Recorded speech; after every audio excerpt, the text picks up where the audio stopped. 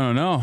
It's Netanyahu got booed on stage. Is it a very special day because you hit upper body today and you're feeling pretty freaking good? Is that the reason? And these are all good reasons for why it's a special day. But I think a lot of you in here at least know that it's a special day every time this day of the week happens. Because it's Friday.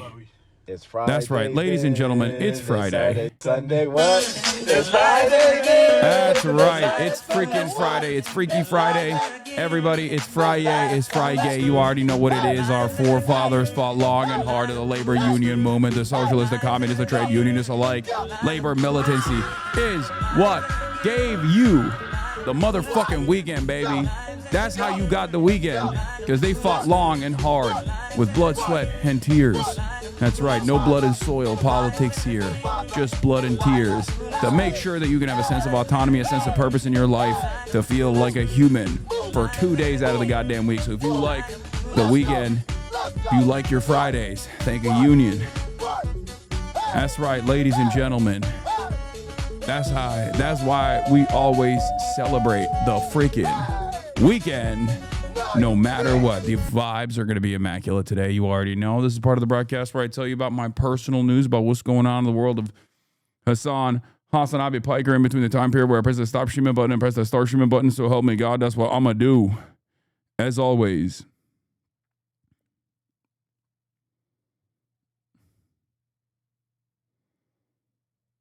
Hold on. Anyway, why haven't you had Mufasa on the stream? I don't even know where he is. Folks, this is part of the broadcast where I tell you about my personal news and about what's going on in the world of Hasan, Hasanabi, Piker, in between the time period where I press the stop streaming button and press the start streaming button, so help me God. And a lot has taken place. You might have already seen it. You might have already known it. I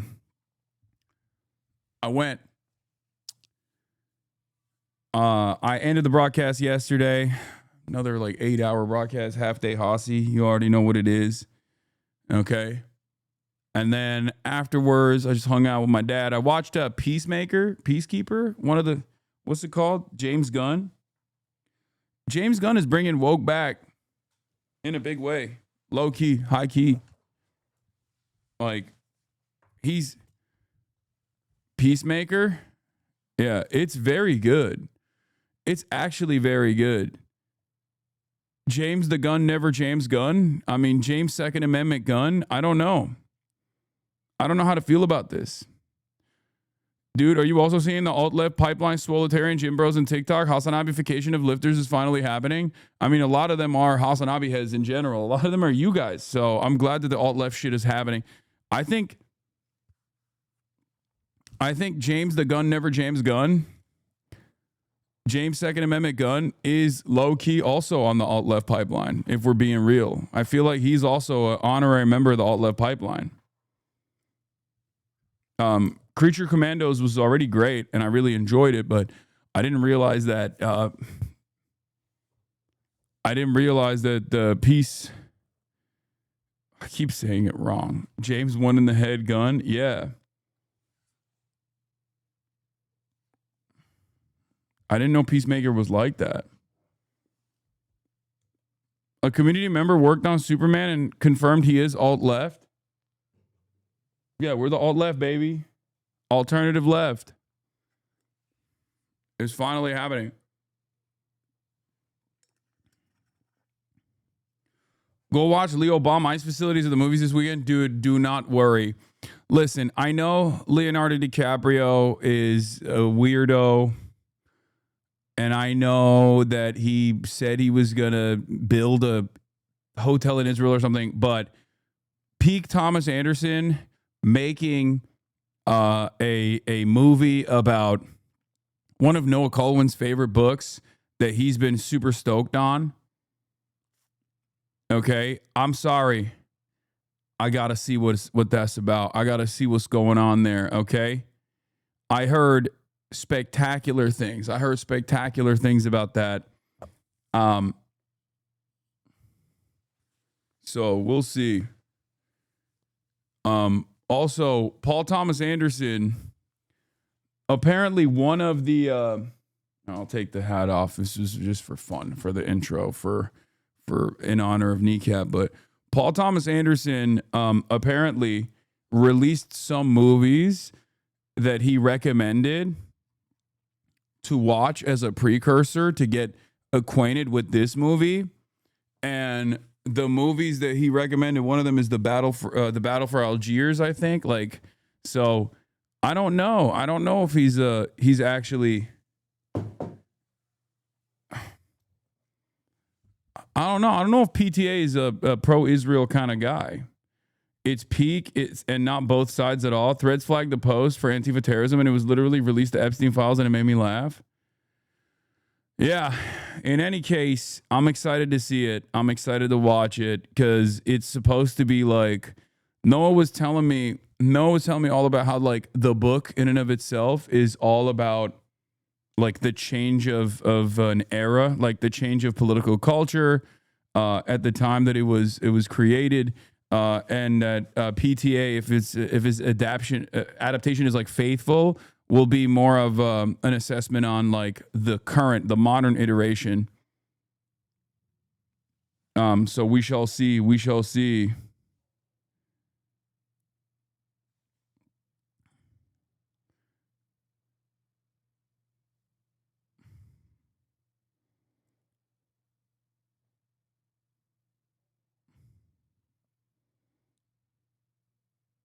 Hold on. But do you have any plans to, or have you seen The Long Walk? No, I do want to see it. I do want to see it. Okay, anyway, where can I get the hat? I don't even know where I got the hat from. The search recommendation, you weren't even mentioned on the TikTok.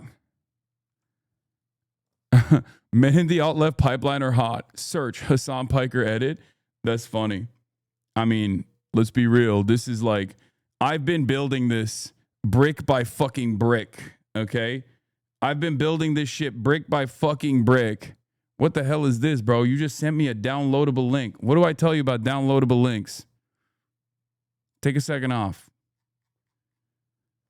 I've been building that shit brick by brick for years, man. It's been goddamn years. Whether it be the swoletariat, broletariat, constantly talking about like the importance of working out. I'm glad. Get noted. Oh, this got onto the top of the leaderboard as well. It seems like there are people out there who I guess see when people are being racist. Okay. And I'm glad that there is at least some semblance of humanity out there.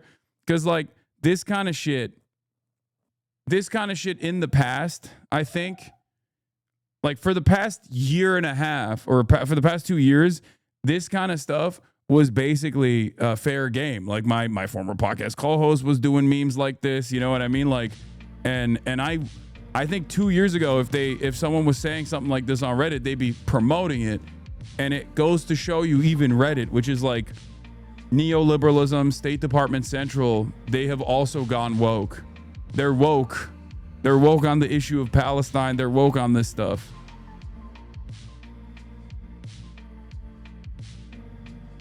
Sending Hasan to New Jersey is a punishment in and of itself. Turkey, I can understand. New Jersey is where I draw the line.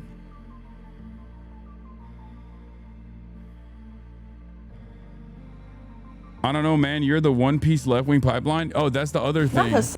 There's mad, like, there's so much. This has been, listen. Many weeks have been weeks of vindication.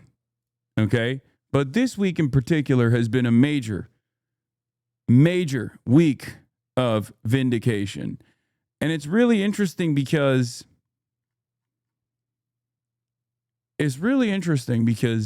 I didn't do none of this, right? I just kind of do my own thing. I keep my head down. I keep pushing. I keep promoting the causes that I believe.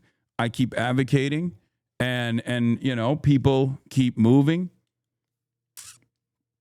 And it seems like there are very it seems that there's like vindication coming from circles that I never thought there would be vindication coming from. Whether it be the Hasanabi alt-left pipeline, which many people are contributing to, and I'm so happy about it. I'm not even taking credit for it, honestly. It's nothing I do is relevant here. It's what you do that makes it relevant. And we'll talk about all of that in a second. But let me get back to the personal news, okay? Let me do the personal news. So, last night watched I'm gonna fuck the name up again. Peacemaker is pretty good. I love the very not so subtle anti-racist through line throughout the entire work. James Gunn, he's woke. Okay, that's Mr. Woke. That's the CEO of Antifa right there, the real CEO of Antifa. So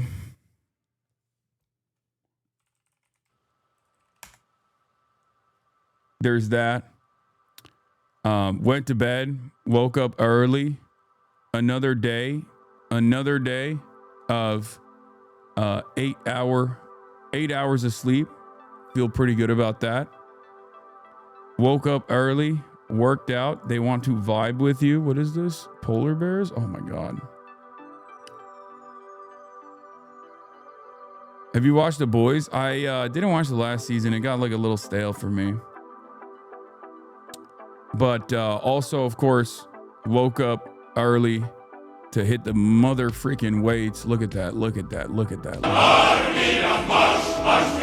Look at that. Pumping, dude. Look at that. Bro, that's no joke. We're talking 220, baby. That's 220 on an incline. 220 on an incline, hitting it for 10, hitting it for a nice 10 spot. You kidding me? Hitting it for a nice 10 spot? God damn.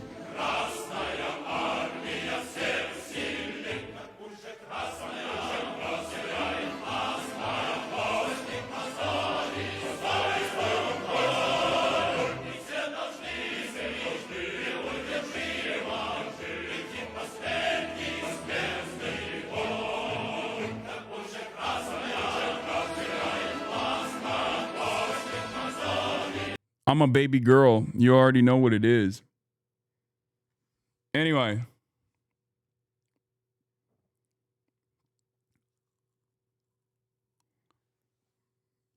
You make the left look way more on the spectrum with the music placement.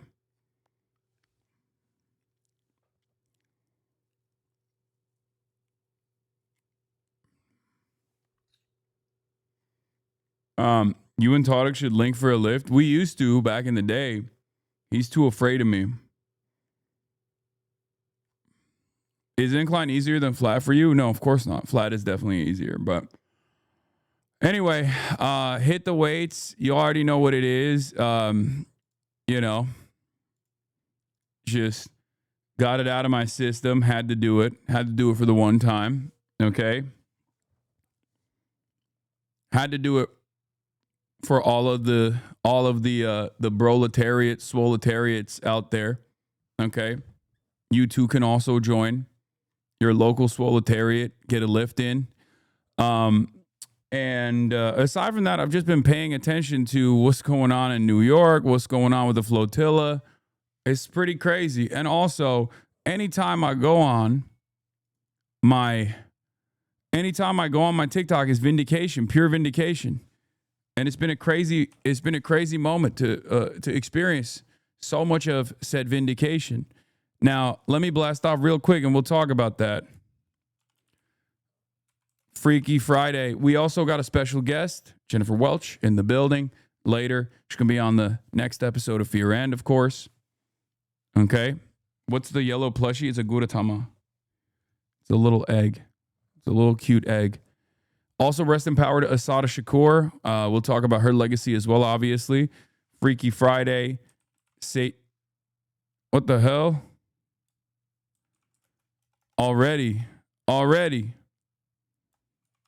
Already hitting a quick lick early on. That's cool. That's cool. I love that. We gotta get those out of the way early. We gotta get those out of the way early, chat. That's just how it is. That's just how it is. That's just how it is. Gotta get it out of the way early.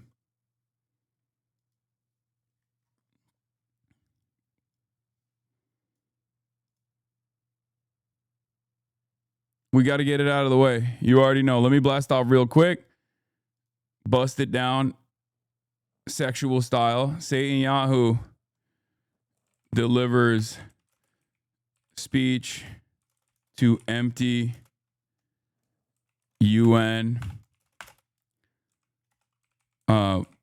Flotilla gets naval protection. U.S. hates Israel's genocide, but it's still not enough. Trump fires attorney and then indicts Jim Comey. You were wearing a different hat before the F. Did you get replaced by an Israeli deepfake? Yeah, that's why I'm wearing a hat that says Makawama on it. Anyway,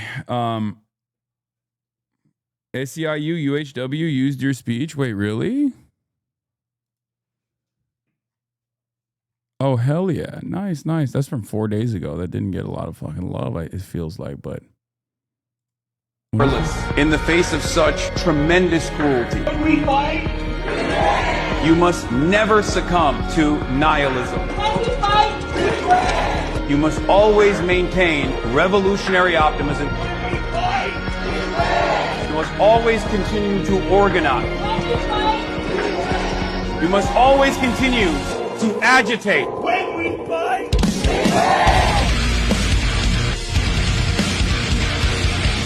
oh my God. Oh my God. They're doing aura edits. Oh my God. I like that.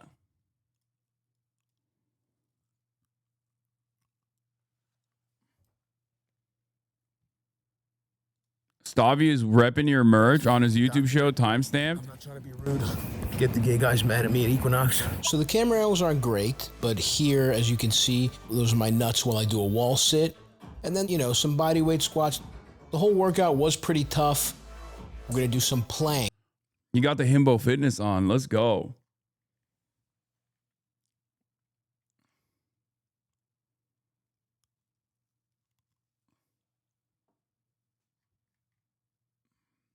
How many bodies is this? Yo, I'm straight, but give me some wine to put me in a room with Hasan Piker. I don't even need to say anything else. That's crazy. That is, I don't even know what to say about that. That's a crazy statement. This is the type of Yo, I'm shit. straight. This has the exact same effect on like a Republican that TikTok clips about people speaking perfect Mandarin, talking about Xi Jinping save me has. They think like I'm gayifying the youth. Well, this guy's not the youth anymore, but goddamn, I want to role play as Nancy Pelosi and have him hate bleep me. I don't need the wine. That's crazy. That's crazy. We gotta.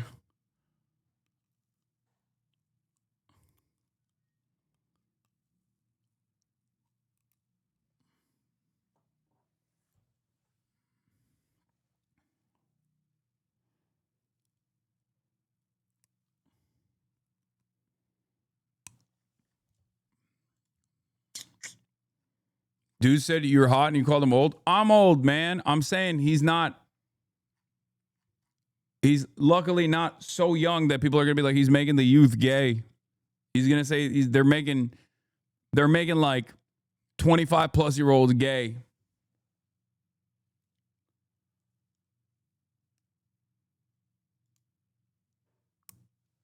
But God damn. Don't forget about your vindication. Yeah, don't worry. I'm going to do that real quick. I'm going to... Did I blast off already? I forgot. Oh, because I got an F while I was trying to blast off. Freaky Friday. Satan Yahoo delivers speech to MTUN. Flotilla gets naval protection. U.S. hates Israel's genocide, but it's still not enough. Trump fires attorney. Ice Cruelty goes viral. Hasanabi vindication week.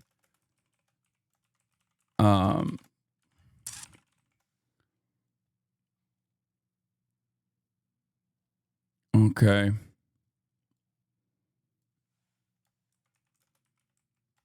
Hold on. Not enough.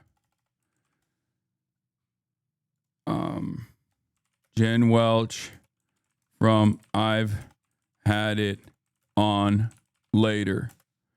What the heck? Man, what a early gray bar start, dude. What a great start to this Freaky Friday.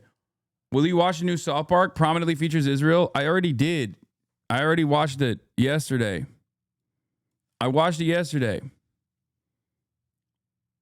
New rewind feature for the channel is awesome. Hell yeah, baby. Hell yeah, baby. You can now rewind officially. It's official. You can rewind on Twitch. Twitch now allows you to rewind as long as you are a subscriber. So there you go. That's another. It's paywalled. There you go. Another reason why you should be subscribed to the Piker Broadcasting Service. I'm not even doing nothing out here, and Twitch is just giving me layups. Giving me layups for people to subscribe. It's for the time being, I think it's just desktop only.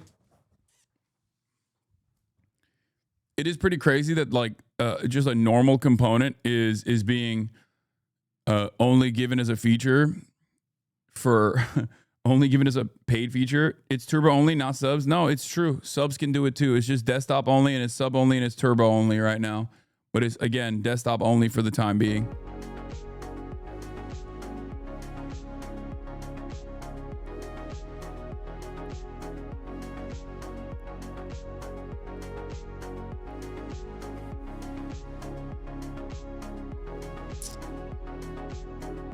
Charlie the Choco Kobo. Thank you for the 5 gifted. Hasan Clips Daily, thank you for the 5 gifted. Valorant, thank you for the 6 gifted. Wait, what the hell? Valorant? What the helly? BMO Flow, thank you for the 10 gifted. Also, bonus gift subs has started. What is the bonus gift sub? Is that why Valorant is doing bonus gift subs right now?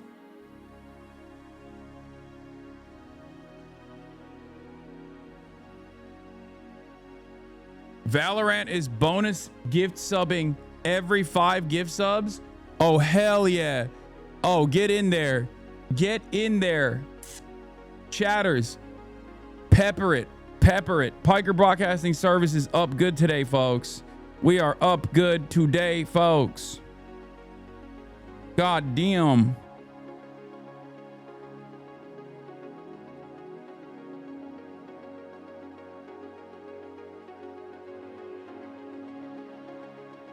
God damn. Oh, it's crazy. It's crazy. It's crazy.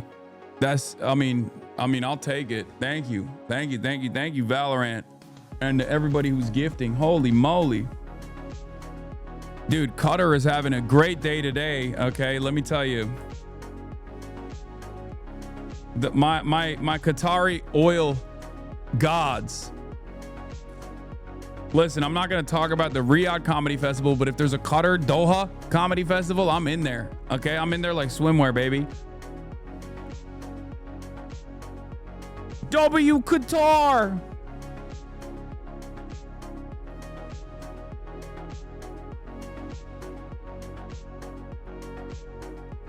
Yeah, you get a rewind. You get the rewind bonus. You get the Valorant bonus, the Valorant boosting. I feel like between me and Kai Cenat, we're going to brick this system, dude. Like, that is crazy. I can't believe Valorant would do such a thing. That I don't know how much money they're going to be wasting on this thing.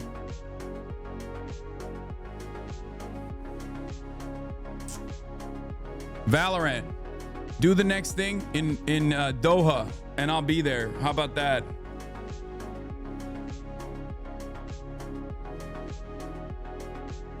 New York City is the Doha of America. Open press with 100 gifted subs. God damn. God damn. All right. This is turning into a freaking subathon over here. We just started too. That's crazy that there's so much motion. Holy moly. All right. First, I'm gonna get started on the Hasanabi Vindication Week because it's vindication in ways that I never thought would be happening. But apparently, this is on. We made it to the top of the leaderboard on Reddit. We're on r/all, and it's a positive way. It's not like a fucking base boosted, heavily brigaded live stream fails clip. It's actually Laura Loomer demanding that I get deported. Which, of course, if you know who Laura Loomer is. Jigsaw from the Saw series, you might have seen her. She was really popping in that. I mean, she did a great job. Like she's got acting chops for sure. But she's also one of Donald Trump's most loyal servants. Donald Trump called her a free spirit, as you guys know.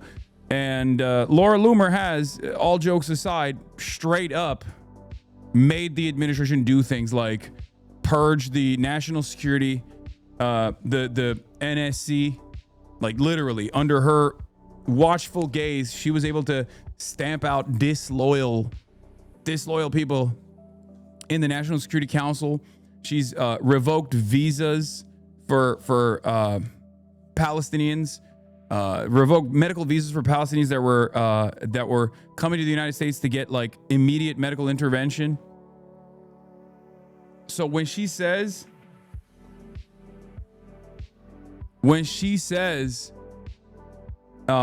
hopefully today President Trump can negotiate the permanent deportation of Hasan Piker back to Turkey, it's time for him to go home. Like this is a person who unironically has motion in the administration. So I'm a little worried, but even then I did still turn around and say, I was born here, dumbass. To which it seems like a lot of people also liked it, because he got 300,000 likes. And because of that generational ratio, I'm gonna keep it $150. I might be the first American citizen, natural born US citizen, to be denaturalized and also sent to a separate country. Like that might actually be the case. You've lawyered up. I mean, I got the ACLU with me. I got all of the civil rights lawyers are they're basically salivating at the prospect, from what I understand, of being the person who successfully defends a precedent-setting legal case. So if some shit like that were to happen, I feel like I'm fairly well protected. But I do also have this I have this secret belief that Laura Loomer kind of likes me, I think.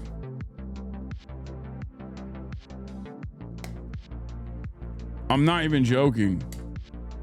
She's been following me for years.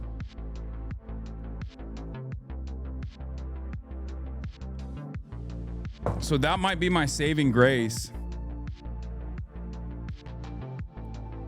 I'm not even joking. There are so many of these right-wing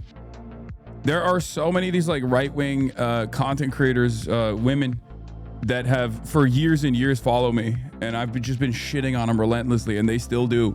And I don't know if it's like a hateful follow where they're like hate watching, or if it's more like I don't know, following for a different reason. You have such a bad judge of character, though. Wait, what do you mean? I think that's your ego, my guy. Wait, what? Like Lauren Chen for years fucking followed me when I was calling her a white nationalist, white supremacist. Like, why? Come on. But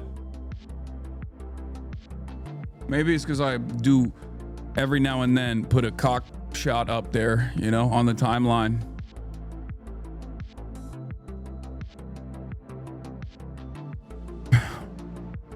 It's for them. It's for the white nationalist ladies to fucking turn it around and no longer be white supremacists, white nationalists. All right. In any case, as I was saying, we got numerous points of vindication that I want to talk about here. Number one, we did it, Reddit. Okay, Reddit no longer hates me, seemingly, because they hate the administration so much that when one of the administration's top dogs says, like, we got to deport this guy, all of a sudden I'm at r/all, but in a positive way where people are defending me. That's shocking. Okay, let's be real. I'm not used to this. Number two moment of vindication comes from the alt-left, alternative left, something that I've been building brick by brick for many, many years, and it's finally here. We got a bunch of brolic dudes promoting the notion of a well-organized swoletariat, making me very excited. You know, for years and years I've been pushing for this, and I'm glad that mad people are doing it now. And this person is not even referencing me apparently, but there's still Hasan Piker edits in the background there. But I love that. Like this dude. War tactics used abroad will eventually be used domestically. The proletariat must be ready to defend itself. Yeah, see, that's what I'm talking about. It's all dudes like this. This is like he on the gear for sure. I don't have any issues with that.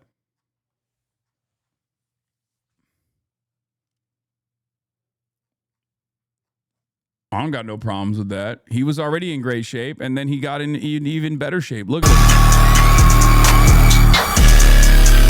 I mean, you don't know if he's on gear, actually, but you don't know that. You don't know that. He was already fit. He was already fit in the first photo. Maybe he's just natty. In any case, I've been seeing that. That's another point of indication. Let's put that out there as well. Respect to all the Hasanabi heads out there doing the damn thing. Okay, to all the alt left, the swoletariat. Okay, and then last but not least, my timeline has been going nutty mode on One Piece. Okay. It has been crazy. There's like a million different One Piece TikToks that have gone hella viral. Okay. Like insanely viral. And it's completely out of nowhere. I don't even know what this is about. But I guess Trash Taste, or not just Trash Taste, but like the anime man, Joey, has been under fire lately because I think he made like a YouTube video or something where he was like talking about anime tourists or some shit like that. And basically, they've been yelling at him over that. They've been yelling at Trash Taste over that. And in the process of like getting mad at Trash Taste for their trash takes on anime, I guess is the way that things are going. And I don't know what he did. I have no idea what he did. Literally don't understand. But like my For You page has been just all this. And these all have like 100K likes, 80K likes. It's crazy. They got like millions of fucking views. And basically what happened is they are using an old clip from my first Trash Taste, slot that I did, where I talked about how One Piece is political. Now, the irony there is that the dudes, including Connor, were just kind of fucking around. They weren't like, they understood that it was political, but people are basically just using this like short clip to just dunk on all of them, to be like, these guys are fucking idiots. They don't understand. I don't even think that they were like, they were, you know, they were just like playing along. They weren't like aggressively debating me on it or some shit like that. But it doesn't even matter. To be honest, I think they were reacting that way for the content. Yeah, but it's just, it's completely out of my hands. We get it, they're your friends. No, that's the other thing. Bro, what are you talking about? Last time I went on Trash Taste when I was in Japan, this is from the first time I went on Trash Taste, The last time I went on Trash Days when I was in Japan, it got brigaded into fucking oblivion by Asmongold, Ethan Klein, and Destiny Dick Riders and Trash Taste's own fucking fan base to be like, this guy's a terrorist. Why the fuck would you have a terrorist on? They went crazy. They were like trying to dox the people that fucking work on the background at Trash Days. And they got so scared from that brigading that they literally came out and were like, we're never letting Hasan on Trash Days ever again. So people don't even know what the actual reason is. No, they got fucking yelled at. And I never said a damn thing either. I was like, all right, well, all I did was, hey guys, I was on this episode, go show it love. I don't even have any fucking smoke for these dudes anyway. I don't, it's fine. They're nice people. I don't really give a shit. I'm used to it, right? Wait, so Connor doesn't fuck with you no more? No, not even. Not even. It's not like that at all. It's not like that at all. Not even a little bit. But like in my line of work, in my business, with what I do, I know that there are a lot of quote unquote apolitical fucking shitheads that can present themselves as like fans of whatever particular thing that they're invested in to make it seem like they just have a real point of contention, a real point of anger against me. And they can present it in a way that like at the time will freak people out. And that's precisely what happened. What ended up happening in that situation was they so heavily fucking brigaded that and then celebrated the brigading too. They did it openly that these guys literally turned around and were like, yeah, we're never going to let him on. I don't even know who brigaded. I think Hasan brigaded it. And I was like, brigaded it? I'm on the fucking episode. I just said, go show the fucking podcast some love. But in any case, I don't have any issues with these guys, but I do think it's kind of funny that like everyone is using the one time where they were in an interest of making content out of it, like they were just going back and forth on it.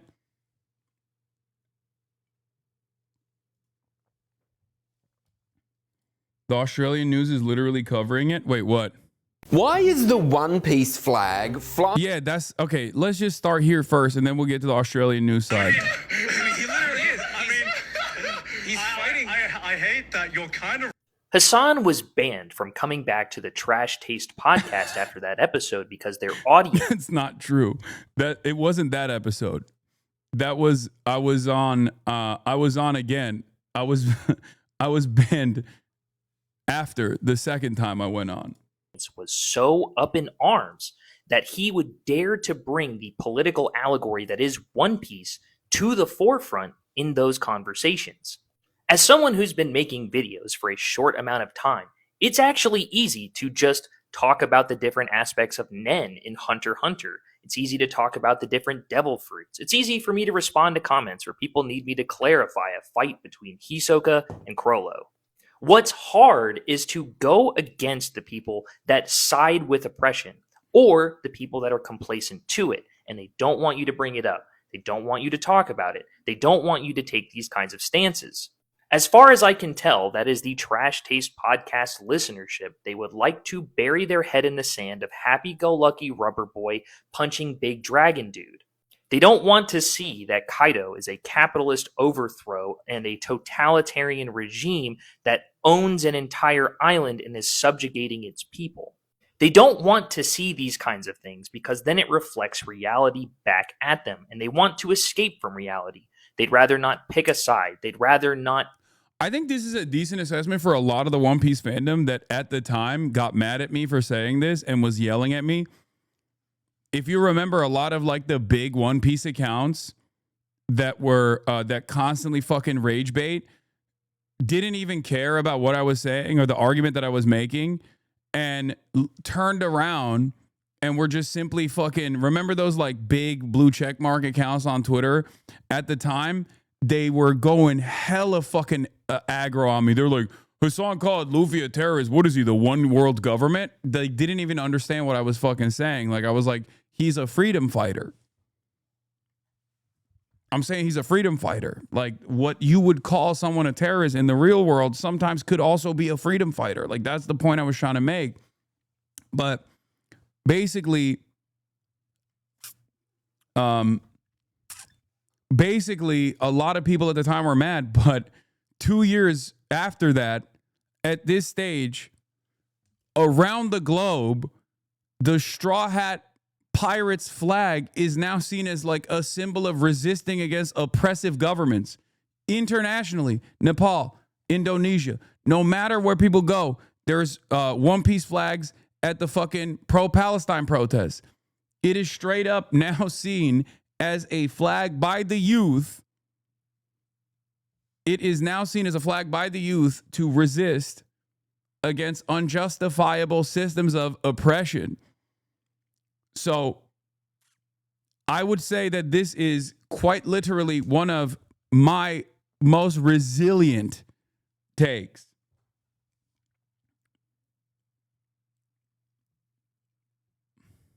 Advocate for people that need it. They would rather run away. And when you refuse to advocate for the people who need it the most, don't be alarmed when you are counted on the list with the oppressor by the oppressor. It is not only the people that are against oppression who will count you as against them. It is the people who are doing the oppression will count on the fact you will not speak up. I think this dude's assessment is pretty correct, though. Trash Taste motherfuckers are really chill people. I used to watch them a lot. Anime audience motherfuckers still have a lot of right-wing people do. Very different from Connor, Joey, and Garn's politics. Comes with the territory a bit to self-censor, and also with the additional brigading. They just don't want to be harassed by Hasan haters, y'all. We see how nasty Hasan ops get, and they just want to protect their team and crew. Like, that was the real reason. That was definitely the reason. I can't stop people from fucking feeling some type of way about that, especially because at the time, it's like I was getting my ass fucked from 11 different directions, whether it be like the Israeli government, literally, or whether it be like a bunch of fucking liberal content creators who were presenting me as a fucking terrorist using the most Islamophobic sentiment that possibly could fucking arrive at to be like, he's a terrorist, he's a terrorist, he's a terrorist, over and over and over again. Now, of course, a lot of those people have shut the fuck up now. Have you noticed? They've been mad quiet because it fucking feels like it's fuck Israel o'clock. Something I've noticed is fuck Israel o'clock right now. That's what it feels like to me. So a lot of those apolitical centrist Andes who made it seem as though they were simply critiquing just the pro-Palestinian side, they've been quite quiet as of late. Just saying. So no, I don't have like, I don't have a lot of smoke for the Trash Taste boys in general. I'm just simply talking about the One Piece's political take. The One Piece's political take has been resilient. The One Piece is about revolutionary politics has been resilient. And it's so crazy because one of the things that I talked to about Timothy Chalamet, who's just like a 19-year-old TikToker at the time. Turns out he's not a part of the Houthis, even though I initially thought, just like everybody else, that he could have been. Turns out he wasn't, right? That we found out in the interview. The one thing that everyone constantly talks about, like about how Hasan needs to be banned. Hasan needs to be banned. He interviewed a Houthi. Once again, I can't believe he brought up One Piece to the Houthi. I can't believe he brought up One Piece to the Houthi. Racist ass motherfuckers, bro. Racist ass motherfuckers. Vindication. If Israel's approval ratings are in the fucking dirt today, what do you think people are going to look at and reflect on tomorrow? The more people recognize the reality of Israel's genocide, the more people are going to come to terms with why some people resist against said genocide in the most like non-violent ways possible too.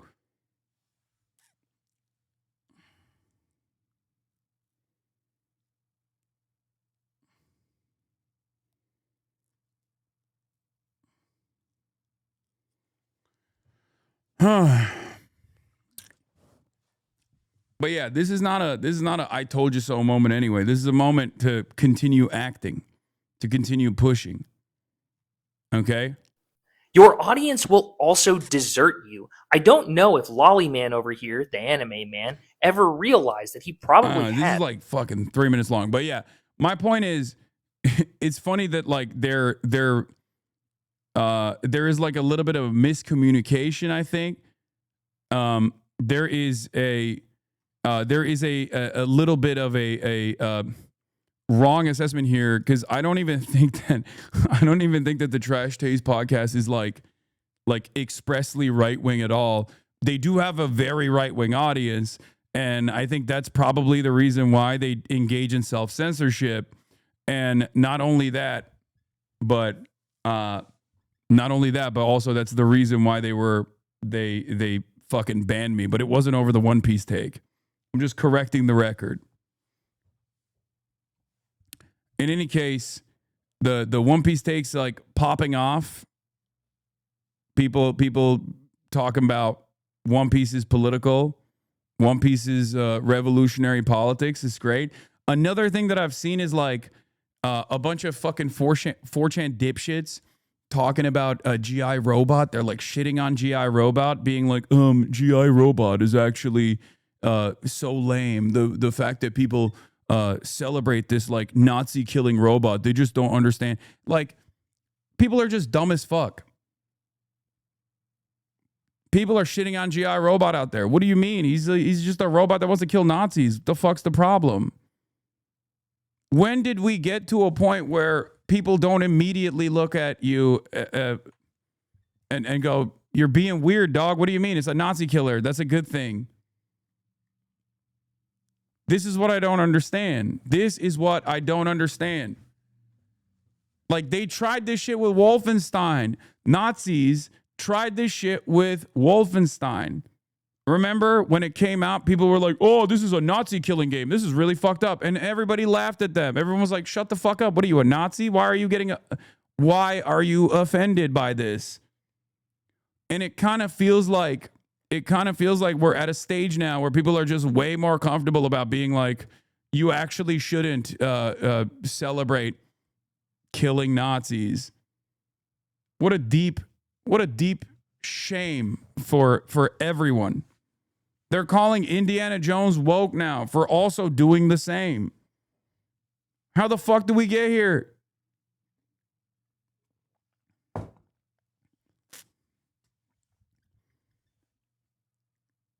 Yeah, it's this fucking dipshit. Funny thing about GR. I can't stand this motherfucker. This guy has been like, this guy used to also present himself as a liberal, and I think like this time around, because I remember we watched one of his videos when he was like, I'm a liberal, and as a liberal, I can't stand Hasan Piker because he is a real problem for the cause of liberalism, or whatever the fuck. And now he's just straight up a neo-Nazi, like openly fucking admitting that he's a goddamn neo-Nazi. I cannot believe it. Who would have thought people who present themselves as progressives, who constantly fucking left bash, would be Nazis or neo-Nazis openly only a couple years later?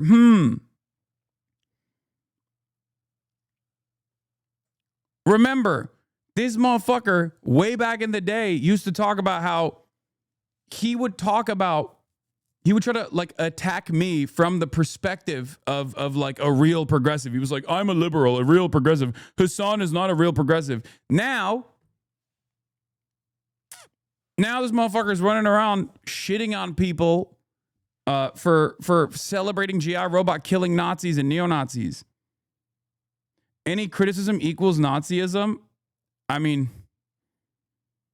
for this, a little bit, yeah. Yeah. If you're this bent out of shape over a fictional robot that kills Nazis, then you might fucking be a Nazi.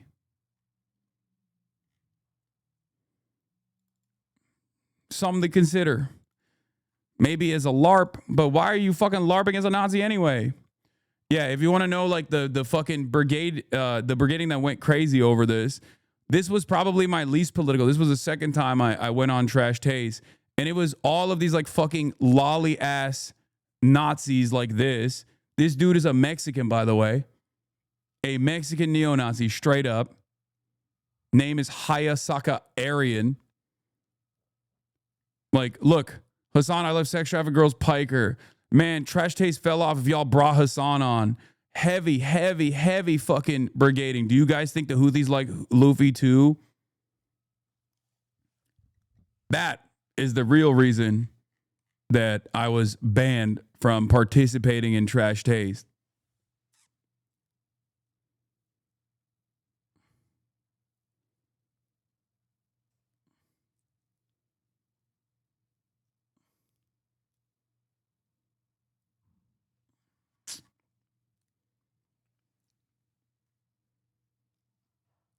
Anyway.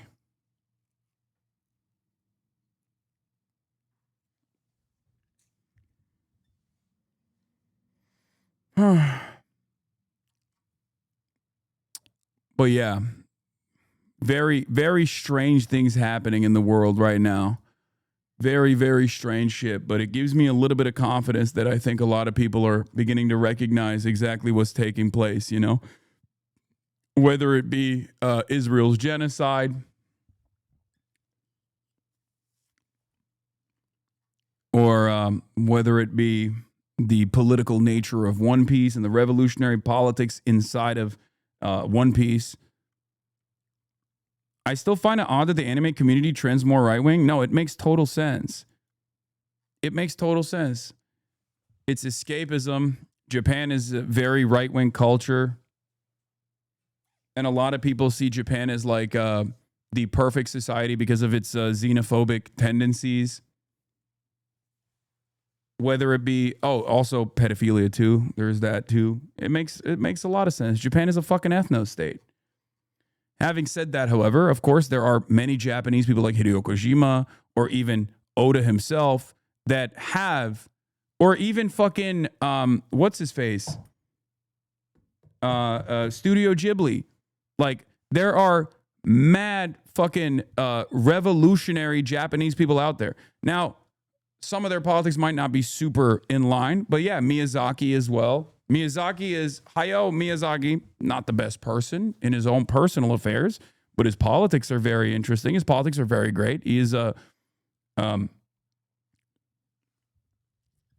anti-AI, very worried about climate change, anti-imperialist, an open hater of the United States of America, anti-fascist.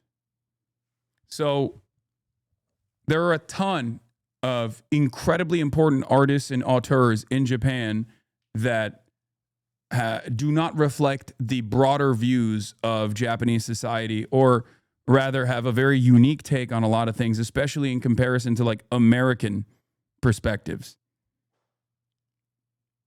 Yeah, Miyazaki was a literal Marxist organizer. Yep.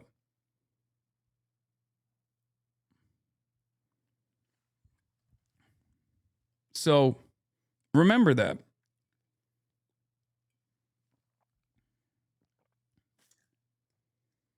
And there's also a shit ton of mangakas that have come out in support of Palestine. So there's that famous drawing that represents Palestinian resistance. I forget. It's like the kid with his hands behind his back. A bunch of Japanese mangakas actually redrew that in their own art style as well. There was like a sequence, Hondola, yeah. There was a sequence of like Japanese mangakas that redrew that. All around the world, artists did that in an effort to show their pro-Palestinian leanings. And a bunch of Japanese mangakas also did that too.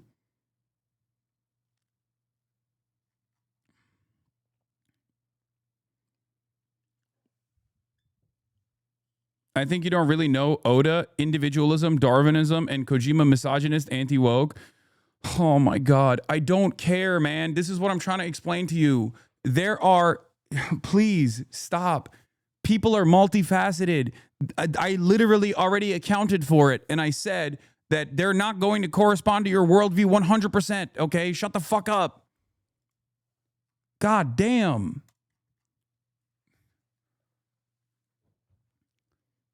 The perspective I'm talking about is like revolutionary politics or anti-imperialism. Okay?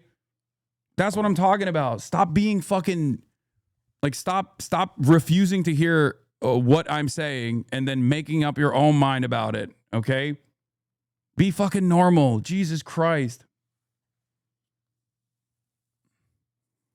Vodka tube. Why do you care so much about sending immigrants back to their own countries? They'll be happier there with their people. Opinion disregarded. Ignore that shitter. Oh, he's just trying to be what?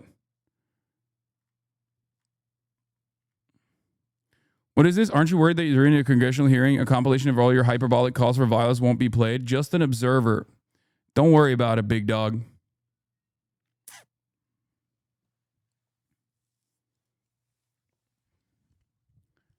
Just an observer here. Just an observer that's like fantasizing about the federal government taking action against my least favorite Twitch streamer. I promise you your life is not going to get better if I get banned. I mean, maybe I will, you know, maybe they'll apply the correct amount of pressure and then Amazon will say, fuck that. You know, fuck this guy. Okay, I'm gone. I'm gone from Twitch. Did anything change for you? No. You have to fix your own life. You can't live like this, okay? This is unsustainable.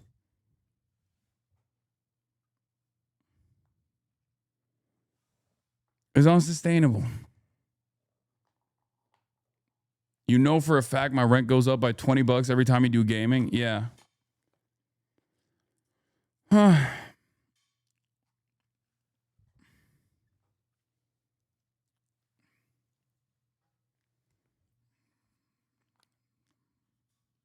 I will never understand that.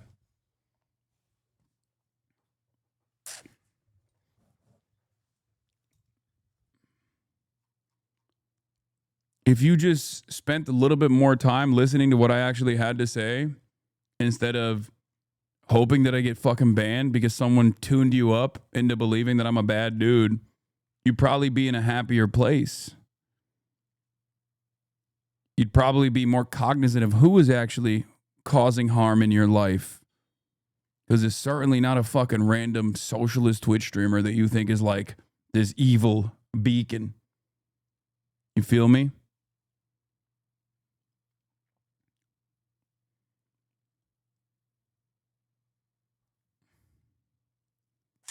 Anyway, we'll get to the Netanyahu speech in a second. There was another thing that I was going to talk about as far as vindication, but honestly, I can't remember what it was. Massive crowds rush iShowSpeed, YouTube star iShowSpeed as he tours San Francisco. What do you love about San Francisco? We'll start with something funny. So fun here is lit. It is lit. YouTube streaming sensation iShowSpeed put San Francisco in the spotlight. He just wrapped up a whirlwind visit, and he took the... I will say, it is kind of funny to me that this man has traveled the entire planet. He's gone to places where it's quite difficult to stream, and he has been able to pull off streams no matter where he is around the planet. And his America tour has been a spectacular failure. And I don't mean like, oh, it sucked or whatever. I'm just saying that like the infrastructure is so ass. Like the things that he gets to do are so limited. It blows my mind. What a deep shame for all of us. What a deep shame for our country that this dude did absolute banger streams in China. And when it came down to it, in the United States of America, his own goddamn country, he couldn't fucking pull it off in the same way. And it's not even his fault. It's not his fault at all. This is what I always say. America is a third world country with a Gucci belt. This is what I fucking mean, dude. This is what I mean.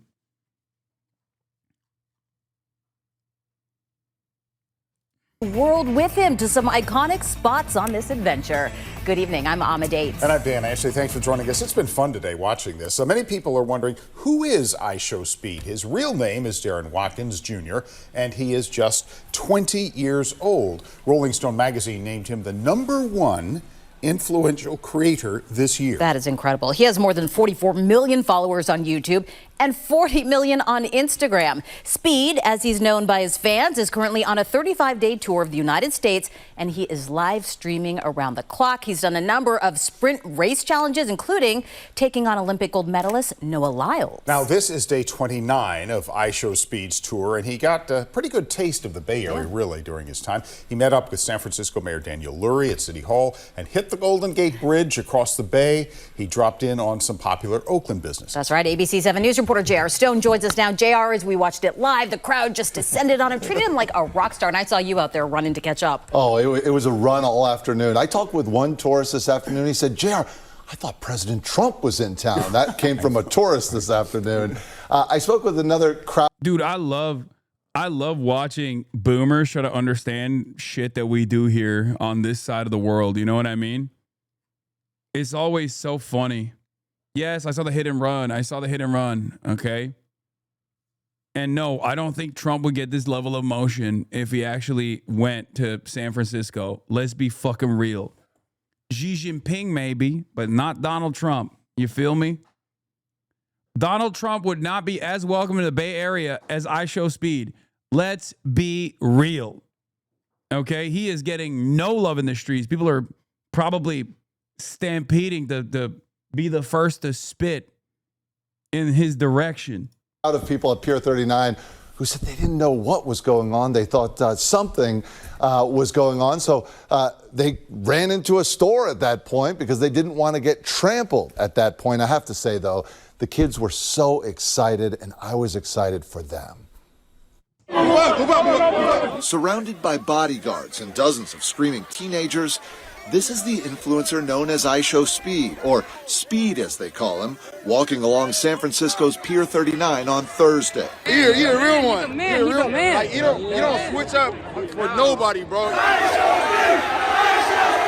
If you don't know Speed, who is flanked by adoring fans everywhere he walked when we were with or near him, your kids probably do. He has more than 40 million followers on each of his social media platforms, including YouTube, Instagram, and TikTok. And he seems to be a fan of the news. Wait, it's the news. It's the news. You got it. What do you love about San Francisco? The energy is so fun here. It's lit. Everybody turning up in San Francisco. I spoke with him before he hopped on the carousel at Pier 39. Just to get to that location was madness.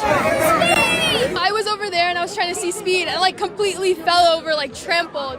And then Speed like picked me up, of course. Like Speed picked you up? Yes! Oh man, Speed. Right? He's so nice. What a great dude. Speed is streaming 24/7 on a 35-day tour of America. What do people not know about San Francisco that you've seen when you've been here? The Bay is very underrated. I feel like people tend to like not shed light on it, but it's very lit here. It's so fun here. There's a lot of fun people here, fun things to do here.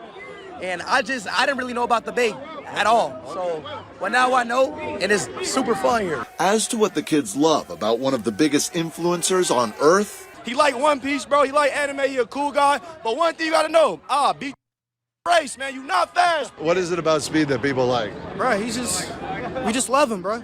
Speed. yes, his competitive sayings and barking are a thing online. He took all of that here to Chinatown and showed off his moves. And to the Golden... Bro, he's just a cultural ambassador. That's it. He's just a chill dude. Okay? Good vibes all around. That's it. I will not allow speed slander on this broadcast, okay? I have a lot of respect for him, knowing his career trajectory and where he could have gone and where he chose to go instead, okay? Once again, he has taken two positions that are literally positions that the freaking Democratic Party won't even openly stand for. Free Palestine and being pro-trans, okay? To me, that is so significant, okay? Bye-bye, Israel.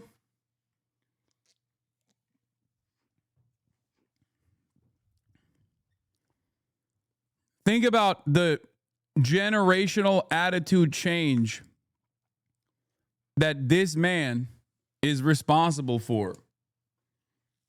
And he's pro-China too. Again, three key policies. He's not anti-China, he's not anti-trans, and he's anti-Israel. Those are, the best. What can I say? Gate Bridge, where Sky 7 recorded his jump off the railing and onto the sidewalk. It's just really happy to see him in SF and seeing this community. It's a real dream, like for real. He makes funny content, but also he travels around to different places. Not a lot of kids right now can travel. On this day, putting San Francisco and the entire Bay Area on the map. Shout out to San Francisco. Big speed. We get lit. Let's go. Now, on his live stream, Speed repeatedly said today was the craziest day of his whole tour. He wrapped up his night in Oakland, where he stopped at Hyphy Burger. He was met by a giant crowd, and some folks put on a sideshow. It seemed like a new experience for Speed, who was shocked at what he saw. He watched for a few minutes before getting on his way. Certainly, that illegal sideshow could have led to his live being taken down, but it was not. All in all, though. Oh, my God. Look, local news broadcasters, don't be a narc challenge. Impossible difficulty. Okay? What a wild day. Jared, it's like a beetle was in town. And we spent the day learning about this guy, to be honest. So, did you change your mind, or what did you learn today in this process? I learned about him, too. This is the first time I've never heard the news calling these people thugs and criminals. Yeah, low-key, he's making local news woke. That's huge. That's huge.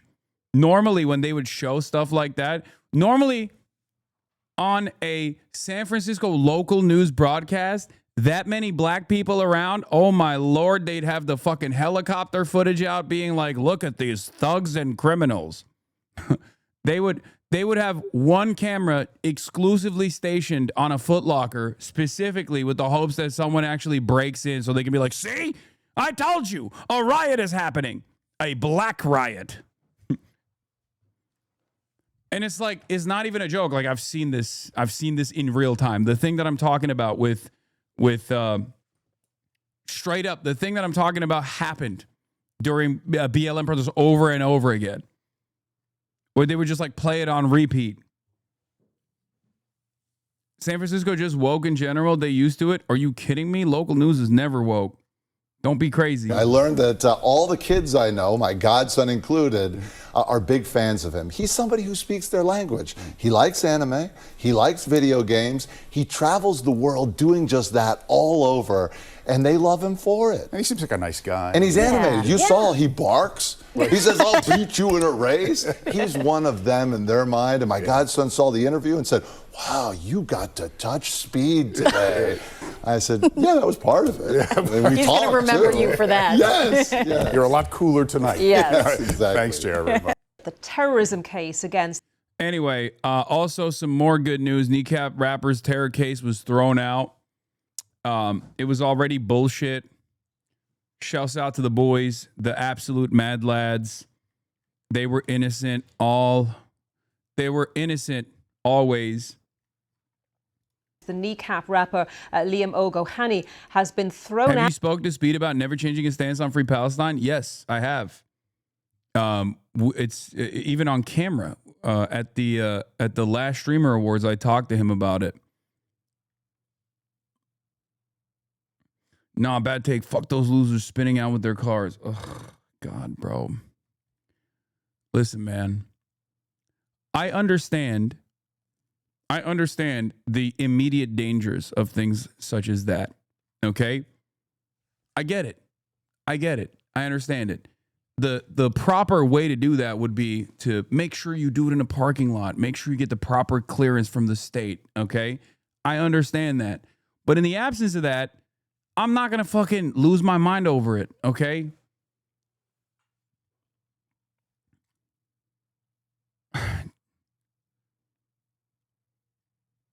Let's continue. We're moving on. We're talking about Kneecap now. Another moment of vindication. Canadian minister acted on his own in banning Kneecap. I know. This is a legal case now, because now that the British case threw out the terrorism, the prescribed terror organization charge, promoting a prescribed terror organization charge, you no longer have any way of barring kneecap from Canada or even the United States of America. Now, of course, the U.S. is a little different. They're massive dick riders of Israel, even more so than Canada. But it seems like the Canadian ban might not hold. And it was just simply, it seems like a rogue MP or something. Sources inside the PMO office told me that Vince Gasparo, member of parliament for Eglinton Lawrence, parliamentary secretary, went rogue and decided to bar kneecap. Let's be clear, there's nothing legal about this. There's no official ban for kneecap from the Canadian government. This is simply based on the whims of my cousin, Vinny Gasparo, who's a big fan of local lackey Adam Lee Wasserman, also known as Lee Stevenson, a.k.a. Chase, on his website. Okay. Speaking of Canada, important news, nationwide strike by Canada's postal workers to bring mail. Yeah. The hogs are turning on each other. I know. The hogs have been going crazy as well. We'll do some hog watch on the Charlie Kirk assassination as well. As you know, it's a let them fight moment for me. But let's take a look. Following a technical error in the way the charge against him was brought. The 27-year-old, who performs under the stage name Mohara, was accused of displaying a flag in support of the prescribed terror organisation Hezbollah at a concert at the O2 Forum in Kentish Town, North London, in November last year. Well, let's find out more about what was actually said in court, what led to this decision, and we can speak to our culture and media correspondent David. Bro, let's be real. It's not because of like the charging error and the technicalities. The reality is they went above and beyond. They got tuned up by some of the worst scumbags in the music business, and the same Hasbro operatives went nutty mode, okay? Why did they do that? Because Kneecap went on Coachella the first week and said America and Israel is committing a genocide, which is true, okay? They said a true statement at a music festival. Coachella punished them and changed the tent that they were supposed to perform in the second week and actually didn't live stream their performance this time. Your boy was there. We live streamed it regardless. And obviously, a lot of the footage that came from that showed that they came out with a statement that said, fuck Israel, free Palestine. This made people go crazy. They were like, how dare you do this? How dare you say fuck Israel, free Palestine at a music concert? Remember Nova? Remember October 7? Okay? And they lost their minds. You got Sharon Osbourne. You got all these like different scumbags, different pro-Israel scumbags losing their fucking minds over it. Okay.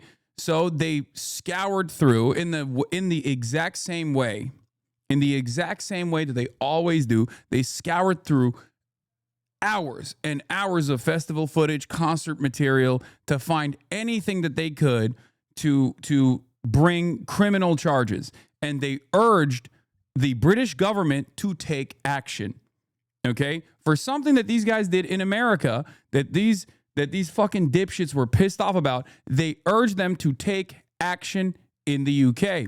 Because in the UK, there's no First Amendment, and also there are prescribed organizations. So if you are found like even showing support or anything like that about any prescribed organization,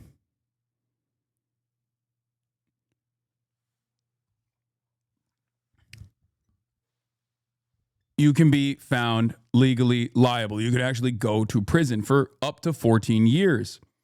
Okay?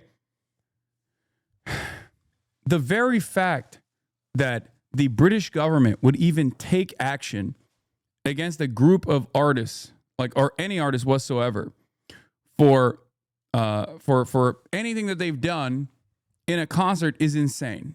Okay? It is, even in countries that don't have freedom of speech, there's still plenty of room for interpretation because of artistic expression. The UK is no different. Okay, the UK is no different on this. Make no mistake. So the very fact that they had a Hezbollah flag, for example, could still absolutely be protected under artistic expression. So it was already a bullshit criminal case from the start. But in the process, how's your $3 million villa? Aha, very real laugh. Please talk about the assassination. Hasbara is Tero Hasan pro-Israel. How's your $3 million villa? It's nice, man. Thanks for asking.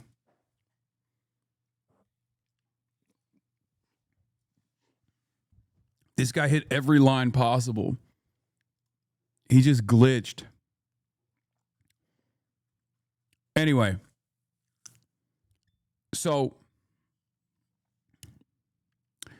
where was I? Oh, they should have never actually fucking brought these charges anyway, but they did regardless, and they knew they had no real case, so they quietly tried to drop it. Obviously, it wasn't going to be quiet anyway, but here we are.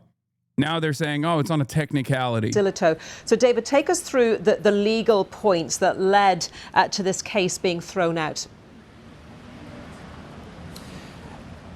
In short, they missed the deadline. This is all about a gig, took place at Kentish Town Forum back in November in London. Liam O'Hanna, as he was described in court today, to his fans, of course, Mahara, was seen with a... For those of you who don't know, like, this is a diss as well. Mohara is, like, they're also doing a dig at, like... the Irish way of saying his name too. This is something that's like complicated for me as well. Like I don't fully know the details, but like it's a big part of it's unironically a big part of why kneecap is what they are for the Irish folk in general. Is that their goal is to restore the Irish language, right? And British people just simply can't say their Irish name, I guess. I don't know. It's just, but it does kind of feel like another like not so subtle dig. Flag, a Hezbollah flag. He said it was something that had been thrown on stage at the time. He is not a supporter of Hezbollah or Hamas. But 6 months later, a terrorism charge was brought because, of course, Hezbollah is a proscribed terrorist organization. In the end, the decision was made that actual charge was brought essentially a day late, and so the case was thrown out. And the reason I'm standing here is there was a very large number of supporters here. There's just the final few here this morning. They've been here supporting the band Kneecap and Liam O'Hanna. And throughout it all, and he came out, and it was a huge crowd of people this morning, and spoke on stage saying this was not anything about what they were doing. This was all about their support for Gaza and Palestine, and saying this was a politically... It's true. That is precisely the reason why this became an issue. And if you want to understand a similarity from my own personal experience, for example, me fucking interviewing a Yemeni dude became a major point of contention months after the fact when people were like, oh, this is an avenue that we can attack this person and maybe even attack the entire platform of Twitch for not punishing this person. That's not how that works, right? Nobody gave a shit when I first conducted the interview, and in the interview, the person that I interviewed, Rashid al-Haddad, said that he was not a member of Houthi, even though the Houthis were not a prescribed terror organization.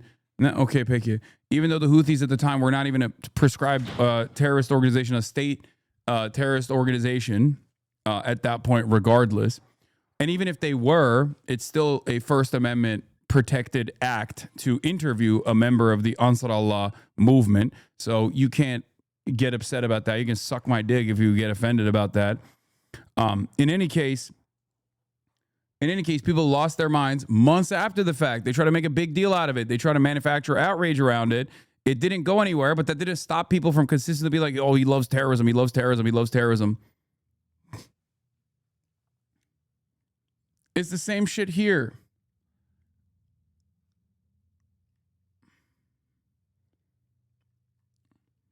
motivated. But they have had a number of run-ins over the last few months.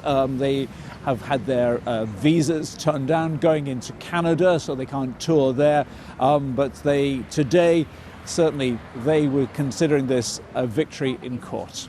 Yeah, and David, we're just seeing a bit more detail about the chief magistrate there at the Ireland trip 2026? No, before. I'm either going to go in December or in the upcoming couple of months. I'm going to be in Dublin. court. Paul Goldspring agreeing with O'Hanny's lawyers, who argued that the Attorney General hadn't given permission for the case to be brought against the defendant when police informed him he would face a terror charge on May the 21st. So as you Yeah, here is his speech, by the way, which BBC is not showing. This entire process was never about me. Never about any threat to the public. Never about terrorism. A word used by your government to discredit people you oppress. It was always about Gaza. About what happens if you dare to speak up. As people from Ireland, we know oppression, colonialism, famine and genocide. We have suffered and still suffer under your empire. Your attempts to silence us have failed because we're right and you're wrong. We will not be silent. We said we would fight you in your court and we would win. Today we have. If anyone on this planet is guilty of terrorism, it's the British state. Free Palestine, Chucky Ireland.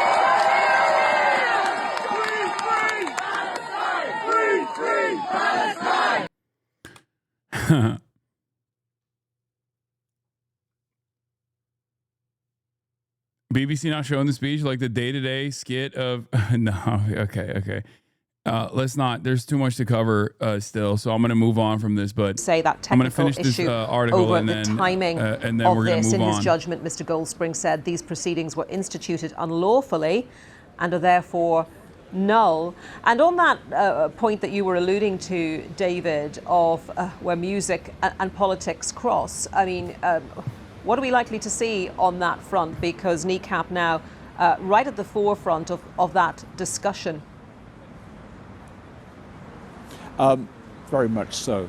A band formed, I think, back in 2016. They have, as a consequence of these legal difficulties, they have certainly attracted a large amount of extra attention. People aware of their music. Of course, they had the film, sort of semi-fictionalized account of their birth as a band, won a BAFTA award. So they have attracted a great deal of attention, both for their music and for their politics, and this has certainly sort of brought them center stage. They've had to postpone their touring in America as well because of this legal issues. But you only had to see the crowd when they were playing in Glastonbury this year. You realized, you know, all the questions have been raised about whether or not it should be live streamed by the BBC. It was recorded, then played out later. So there was essentially. They have certainly drawn a huge amount of attention because of all of this. And today, when you saw them arriving with a huge crowd of press photographers around them, and this place, christened NECAP Hill today, absolutely filled with hundreds and hundreds of people. We are out in Woolwich Crown Court. I mean, it's not the centre of London. And when they were at Westminster Crown Court, I mean, they stopped the road. They stopped a part of London. So certainly this has drawn a huge amount of attention. Anyway. Let's get to it. Satan Yahoo, our top news story of today. Satan Yahoo, Israeli Prime Minister at the UN General Assembly. Now, even before Satan Yahoo made his way to the United States of America, there was already a lot of news. And even before he delivered this speech, there was a lot of news surrounding him. Number one, when he was flying to the United States, he actually had to avoid the airspace of numerous European countries, such as Spain. Okay? Interesting. Big L for him. Good start. When he came to the United States of America, he was staying at the Lowe's Hotel. I believe it's like a $1,700 a night stay that, of course, is taxpayer funded. And people figured out where he was staying. And of course, they wanted to protest around where he was staying. But the American government, once again, did what it loves to do best. Use tax dollars to defend Israel. Breaking, NYPD is mass arresting protesters outside of Netanyahu's hotel, accusing them of making unreasonable noise. What's truly unreasonable is Netanyahu murdering over 680,000 Palestinians. Our noise is resistance. Our noise is justice. New York is on our side, and the cars passing by are honking for Palestine and not letting Netanyahu sleep tonight. This is not the United States of America. It's the United States of Israel. The same shit that's happening in Israel right now. Israel. Yeah. Not only did they arrest people that were protesting, they also shut off the entire street around the hotel, for the record, which is even more tax dollars being spent. Interesting. But I guess it's just one fucking speed for America, One speed. Netanyahu is more important than you, tax-paying citizens. Your tax dollars go to you to both defend him in the homeland when he's here in the United States of America. Your tax dollars go to fund his lavish hotel stays. Your tax dollars go to him bringing his literal dirty laundry. Okay? And then your tax dollars go to the militarized police force of the NYPD, shutting down entire blocks of New York City so that Benjamin Netanyahu can sleep comfortably at night, so he can come out and deliver this dog shit speech. Now, of course, things are changing. Things are changing. What do I mean by this? Well, the United Nations General Assembly and its damn near entirety walked out before the Netanyahu General Assembly address. There was a bunch of stuff that Netanyahu did that was also unique that I'm going to be talking about as well. Before the address started, he ordered the IDF to bring in a bunch of PAs into the Gaza Strip.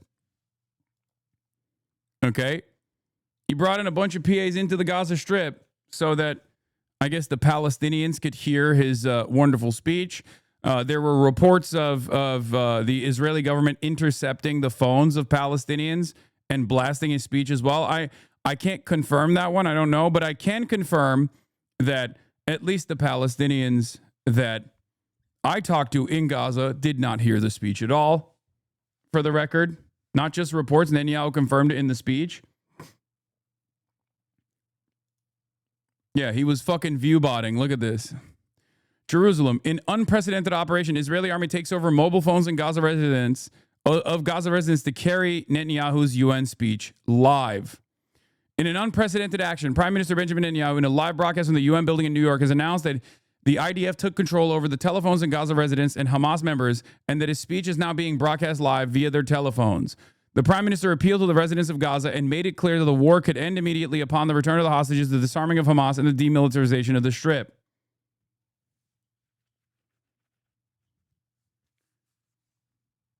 We still act as though this is not a concentration camp that Israel has complete control over, by the way.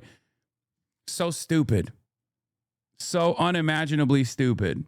They didn't take them over. They sent an SMS to tune into him with a URL. Oh, okay. Regardless, the fact that they have the fucking phone numbers of every single person with a phone.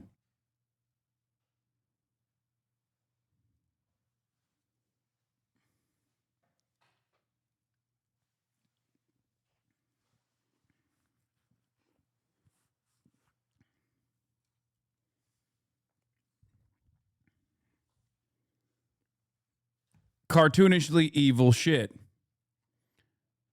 Despite the loudspeaker operation, so far residents in Gaza complain in Telegram groups that they hear nothing from Netanyahu's speech, which is supposed to be broadcast on loudspeakers deployed by the IDF. This was really funny. And I did check with people in Gaza, And they also confirmed to me that they could not hear the speech. So,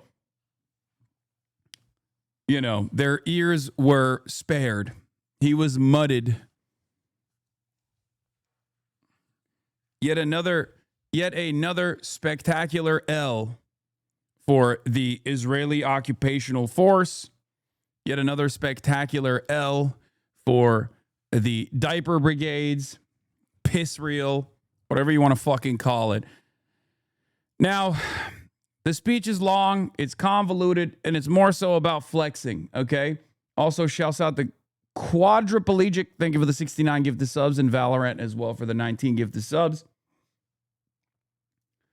Again, Netanyahu bragging about hijacking cell phones in Gaza to force the Palestinians. He's starving to hear a speech that half the United Nations walked out on. What more can you say? Says Prem Tucker. Correct.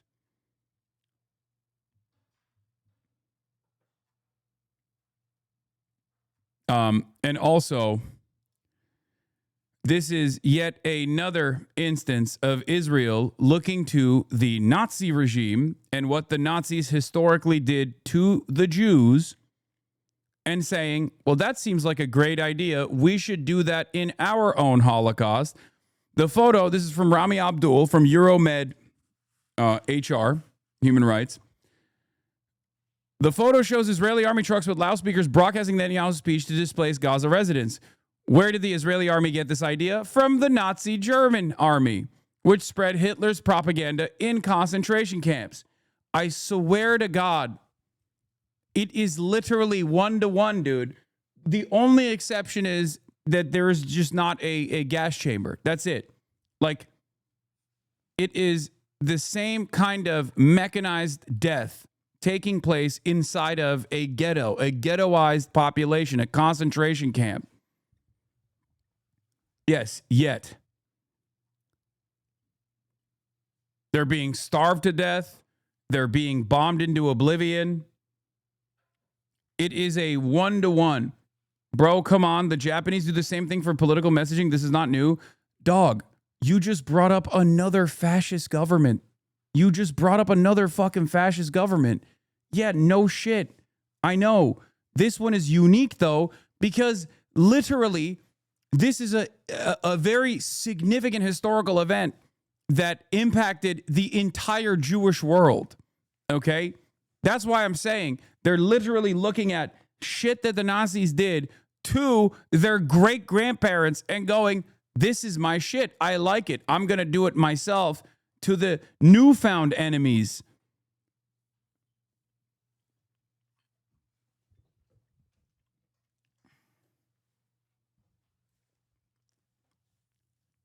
By the way, for additional Holocaust context, see if you can spot the similarities. The Nazis tortured the prisoners whom they had branded as nationless fellows with speeches by Nazi party leaders. All this had been introduced with hours and hours of speeches by Hitler and recordings of march music.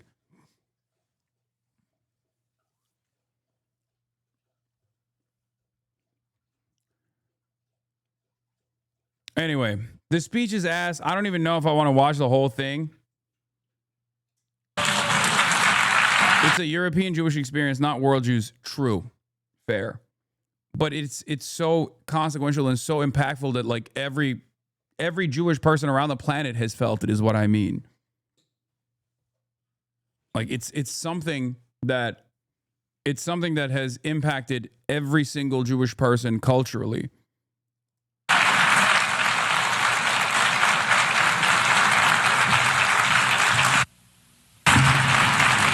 So I hope they show a crowd shot. That's what I want to show from this speech first and foremost.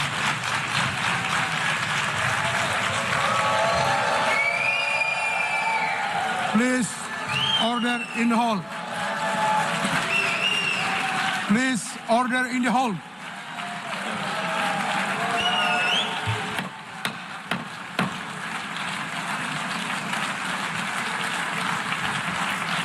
Please, order in the hall.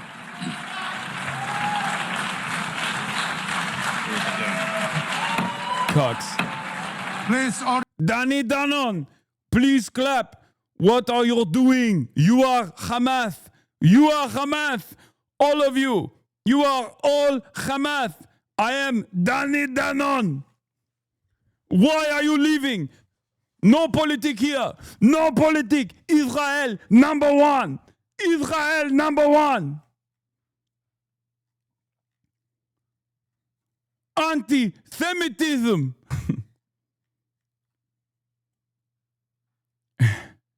It's like upvoting your own YouTube comment. Yeah, true. True. See, there are people who love Israel.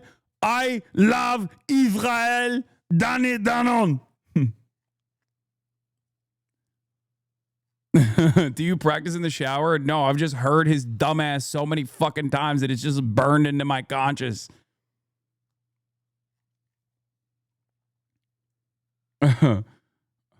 Do not walk away. In the hall.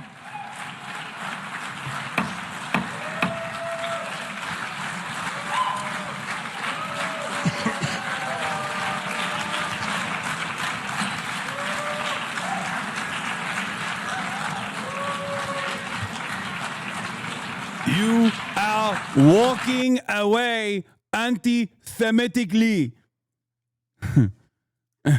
You are all Hamas.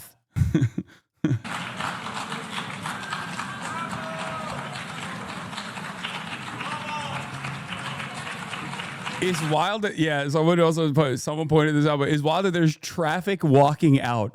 That's how many people are walking out, that they're like bumping into one another. Oh, man. Now, of course, this is still symbolism, but it is consequential. It is meaningful. Even if it's like the conditional state recognition is still consequential, is still meaningful.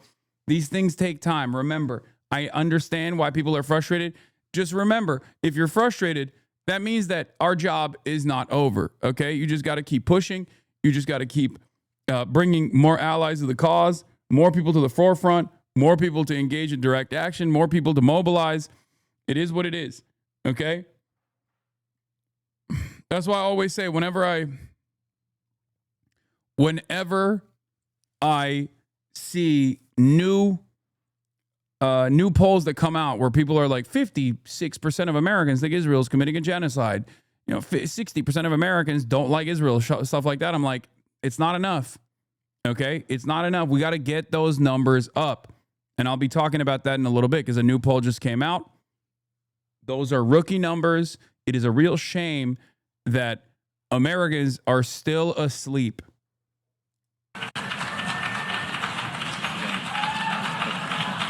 Please order in the hall and please be seated.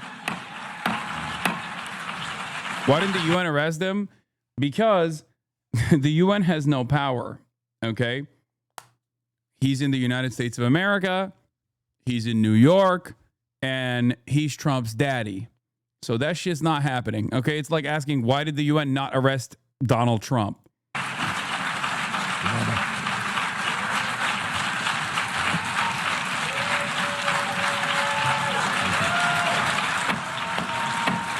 By the way, they brought in hype men in anticipation for this. The General Assembly Hall is mostly empty as Netanyahu speaks, with many delegations having walked out. But the audience gallery above the hall, where member states can bring guests, is full, suggesting Israel bought a cheering squad as it did last year to compensate for the empty hall. Oh, I would say this is a shameful experience for Israel, but I don't think they have the capacity to feel shame. Because honestly, if you're a fucking genocidaire, like you've already lost your own personal humanity in the process, and also the capacity to feel shame. They are literally viewbotting, bro. They're viewbotting IRL. Who the fuck does that?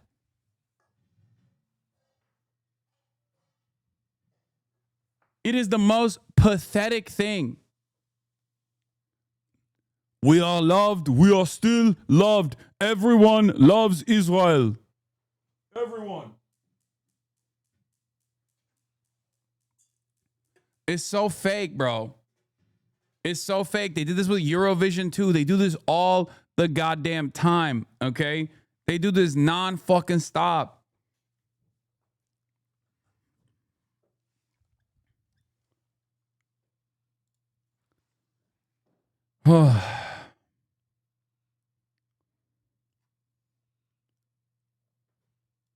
Anyway, there were some lowlights and some highlights. I'm not going to listen to the whole thing, but during Netanyahu's speech at the UN, Israeli platforms started reporting that wounded occupation soldiers were being transferred to the Beilinson hospital via helicopter following a security incident in Gaza. The Quds translation says platforms for settlers say the helicopters of the occupation army are transporting injured soldiers from Gaza, coinciding with Netanyahu's speech. The IDF has identified significant progress in the capabilities of the Houthis, including in the developments of the factories underground. This is another interesting development for the record. In remote areas and as secret projects for the benefit of self-production of missiles and drones in Yemen using Iranian knowledge. Not only Iranian knowledge, but real ball knowers know that is also DPRK knowledge. DPRK knowledge of tunnel systems were handed off to the Iranian government, which is now using that same knowledge for the Ansar Allah movement in Yemen. Okay?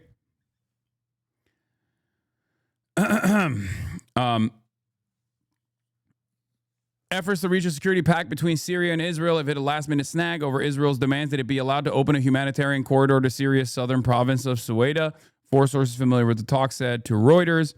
And despite the loudspeaker operation so far, residents in Gaza complain in Telegram groups that they hear nothing from Netanyahu's speech, which is supposed to be broadcast on loudspeakers deployed by the IDF. Anyway, Barry says, I've been following all of Netanyahu's speeches in international forums for 2 decades. I don't recall a worse and more failed speech than this, even in terms of his stuttering and lack of fluency in delivery. This is from Channel 12. He brought a bunch of the idiotic and racist fucking placards, as you are familiar with. Also, in preparation for his speech at the UN, the Prime Minister's office launched an unprecedented propaganda campaign in New York, before I forget to mention that as well, with dozens of billboards and trucks around the UN building and in Times Square, bearing the message, remember October 7. Okay? That was their big push. That was their big fucking push. They were like, remember October 7, October 7. They had the fucking trucks lining up. They had the trucks lining up all over New York City being like, remember October 7, remember October 7, which I don't think people are going to be thinking about that right now. So they were view-botting with the trucks as well. Yeah, he brought back the curse, showing all of the enemies of Israel. So far, Netanyahu has listed everyone they have killed in the last 2 years, and now he's praising Trump for bombing Iran. UNSC sanctions on Iran must be snapped back. What I ask you to do, hold up your phone, zoom in, and you will too see why we win and why we must win. Of course, he had a QR code on that little button that he had. Well, not little. That large-ass fucking button that he wore, which I guess would beam you propaganda directly to your phone. Do not scan that shit, by the way. I do not want whatever kind of fucking insane phishing operation Israel is doing with that shit. I'm not touching that with a 10-foot pole, and I don't suggest you do either. Netanyahu is now speaking directly to the prisoners of war via the loudspeakers that he set up around Gaza. Nothing interesting, just a PR stunt. Netanyahu is now quizzing the General Assembly. Who shouts death to America? Iran, Hamas, Hezbollah, the Houthis, all of the above. Fucking idiot. So stupid. So fucking desperate. Anyway, and then he turns around and says, who has murdered Americans and Europeans in cold blood? Al-Qaeda, Hamas, Hezbollah, Iran, all of the above. Ironic, because he could ask that question and put Israel in there as well. And Israel would also be a part of the all of the above, for the record. I'm noticing a lack of ISIS in here. I am noticing a lack of ISIS in here. Are they... What's the reason for that, I wonder? Much to consider. Anyway, I'm sorry to say here, yet over time, many world leaders buckled. They buckled under the pressure of a biased media, radical Islamists, and anti-Semitic mobs. When the going got tough, you caved. And he just was complaining about how world leaders are caving to the principle of democracy that they must maintain. because their fucking populations are obviously screaming bloody murder at Israel's bloody murder. He says, you condemn us, you embargo us, and you wage lawfare against us. This is not an indictment of Israel. It's an indictment of you. And I do think it's an indictment of everyone around the globe. As Greta Thunberg said yesterday, Greta Thunberg said she's not afraid of Israel. She's afraid of a world that turns a blind eye to the atrocities that Israel is committing. And it is an indictment for sure. It's a Twitter post, my dude. What? Not all Israelinas don't back the genocide. Chill. Stop it. Forget it. They are not. It's a Twitter post, my dude. Wait, what? Are you okay? It's a summarization in the form of a Twitter thread of the things that Benjamin Netanyahu said. I think it's a much better way to get the full vibes instead of having to listen to this fucking demon, okay? Oh, you mean the QR code? Yeah, I'm not touching that. I don't give a fuck. To Israel, rather, and a mortal threat to the civilized world. Yeah. We lift. Classic speech. We're not fighting. We're not fighting for us. We're not fighting for an exterminationist principle here. We're fighting to preserve Western supremacy. We're fighting to defend the world from the scary forces of evil, Islam. That's what it is. We're fighting Islam. It's all of yours. Okay? This war is a war for all of you. Okay? Anyway, Zionism Observer reports, let's talk about the new Israeli atrocity porn website. They promoted their new gore picture website at Netanyahu's UN speech with a large button that has a QR code on it. The code was also promoted on rented trucks driving around New York City. The QR code directs the visitor to Saturday7October.com. Remove the space before .com to make the URL functional. The domain itself was purchased by GoDaddy, from GoDaddy less than 2 weeks after October 7. Classic. The website was delivered to me using a VPN set from New York City from a data center just northeast of Wichita, Kansas, USA. This is a Cloudflare data center, but I believe the site itself is hosted on Google Cloud. The technology powering the website isn't interesting. There is a little bit of tracking software, but not more than most other websites. The website itself is just atrocity porn, photos and videos of mutilated bodies. They have a page entitled Massacre of Soldiers for some reason. When I set my VPN to Israel, the page refused to load. Under the hood site returned a 403 forbidden response code. Wait, what? The QR code, if you are in Israel, doesn't even work?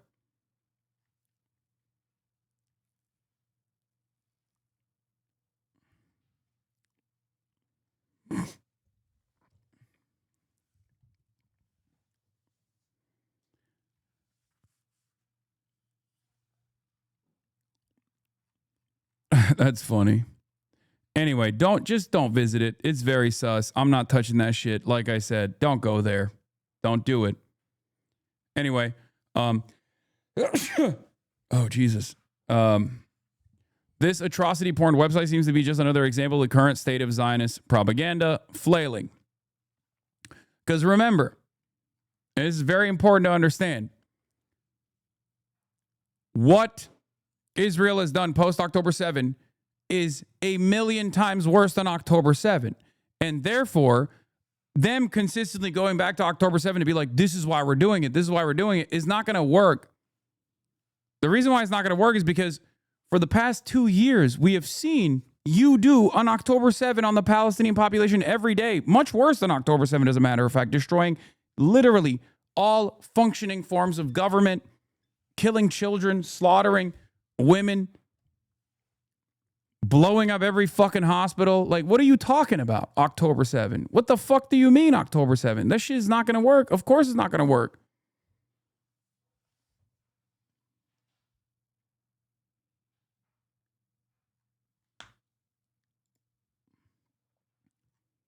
It's ridiculous. If you think all human beings are equal, if you think that the Israeli population are human beings, and you think the Palestinian population is also human beings, you are going to look at how fucking heavily the scales are tilted in one direction. It is ridiculous. It is ridiculous to say, like, remember this, this is why we're doing it, this is why we're doing it, over and over again. You're starving an entire population of people. You're blocking medical supplies from going into the Strip. You've blown up every hospital. You've blown up every school. You've assassinated everyone that works in the civil governance division that tries to keep things together amidst the genocide. You've slaughtered tens of thousands of children. You've wounded hundreds of thousands of children gravely. And in the process, you have lied. You have stolen. Of course, no one is going to fuck with you ever again. You've killed hundreds of journalists. It's ridiculous. Israel has done every bad possible thing you can do. It's like they've looked at what the Nazis did during the Holocaust as a checklist of what they can accomplish against the Palestinian population.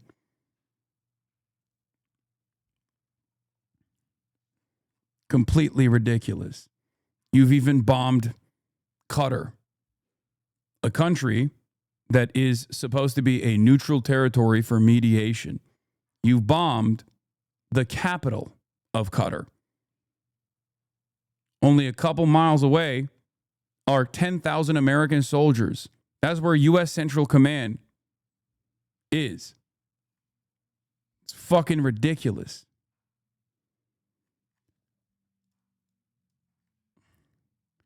This kind of shit, no matter how hard mainstream media pushes for it, is not going to work. Is not going to bring back support for Israel. As a matter of fact, every time they try this shit, I think more and more people go, enough is enough, man. Stop. Stop the genocide. Stop the Holocaust. It's fucking over. A dark cloud that could have claimed millions and millions of lives. There was a funny moment, too. But, there was a couple funny moments where there's a moment where he demands that people laugh at his joke, which obviously doesn't work. And then there's another moment where he's talking about, Palestinians celebrating October 7th, dancing on rooftops, which I feel like is a flex, right?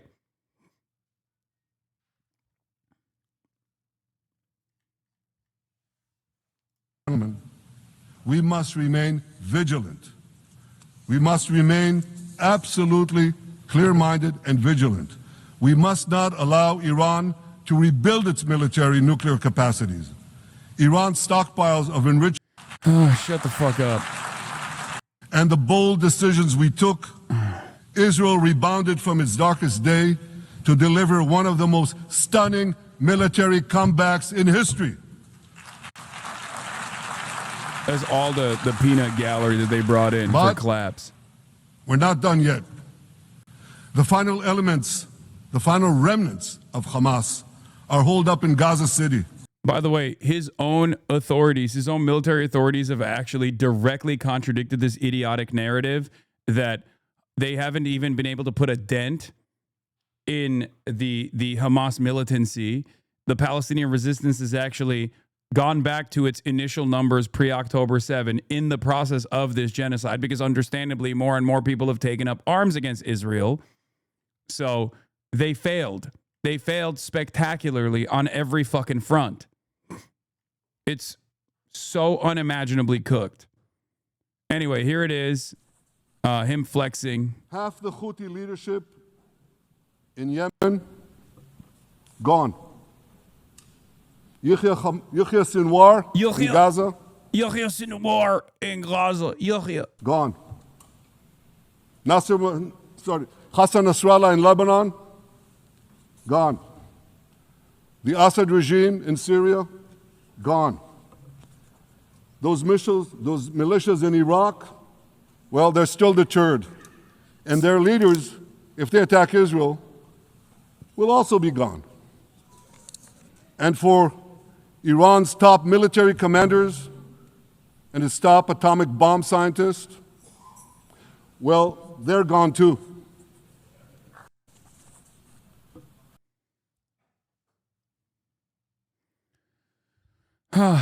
There was that. I want to see the. Oh, here it is. This is where he says Palestinians celebrated the October 7 attacks. This week, the leaders of France, Britain, Australia, Canada, and other countries unconditionally recognized a Palestinian state. They did so after the horrors committed by Hamas on October 7th. Horrors praised on that day by nearly 90% of the Palestinian population. Now, let me say that again. Nearly 90% of Palestinians supported the attack on. Where is this number coming from? And by the way, I wonder why. I know he fucking just pulled that out of his ass, but I'm sure plenty of people did. I wonder why. Really, really strange. I thought that these guys loved Israel and they hated Hamas. I wonder why they seemingly don't love Israel.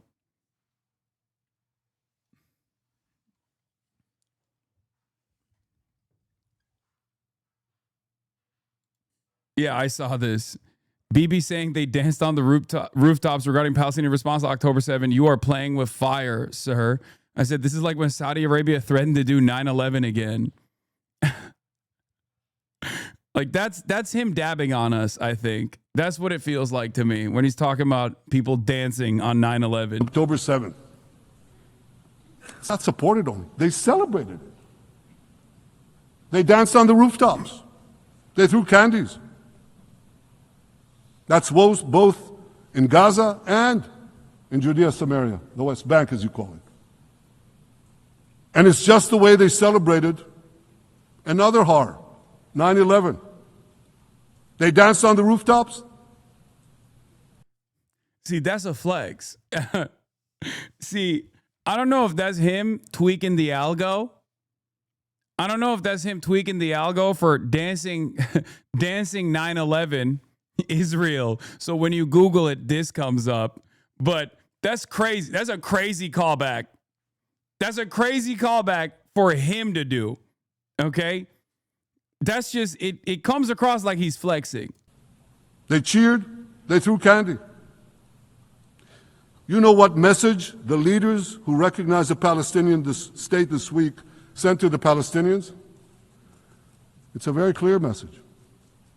Murdering Jews pays off. Well, I have a message for these leaders. When the most savage terrorists on earth. This is just a recognition of L's, in my opinion. The way he's like, by the way, when he says the Palestinians, when he says the Palestinians were dancing on the rooftops on 9/11, that's a idiotic statement twofold, because the majority of the Palestinian population living in Gaza was not alive during 9/11. Okay?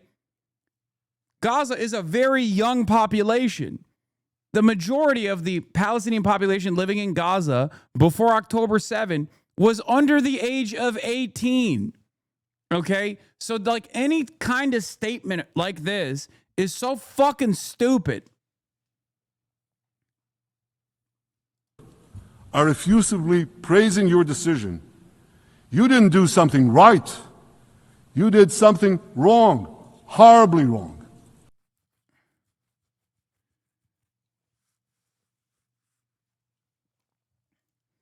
Yeah, also, given the attitude, given the overall sentiment against Israel right now, any invocation of the Nazis, and I said this in the beginning, I said this on like October 8, 2023, I said, if I was Israel, I would not be making ISIS comparisons and I would not be making Nazi comparisons, because before you know it, people are going to be like, Nazi comparisons.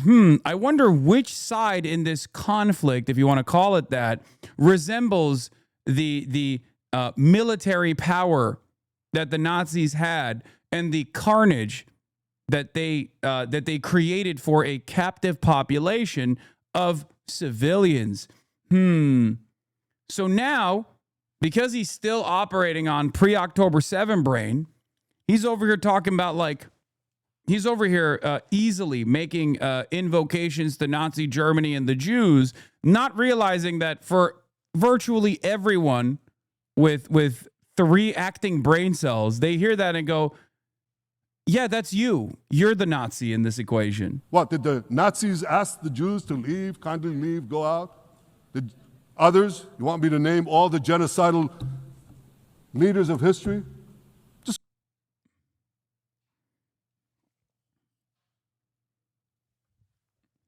Do you think he actually believes what he's saying? I don't think he fucking has a shred of sincerity in his soul. He doesn't even have a soul. Go one by one. Did anyone do this? Did they say, get out so we can come in? Of course not. What? Interesting. This is not the first time, but it seems the second time that he is invoking Nazis as a comparison to himself. Interesting.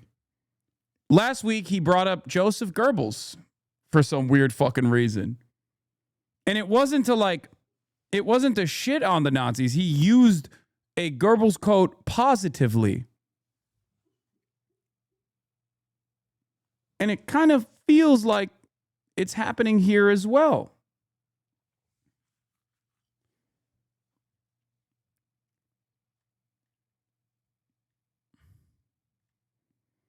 Why didn't anyone arrest him when he's there? Because it's Israel, man. Are you kidding me? Our administration sucks the shit out of his asshole. Get the fuck out of here. What are you talking about? Anyway, I'm going to ask a simple question. Would a country committing genocide plead with a civilian nation to get out of harm's way?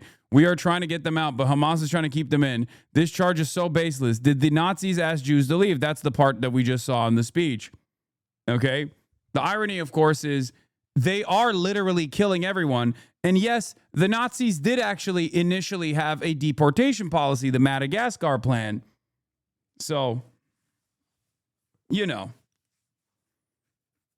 Once again, if I'm Israel, in the midst of this modern day Holocaust that virtually everyone with a fucking conscience can see clearly, I wouldn't be making such comparisons so easily, because it's just another reminder of the crimes against humanity that you are currently committing in an identical fashion to the Nazis.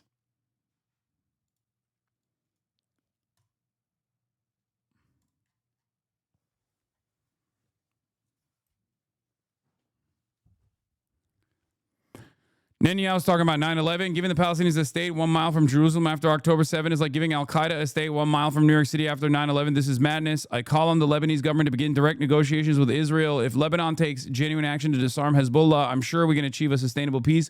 By the way, the Lebanese population was polled on the matter, and they do not want Lebanon to disarm. They do not want Lebanon to disarm, and they do not want Hezbollah to disarm either.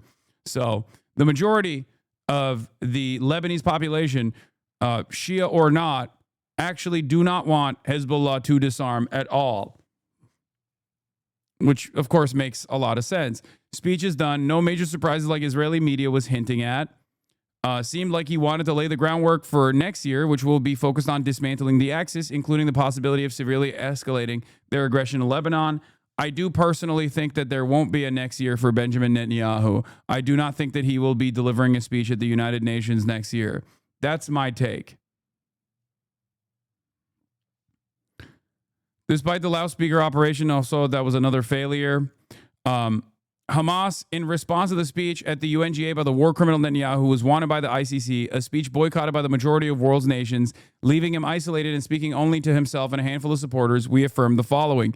It is paradoxical that a war criminal wanted by the International Criminal Court is permitted to lecture at the United Nations on justice, humanity, and rights, while he daily violates and breaches them in the Gaza Strip. Netanyahu's repetition of this propaganda and lies regarding the events of October 7 is merely a backward retreat. Meanwhile, the term anti-Semitism has become a tattered peg on which he hangs his rejection of international positions condemning the genocide he has been committing. His attempts to feign sorrow for his captives and his ridiculous display of claiming to address them through loudspeakers embody a sick colonial mentality. He alone is responsible for obstructing the path to an agreement, guaranteeing their release through his obstinacy. His announcement regarding his aim to control the Gaza Strip and implant a puppet government is pure fantasy that will not be realized, and our Palestinian people, who have always proven their steadfastness and rejection of all forms of subordination, will not allow it. The Hague Group, co-chaired by South Africa and Colombia, there are 34 governments that have agreed on a joint action plan to stop the genocide in Gaza, by the way. Germany says the UN will sanction Iran after fruitless nuclear talks. Germany is looking to widen sanctions beyond snapback measures. The IDF is furious with the prime minister, a senior official has said. The loudspeaker speech over Hamas's head was a serious mistake. The IDF admitted that most of the loudspeakers were taken from IDF bases, whose daily role is to alert soldiers to red alarms.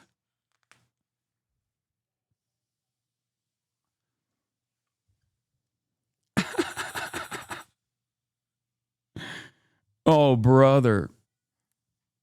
Incredible things are happening. Incredible. Pure comedy. Piss reel. Ay, ay, ay. Yeah, also, here's another mask off moment for those who say, like, oh, not everyone in Israel is against this, like, or a lot of people hate Benjamin Netanyahu. Yeah, they might hate Benjamin Netanyahu, but they don't necessarily hate what the IDF is doing in Gaza. They know exactly what the IDF is doing in Gaza. They have access to it on the internet, and they fucking love it. Do not act like that is not the case, please. My opposition to a Palestinian state is not simply my policies or my government's policy. It's the policy of the state and people of the state of Israel. Yeah. So when people try to create new off-ramps, when liberal Zionists will inevitably start reading the writing on the wall and start making it seem like, oh, this is just Benjamin Netanyahu doing his thing. Please make no mistake. We don't like this. There is no universal acknowledgement here. There is no universal support here. That's a fucking lie. Okay? The Israeli public is consistently polled on this matter. Now, they will change their attitude. They will. As I have said over and over again, international pressure works in that way. How? Because boycotts, divestments, and sanctions that are being demanded against the state of Israel ultimately will cause Israeli society to not recognize the humanity of Palestinians. Of course, that's never going to happen. However, it will make them realize that they are a fucking pariah state and therefore reconsider their genocidal fervor. This is exactly what happened in apartheid South Africa as well. This is why every little step, no matter how symbolic or fruitless it may seem, matters. Okay? I want fast action. I want all of the international community to get together and create a coalition of the willing to offer unconditional support to every single humanitarian that seeks to rip apart the Israeli blockade and go to Gaza and to stop by force, by putting their bodies on the line, to stop Israel's genocide. I want that to happen too. But I understand in the absence of that, these little things still matter because little by little, it creates a pressure cooker for Israeli society, that there are repercussions for continuing a genocide. You will lose your treats. You will lose your regular standing. People will never look at an invocation of the nation state of Israel the same ever again. People will reconsider their stances on the matter. And it will get to a point where Israel's name is only invoked in a negative fashion. And when that happens, when you lose your Eurovision, when you lose this false notion that like the rest of the planet is perfectly fine with this genocide, when you lose all of the academic freedoms that you had, the freedom to travel freely elsewhere, however you see fit. Ultimately, you will be forced to reconsider. It's pure selfishness, I know, but it does not matter. This is perhaps the only peaceful way to change the outcome. And I'll take it. I'll take anything.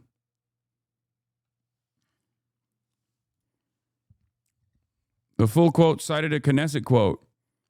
My opposition to a Palestinian state is not simply my policy or my government's policy. It's the policy of the state and the people of the state of Israel. It's not a fringe group.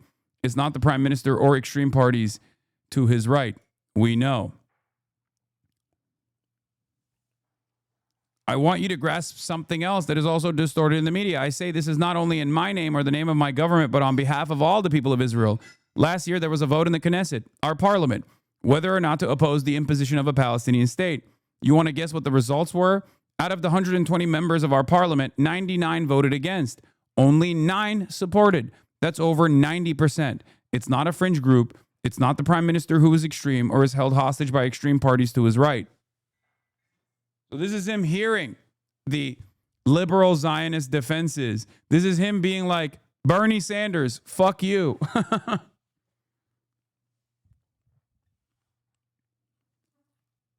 Do you understand? This is him directly shooting a shot at everyone that tries to design a liberal Zionist off-ramp for the day after. He's saying, no, no, no. It's not just me. It's not just the right-wing parties in the Knesset. It's all of us. We all want the shit. And he's right. He's fucking right.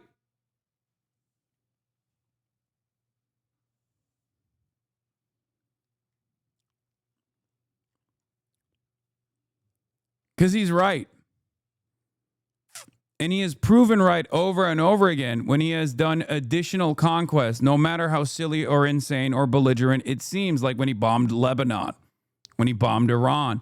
Whenever these sorts of things happen, the Israeli public stops even protesting Benjamin Netanyahu for a brief moment, and they go, all right, we're on board again. Okay? The thing that holds Israeli society together at this very moment is the continued punishment and genocide of the Palestinian population. It is quite literally the only glue that holds Israeli public together. So it is pertinent on all of us to ensure that Israeli society recognizes that that glue that holds them together is causing everyone to despise them. This is why BDS matters. Okay? Because if they do not oppose this genocide on the humanity of the Palestinians, which is why they should be opposing it, then they will oppose the genocide because of the societal repercussions that they experience. This is why I've also been in support of This is why I've also been in support of what the Ansar Allah regime had done in terms of implementing a blockade that took out one of their fucking ports. You do a genocide, there are going to be economic repercussions. You cannot have a genocide go unpunished. Historically, the repercussions have been military intervention. Okay? That's it. And while Russia, a massive country, was able to design as a part of being considered a foreign adversary to America, Russia was able to design their entire society against this kind of sanctions regime, implementation of sanctions and whatnot. Israel has never factored this ever before, and therefore they would be severely distraught. Israeli society would not be able to exist without unconditional support from the Western world. They can't. They don't have the runway for it. They don't have the industry for it. They do not have the numbers for it. This is a reality that Israel Hayom has also presented. An Israeli newspaper, Israel Hayom, talked about the runway, the limited runway that they have for weapons. Slowly but surely, little by little, the embargoes that are coming in from Western nations, with the exception of the United States of America, of course, but slowly but surely, these embargoes are actually hurting Israel's continued efforts to maintain this genocide. I've been saying this since day one, and all of these fucking dumbass naysayers kept repeating over and over again, Israel's a sovereign nation. They'll get the weapons from elsewhere. I hope that they get banned from everything. Okay? I hope they get banned from everything. They deserve to get banned from everything far before October 7, for the record. What a deep shame for the entire world that it only took a straightforward Holocaust for them to open up their eyes to the evil doings of Israel and the United States.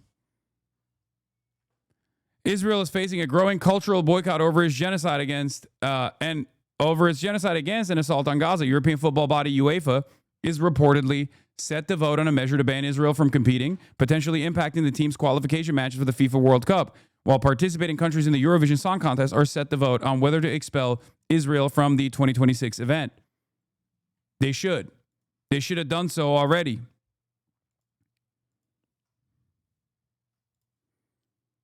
That's why it's hard for me to look at like even the symbolic conditional state recognition from European nation states as anything but a step in the positive direction. On the one hand, I understand it's ridiculous, the conditions are silly, and it still takes away autonomy from the Palestinians, which is the major problem here, right?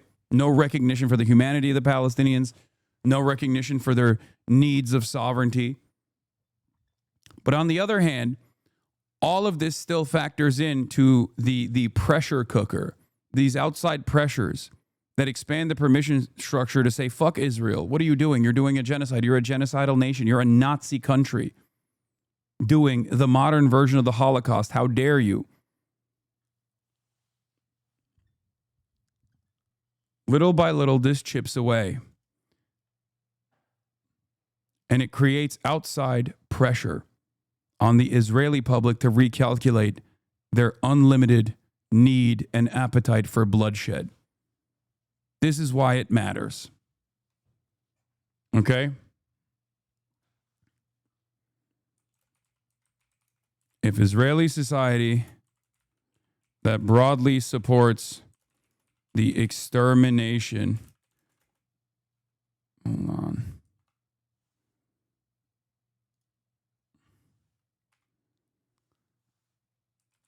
Palestinians won't oppose the genocide on the recognition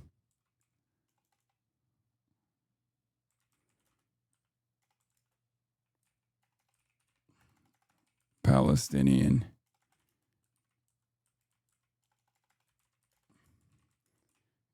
they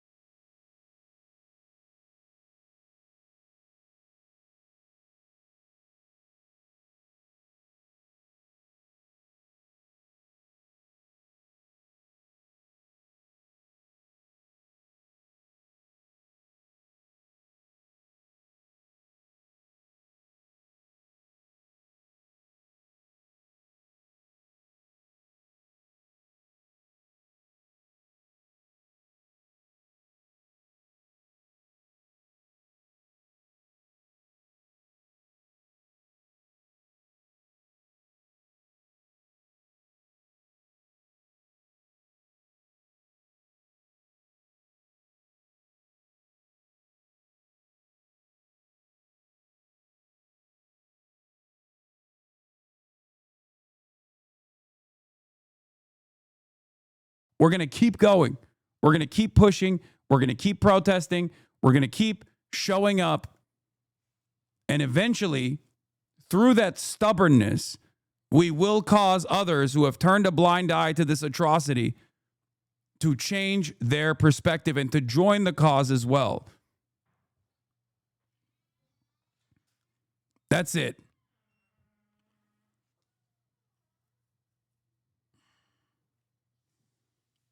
This is why when you match up with even American politicians and their perspective 2 years ago to their perspective now, there's a dramatic attitude shift. Too little, too late, you might say, but there is one nonetheless. This is why when people were getting fired from their jobs in Hollywood for recognizing the reality that we all recognized even back then, now you got Jennifer Lawrence being like, yep, it's a genocide, when asked the question. As Zaid Jilani says, saying this as recent as 2 years ago would have gotten you dropped by agents, blacklisted by major studios. Overton window is shifted enough where white bread mainstream actors can now say it. Jennifer Lawrence, does anyone have the video? I want to watch it. Here. An actress. Jennifer Lawrence speaks up for Palestine at the San Sebastian Film Festival. Let's take a look at what she had to say. In a festival, but outside here, the other day there was people protesting for what's happening in Palestine. Kids are dying. Not only kids, but kids. Remember, the scumbags like Scarlett Johansson, who was asked, do you want to keep being a UN ambassador or do you want to keep getting a fucking SodaStream sponsorship, which is a BDS company. It's an Israeli company.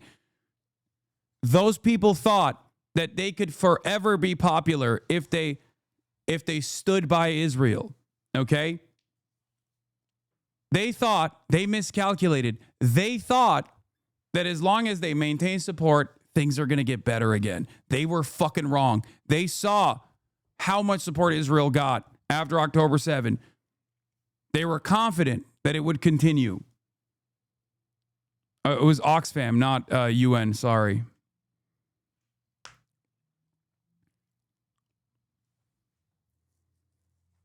They thought that they could keep up the censorship regime.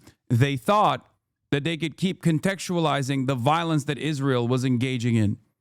Okay? The mainstream media thought they could keep up appearances in the same fucking way that they had done so in previous Israeli sieges on the Gaza Strip.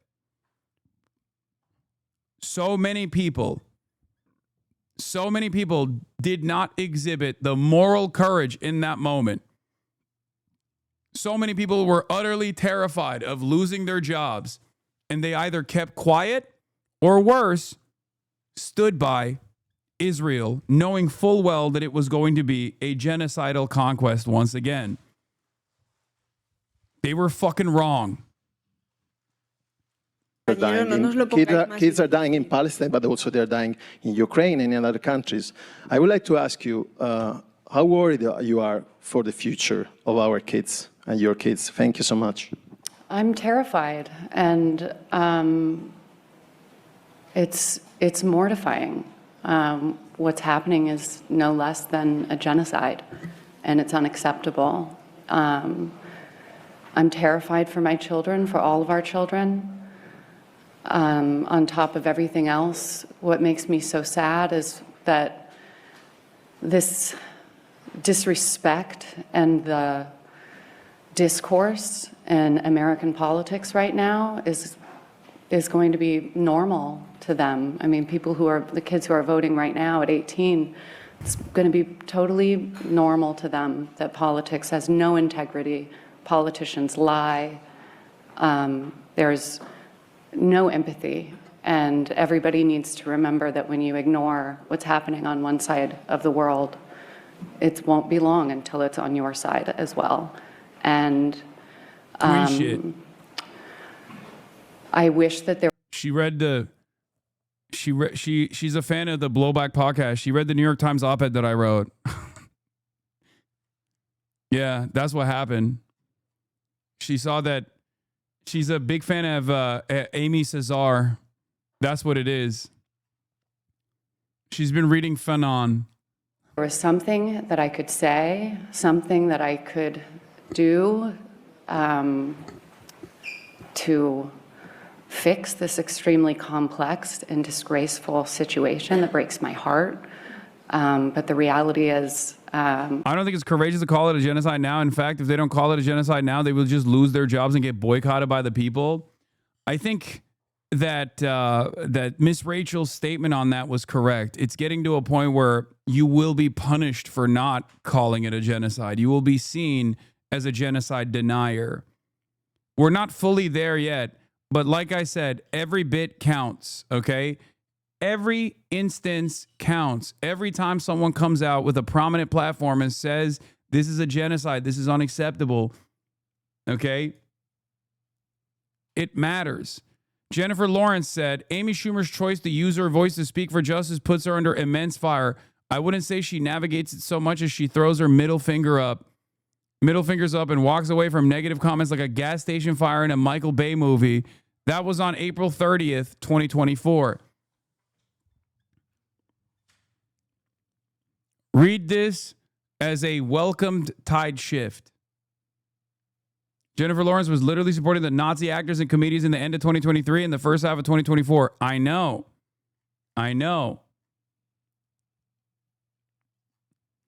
I'm not saying she's a fucking fedayeen. She's going to strap on the banner of the Popular Front for the Liberation of Palestine and get into the front of the fucking flotilla, okay?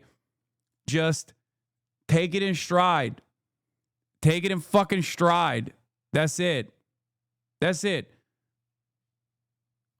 Wow, you mean to tell me that a rich, out-of-touch Hollywood actress has now read the room and realized that a statement that she would have made, such as this one, only a couple months ago would probably still cause so much backlash that she would literally fucking lose her job? This is like Moist Critical, okay? You know how I say Moist Critical is my normie meter or my centrism meter? Like, this is like Moist Critical coming out and making a video and being like, guys, the McFucksticks over there in Israel are obviously doing a genocide, and we got to put a stop to it. It's like they're melting babies over there. I can't believe it. You know, I put my black t-shirt on instead of the white one today because I wanted to talk about the severity of the crisis at hand. Like, when you see that, when you see the Gaza situation is crazy YouTube video, know that things have changed so dramatically that people are no longer fucking fearful. Okay? That's it. That's what it is. That's what this is. Because remember, use me as a measuring stick if you want to. For the last fucking year, when I was saying this shit, the reaction from all the apolitical normies was, how dare you say this? You're a fucking terrorist. You're a fucking Islamist fundamentalist. You're a terrorist. Why don't you go and die in Gaza? Over and over again. Those fucking cries have quieted down quite a bit. Haven't you noticed?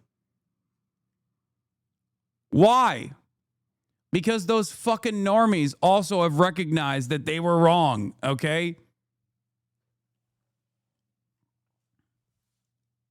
What happened? Where are those motherfuckers at now? Where are those motherfuckers at now? Where are they at?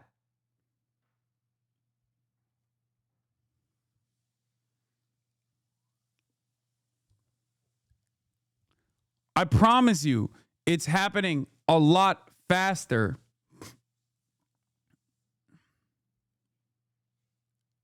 than one would expect. It's happening even faster than I expected. I understand that change takes time, unimaginably long periods of time with tremendous amounts of torment, okay?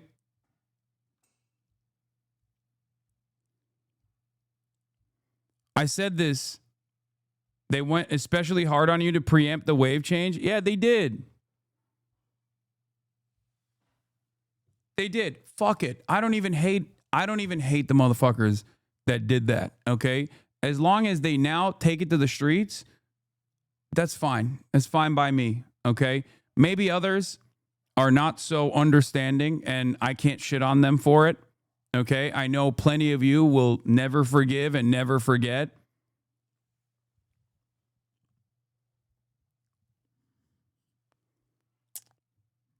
But I know that I know that there are external pressures always, right?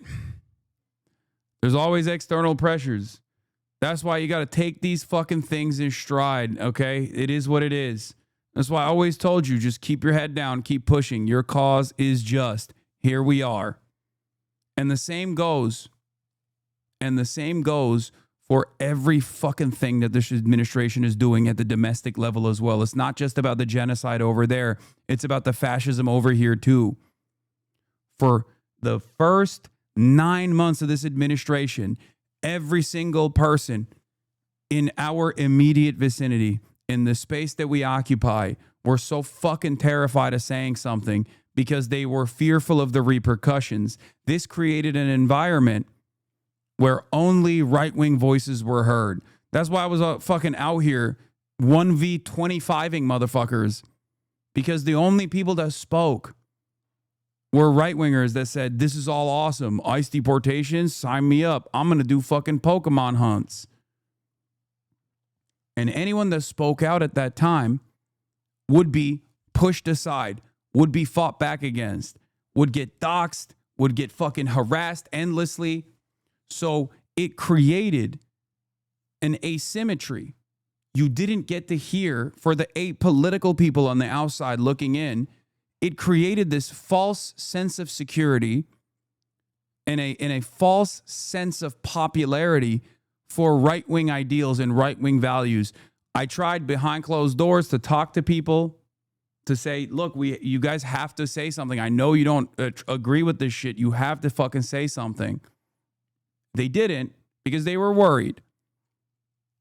I don't fault those people for being fearful. The expectation from me was never going to be for those people to just like put themselves in the fucking crosshairs in the line of fire. But we are here now. So find that courage within you. If you're watching, if you're a content creator, if you're an artist, find that courage within you now, because we do have the numbers. Okay?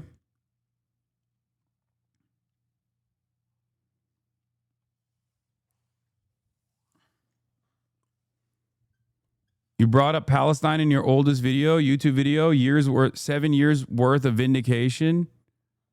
What is this? Like all the times that I've talked about Palestine, is that what you're showing here? All the way back from like November 2018.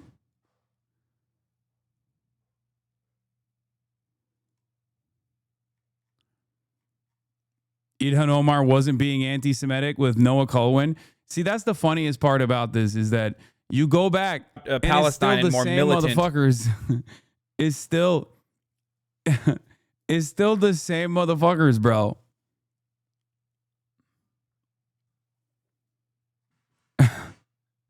It's me and Noah Colwyn. It's me and Michael Jamal Brooks, my goat. Rest in power. It's me and Michael Treacy, which is crazy. That's a wild one.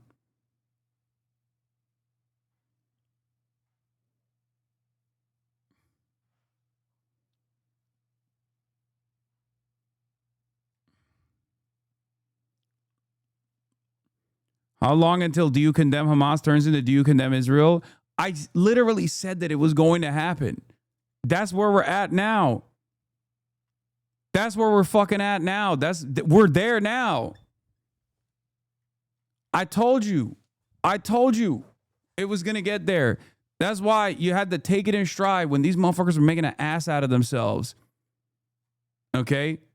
Cementing their legacy as defenders of Israel by striking back at all of Israel's critics while simultaneously presenting themselves as the right way to oppose Israel. All of those people cemented their legacy. They were so proud of the videos that they made. They were so proud.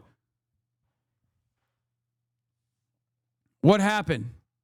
Where are they at now? They're apologizing. That's where they're at. And if the FC... What is this? Now, of course, there's still a bunch of fucking freaks out there. Make no mistake. Liev Schreiber, Mayim Bialik, and Deborah Messing are among more than 1,200 entertainment figures who have signed an open letter denouncing the call to boycott of Israeli film institutions over the war in Gaza. We know the power of film. We know the power of story. That is why we cannot stay silent when a story is turned into a weapon, when lies are dressed up as justice, when artists are misled into amplifying anti-Semitic propaganda. The pledge circulated under the banner of Film Workers for Palestine is not an act of conscience. It is a document of misinformation that advocates for arbitrary censorship and the erasure of art, to censor the very voices trying to find common ground in expressing humanity. We. Suck my dick. Okay? There are always going to be crazy people. There are always going to be crazy people out there who are just like completely unable to read the room, hopped up on fucking fumes, not realizing that the walls are closing in, okay? Fuck them. Let those Nazis reveal themselves.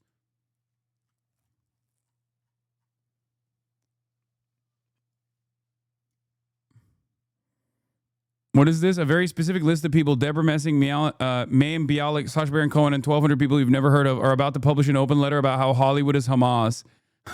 Matt said this. And then boom, there it is. They were wrong about, he was wrong about fucking Sacha Baron Cohen, though. Even Sacha Baron Cohen has like a semblance of self-awareness, it seems.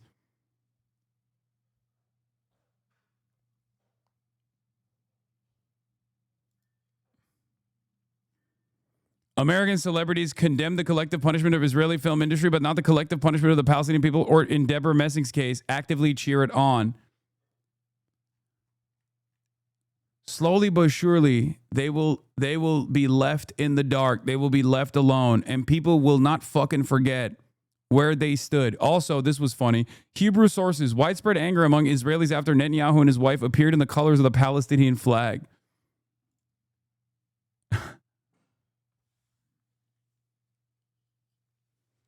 How did he guess 1,200? Because Israel's propaganda apparatus is not exactly subtle. They're very stupid, and it's very bad. And it was, I think, the original number was 1,200. In the last like Palestinian collective. So of course. What is this? Did you guess who's number one? Jerusalem Post 50 most influential Jews 2025. It's going to be Larry Ellison. Did I get it? Oh, never mind. It was Benjamin Netanyahu. Oh, shit. Oh, my God. Damn. Number two, Trump's Middle East envoy carries a Star of David from a personal tragedy that drives his approach to hostage negotiations. David Barnea, Israel's Mossad chief. Eyal Zamir, IDF chief who led Operation Rising Lion, is now facing his biggest domestic challenge yet. Stephen Miller and Adam Baylor. Oh my God. Howard Lutnick. A real who's who, man. A real who's who of the worst villains. Israel Katz, Gideon Sa'ar, and Ron Dermer in Netanyahu's cabinet. Itamar Ben-Gvir at number 8. Woo! Bro, this is like the war criminal starter pack. I swear to God. Google's co-founder who fled Soviet anti-Semitism at age 6 has quietly donated $700 million and returned to AI development full-time for humanity's biggest challenges. Oh, no. Sergey Brin. The team behind Wiz.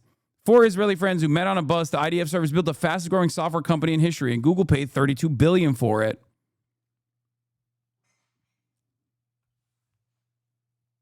Oh, come on. Isaac Herzog, he's got no motion, dude. He's just like literally a puppet that they parade around so people can fucking berate him for the crimes of Israel. That's crazy. Mr. No Motion himself. By the way, the wokest Israeli president, okay? Mr. Anti-miscegenation. Mr. Jews should not be allowed to race mix with non-Jews.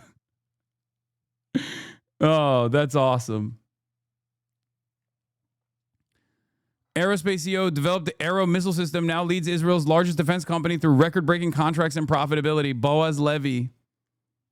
Yeah, those things worked real well.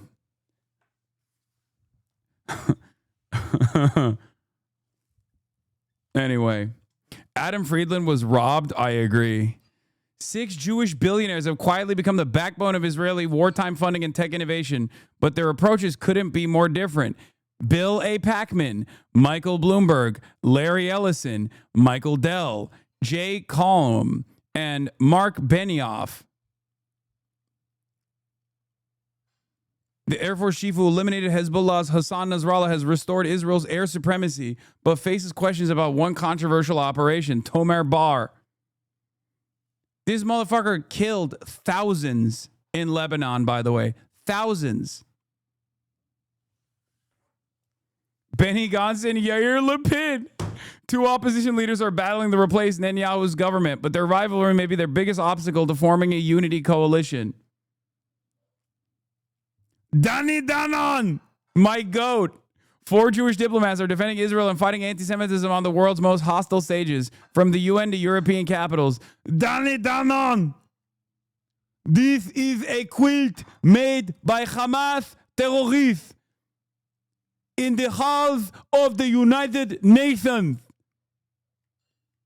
Terror babies have made this Hamas quilt. Look at this quilt.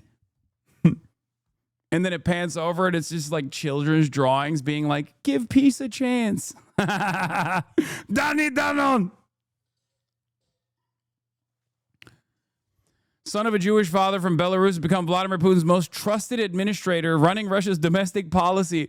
Dude, this is so funny. I love this list, man. They're literally like equal opportunity harm, okay? We love war. We love death. We love destruction. It doesn't matter if it's on the side of U.S. empire or against the United States as well. Okay? If there is a party that is doing the wrong, we are on board with it. I love that. Oh, fuck. The education philanthropist has increased his foundation's budget from 24 million to 40 million euros, creating a lifeline for Jewish schools facing unprecedented anti-Semitism. It feels somehow anti-Semitic. Dude, this is the Jerusalem Post. Magen David Adom, CEO, who started as a volunteer at 15, revolutionized Israel's emergency response times through groundbreaking systems. Russell Robinson, the Jewish National Fund USA CEO, is building $350 million World Zionist Village in Beersheba while leading the most effective Zionist organization in America, the JNF. For those of you who don't know, Eric D. Fingerhut, the Jewish Federation's leader who raised $850 million for Israel emergency campaigns, has become the architect of North American Jewish community response.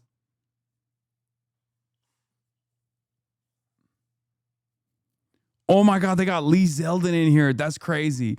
4 Trump officials are pushing the administration's agenda, while one wears a Star of David ring she never removes, even in the most sensitive diplomatic meetings. See, you said no girls allowed. Turns out Morgan Ortagus. There's a woman on there.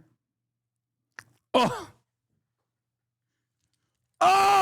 we got Democrats too, baby. 3 Democratic leaders are quietly securing major pro-Israel victories on Capitol Hill.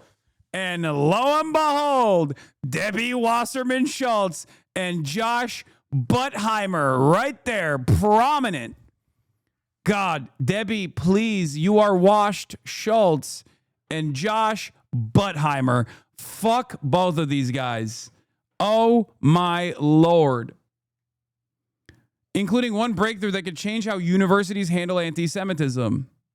Wendy Friedman, the astrophysicist who measures the universe's expansion rate, is leading. I feel like this person just should probably feel bad to be included in this, because this is just like unironically an astrophysicist. I don't even know what her fucking opinions are about whatever conduct Israel is engaging with. But like, you really, when you have like a normal person on this list, you got to feel kind of bad. You know what I mean? You're like, wait, hold on. hold on, I'm a scientist. I don't want to be mentioned with these fucking psychos. You know what I mean? It's just like random scientist catching. Oh, there it is. The Israeli-born physician who became one of the world's top 50 richest people has a controversial vision for the West Bank that divides even her supporters. Miriam fucking Adelson. Also, you got to be pissed if you're Miriam Adelson and you're number 26 on here. Like, really? Debbie Wasserman Schultz got a call out before you? That's crazy. She dumped like $200 million. She is the number one reason why Trump is such a fucking dick rider of Israel. Okay? That's crazy that they put her at number 26. She's washed. The three Jewish American business leaders under 50 are reshaping Hollywood and tech. David Ellison, Larry Ellison's son, Brandon Korf, and Adam Newman. With one seeking Israeli residency, another reinventing himself after WeWork. Adam Newman. 4 religious leaders shaped Jewish life from Washington's Capitol Hill to the criminal underworld peace negotiations to ultra-Orthodox resistance. 2 friends who started with a simple conviction 25 years ago have now facilitated the aliyah of 90,000 people from North America. Directly into the West Bank, by the way. Spearheading aliyah from North America and the UK. Yo, if I'm Rabbi Shmuley, I'm so pissed. They don't even have Amy Schumer on here. They don't even have Rabbi Shmuley on here. Where's Michael Rappaport? The goats. Yeah, by the way, her controversial vision for the West Bank involves making the region's 3.5 million natives, the Palestinians, Untermenschen. Interesting way of describing the permanent enslavement of millions of people. Yeah, she wants permanent annexation of the West Bank. Chuck Schumer in shambles. Yeah, because Trump called him a Palestinian too much. That's what it is. All right, I'm done with this shit. What a fucking awful list of monsters, dude. Fuck them. Feder bitch robbed. He's not Jewish. This is the top list of Jewish people. So no Richie Torres mentioned, no Feder bitch mentioned. They can suck off all they want, but Jerusalem Post is not going to obviously put them in a list of the most influential Jews.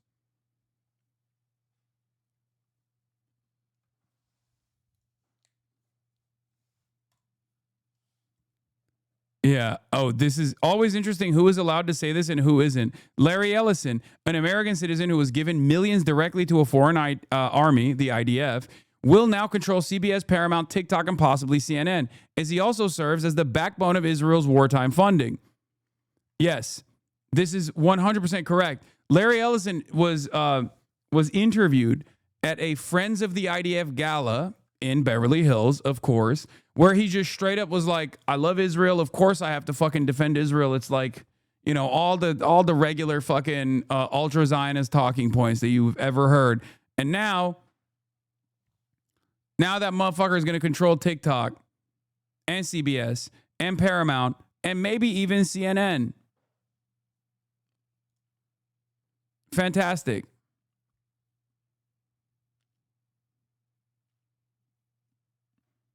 Special congrats to U.S. Debbie Wasserman Schultz and U.S. Representative Josh Gottheimer for making the Jerusalem Post top 50 list, singled out for their excellence in lobbying for Israel in D.C. Also, Gottheimer is not from Florida, but from New York. Evet.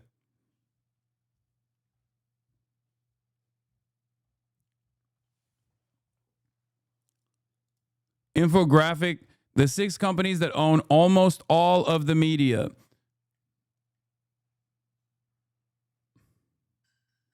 Disney, National, wait, what is this? This is Redstone, who owns like CBS and shit until recently. Bob Iger, Disney, Time Warner, Jeff Bukes, Comcast, Brian L. Roberts. And by the way, the consolidation is continuing, for the record. And then News Corp, Rupert Murdoch, of course, and Sony with Kazuo Hirai.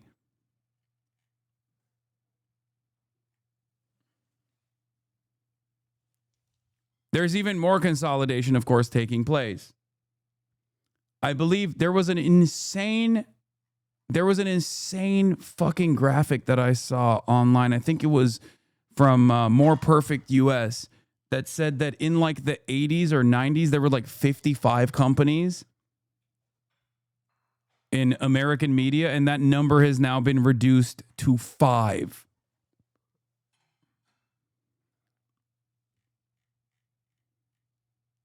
It's not even 6, it's 5 in America. Sony is the only non-American. So is the Jews controlling the media gaining more shtick now? No, dumbass.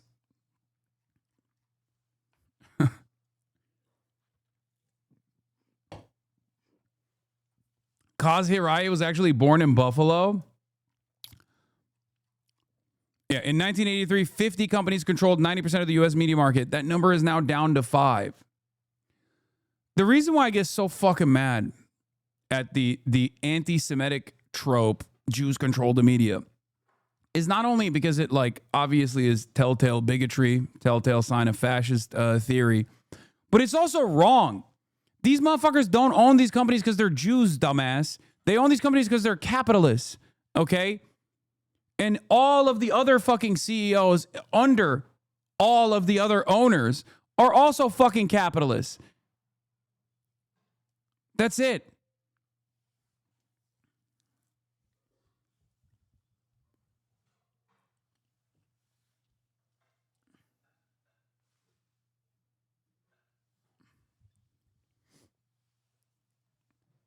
Capital owners are aligned on one thing and one thing only: the continuation of profits.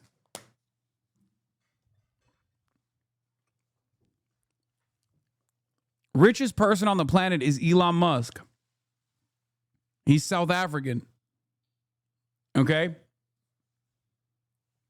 Why is it that Elon Musk and Larry Ellison, who is Jewish, are directly aligned on every single issue? Even on Israel, even though Elon Musk is anti-Semitic, but totally fucking aligned on Israel. How does that work? Why does that work? One must ask that question. Is it because of like Jewish mind control? Or do you think there's perhaps another reason?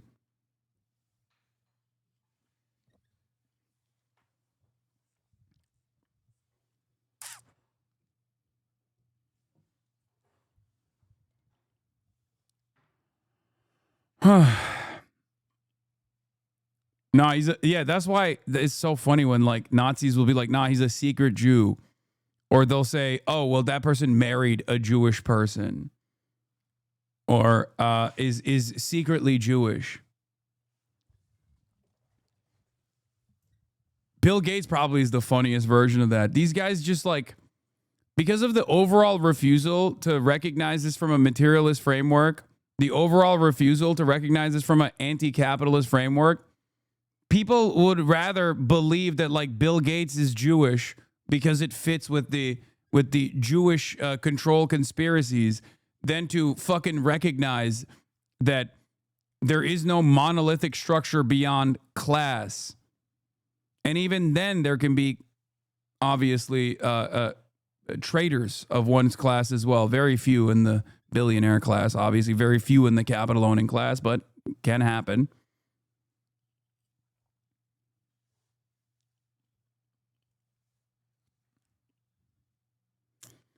Anyway.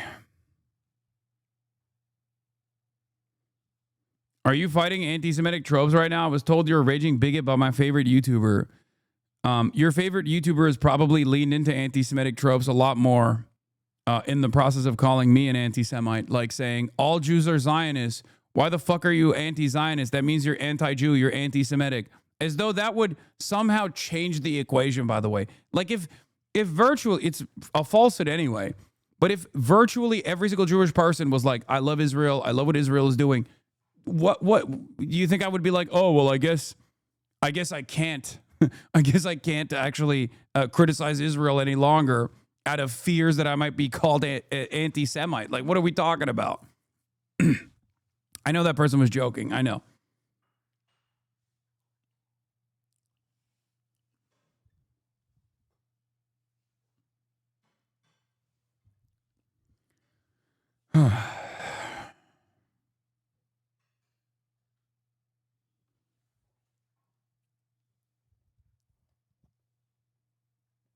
Please tell me you're not still buying the anti-ice clip. We're supposed to believe a guy with 6,000 hours in Rust isn't racist? No, I'm not. I already talked about that. Talked about that yesterday. Anyway.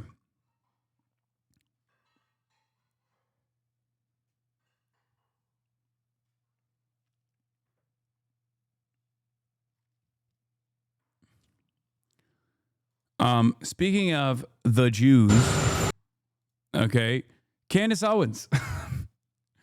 Candace Owens claims Tyler Robinson wasn't on the UVU campus and the FBI is lying about the Charlie Kirk shooting.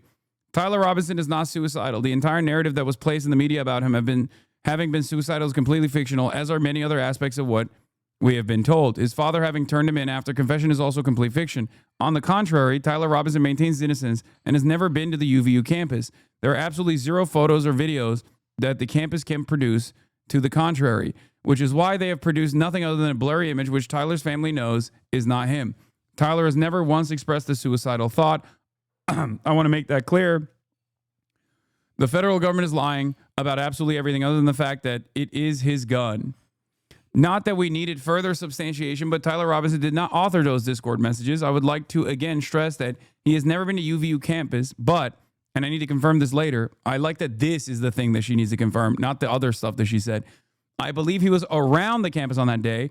I will have more on this later, but I wanted to immediately publish the Tyler Robinson suicide narrative, plus the dad that did this right thing after realizing his son was guilty is a federal concoction. I believe women. Yeah, me too. Go off, Queen. They are pissed that there was no autopsy for Charlie. Wait, what? They just admitted no autopsy. Listen closely to the dispatch audio. He did not go in for an autopsy. The death certificate was signed by the doctor at the hospital. No autopsy signed off inside the hospital. A political assassination, a homicide, an active investigation. Wait, what? I don't believe that. I'm sure there was an autopsy. The fuck are people talking about? Hold on, I gotta pee. Anyway, breaking. Trump says he's close to a deal on ending the war in Gaza. I think we have maybe a deal on Gaza, very close to a deal on Gaza. I gotta pee. I'll be back in a second. Hello, Peter. And it's looking like we have a deal on Gaza. And we'll let you know. I think it's a deal that will get the hostages back. It's going to be a deal that will end the war. It's going to be a deal with, it's going to be peace. I think we have a deal. That'll be number 8, Peter. Not bad. That was Donald Trump speaking there, and as you heard him say, it looks like we have a deal on Gaza. He was speaking to Arab leaders, Muslim leaders here at the UN General Assembly over the course of the last few days and gave them certain reassurances about annexation of the West Bank, concerns that Israel was planning to annex the West Bank. He also spoke to them about ending the Israeli onslaught in Gaza, and we've heard that fiery speech from the Israeli Prime Minister, but Donald Trump there standing firm. He is due to meet with Benjamin Netanyahu on Monday, and there is hope that he will very firmly tell Benjamin Netanyahu that enough is enough. That is the expectation of Arab leaders. But we have also seen this situation in the past where reassurances have been given. There has been talk of a hostage deal, a ceasefire deal, and unfortunately hasn't come to fruition. So perhaps this time it is different. That is what Muslim and Arab leaders are expecting. They say they have received reassurances from Donald Trump. We turn now to new details. Cap. What would an autopsy do? We all saw him get one tap. What the fuck do you mean? What would an autopsy do? It is profoundly important to conduct an autopsy in the aftermath of any homicide, any murder. What? So you know the exact details of how it happened. What kind of bullet was used in the process? Like what?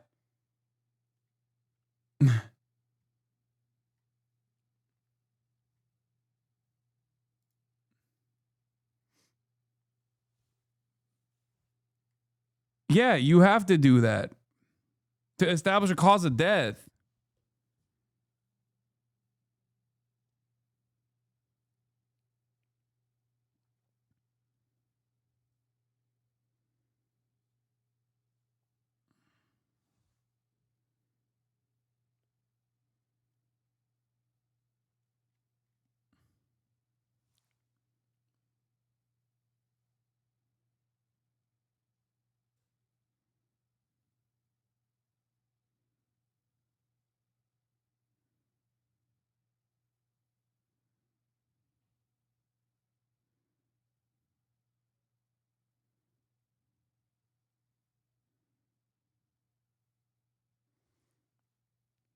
I heard that it was Tylenol pill that got him, not a... Okay, stop.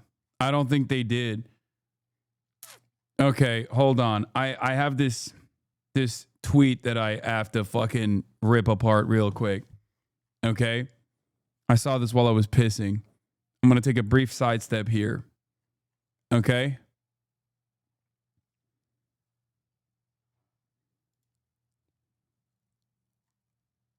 Another one of these like fucking shitheads on Twitter.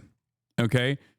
This image must go hard as fuck if you are a brain-dead leftist who never stopped to think how cheap foreign workforce you can underpay could benefit the rich.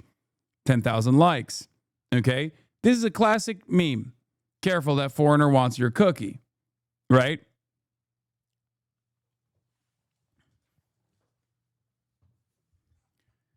And what's so stupid about it is that he literally doesn't understand the exact point that the fucking meme is making.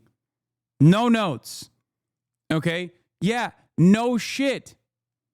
The point is that that foreigner is also a fucking human being and a worker just like the native worker is, okay?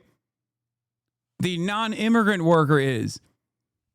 He's maintaining all the cookies instead of distributing it evenly. That's the point. He could be giving a lot more cookies to this guy and a lot more cookies to this guy, evenly, according to their output. But he's not doing that. And this fucking moron can't even comprehend the simplest fucking meme. That's the point. This isn't even like media literacy at this point. This is not even media literacy. You're like, oh, I watched Starship Troopers and I didn't get it. Okay, fine, right? Maybe it's too complex for your fucking stupid ass brain, okay? And this dumb fuck unironically looked at the simplest image that reduces the ways in which wealthy capital owners divide the public through sectarian, ethnic, national divisions in an effort to retain the large share of your productive output that is also known as profits, instead of evenly distributing it amongst the working class. And you still went, nah, dude. The fucking wealthy capital owner is correct. He would give me more of a cookie if there wasn't a brown guy involved. You're a fucking moron.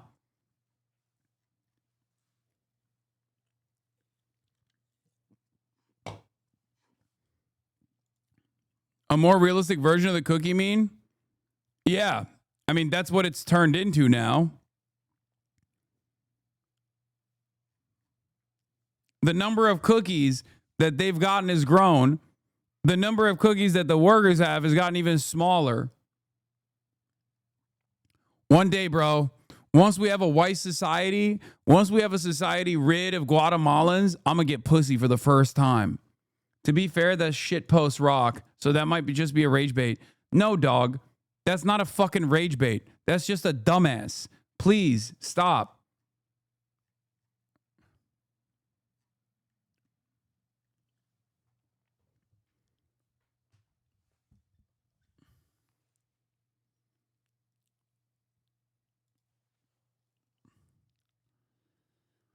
Oh.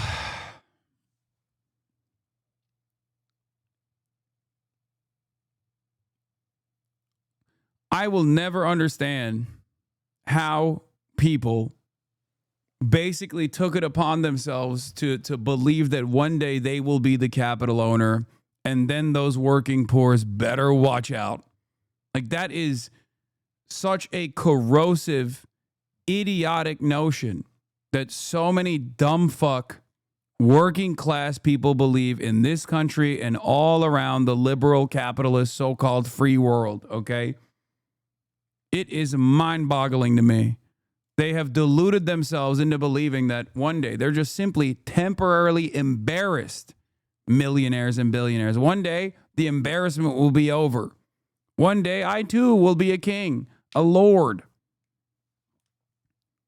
Meanwhile, if you're not there right now, why don't you just advocate for your best interests, stupid? You're not there right now. You might as well have an easier go at it for the time being, right? No. I know that guy's a Nazi chatter. I know. Dumb fucks. Great replacement.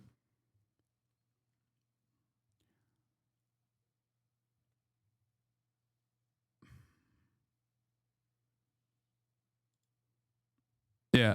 Modern media literacy is just people looking for bias, manipulation, and hidden agendas where they aren't, while missing the plain meaning right in front of them. It's like treating every joke like a puzzle, every arc like propaganda, every message like a secret code. I like that this guy immediately goes, fun fact, Oda put a lot of Christian iconography in all of One Piece. So if we use their way of thinking, that means One Piece is inherently Christian. Now, I don't actually believe that statement, and I think it's just an amazing story. I don't believe it, but like I wish it was true. I'm going to do exactly what you claimed.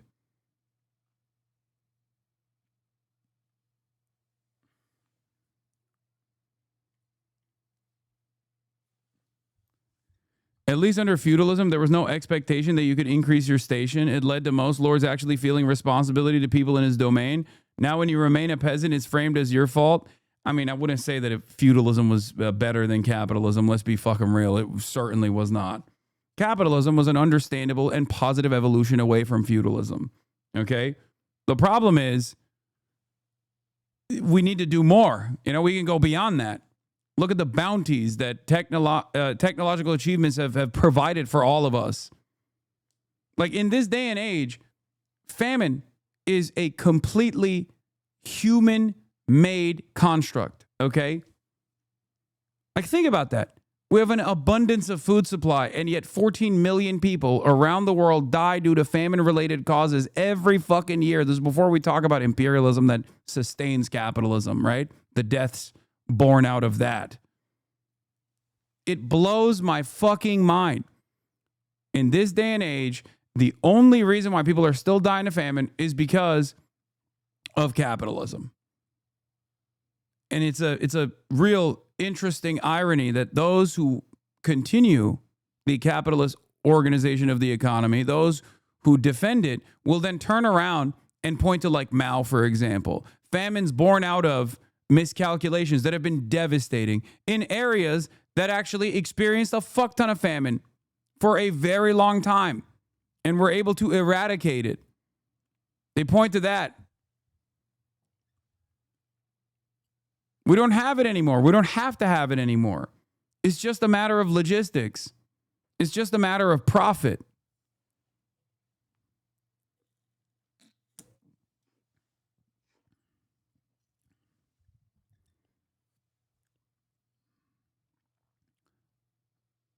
Anyway,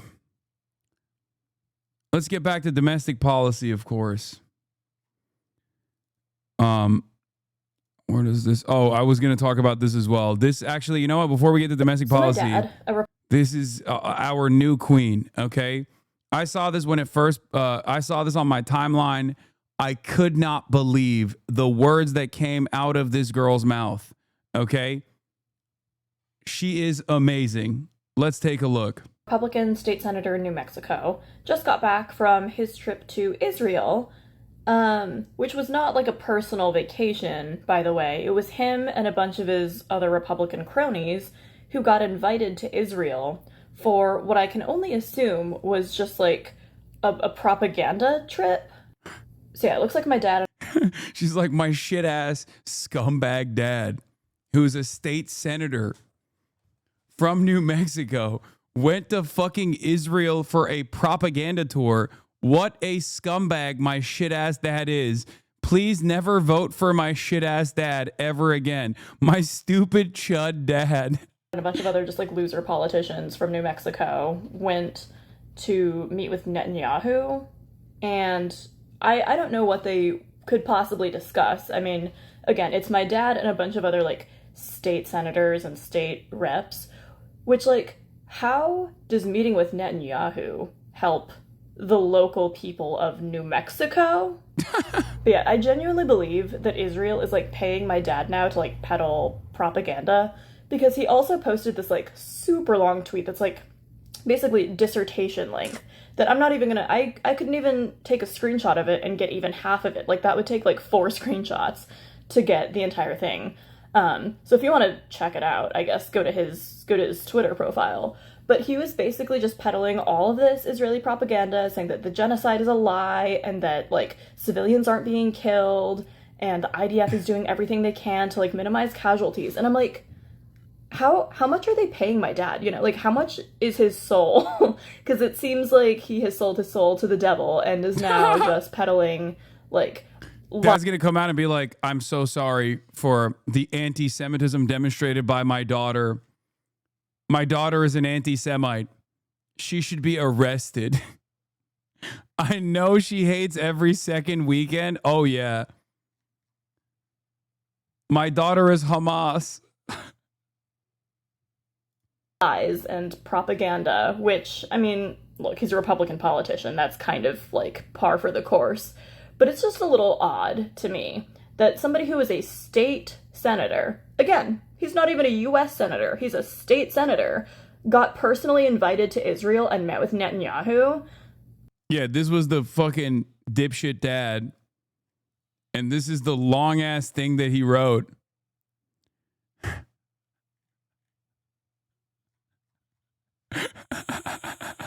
Like, what is going on here? What happens to people when they let someone who's pro-Israel take over their account? They all turn into fucking Bill Smokes Crackman. They start Ackman posting, okay? Just a long sequence of words that mean absolutely nothing. And it's just so long and it can't be compressed, which is precisely why people go, I'm not going to read that, dude. Shut the fuck up. I'm genuinely so confused, and I don't know. I think there's some like nefarious stuff happening, and May I God just bless genuinely you all. hope that this will be the end of my dad's political career, because he is clearly not somebody who has like his constituents' best interests in mind. He just wants that Israeli propaganda money, I guess. There ain't no way he actually turned around and responded to track APAC tracker with, may God bless you all. Bless your heart. You're going to the bad place.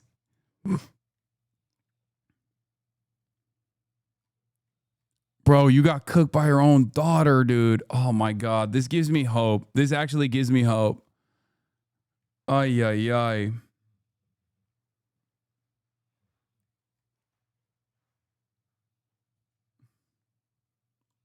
I live in New Mexico and J Block's district. He's an absolute disgusting piece of shit and has at least 5 kids with 4 women. Also very interested in youth female sports. Oh, God. Oh, God. Oh, apparently the Greek Navy has also arrived.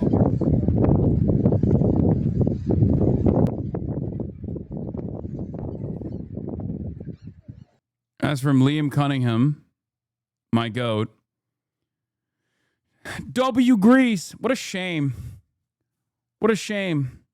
Ardo shit. Where is our Navy, huh? Where the fuck is our Navy? You're going to let the Greeks show up? You're going to let the fucking Greek Navy show up before the Turkish one? Ardo shit. Shame on you. Where the fuck's the Turkish Navy?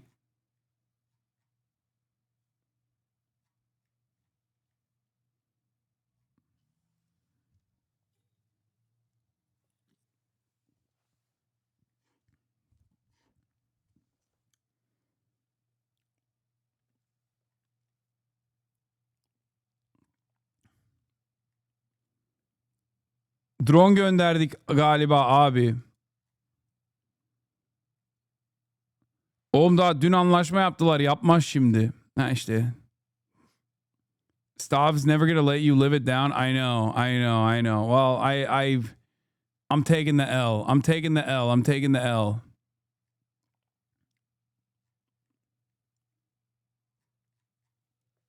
I can't. What can I say? What can I say? We're too busy with.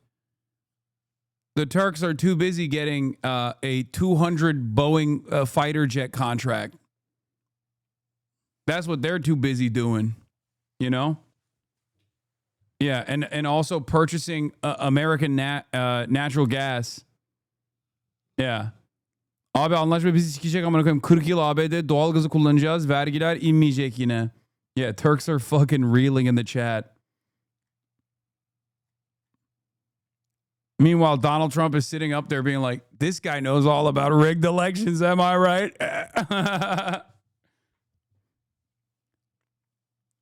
Ay, ay, ay.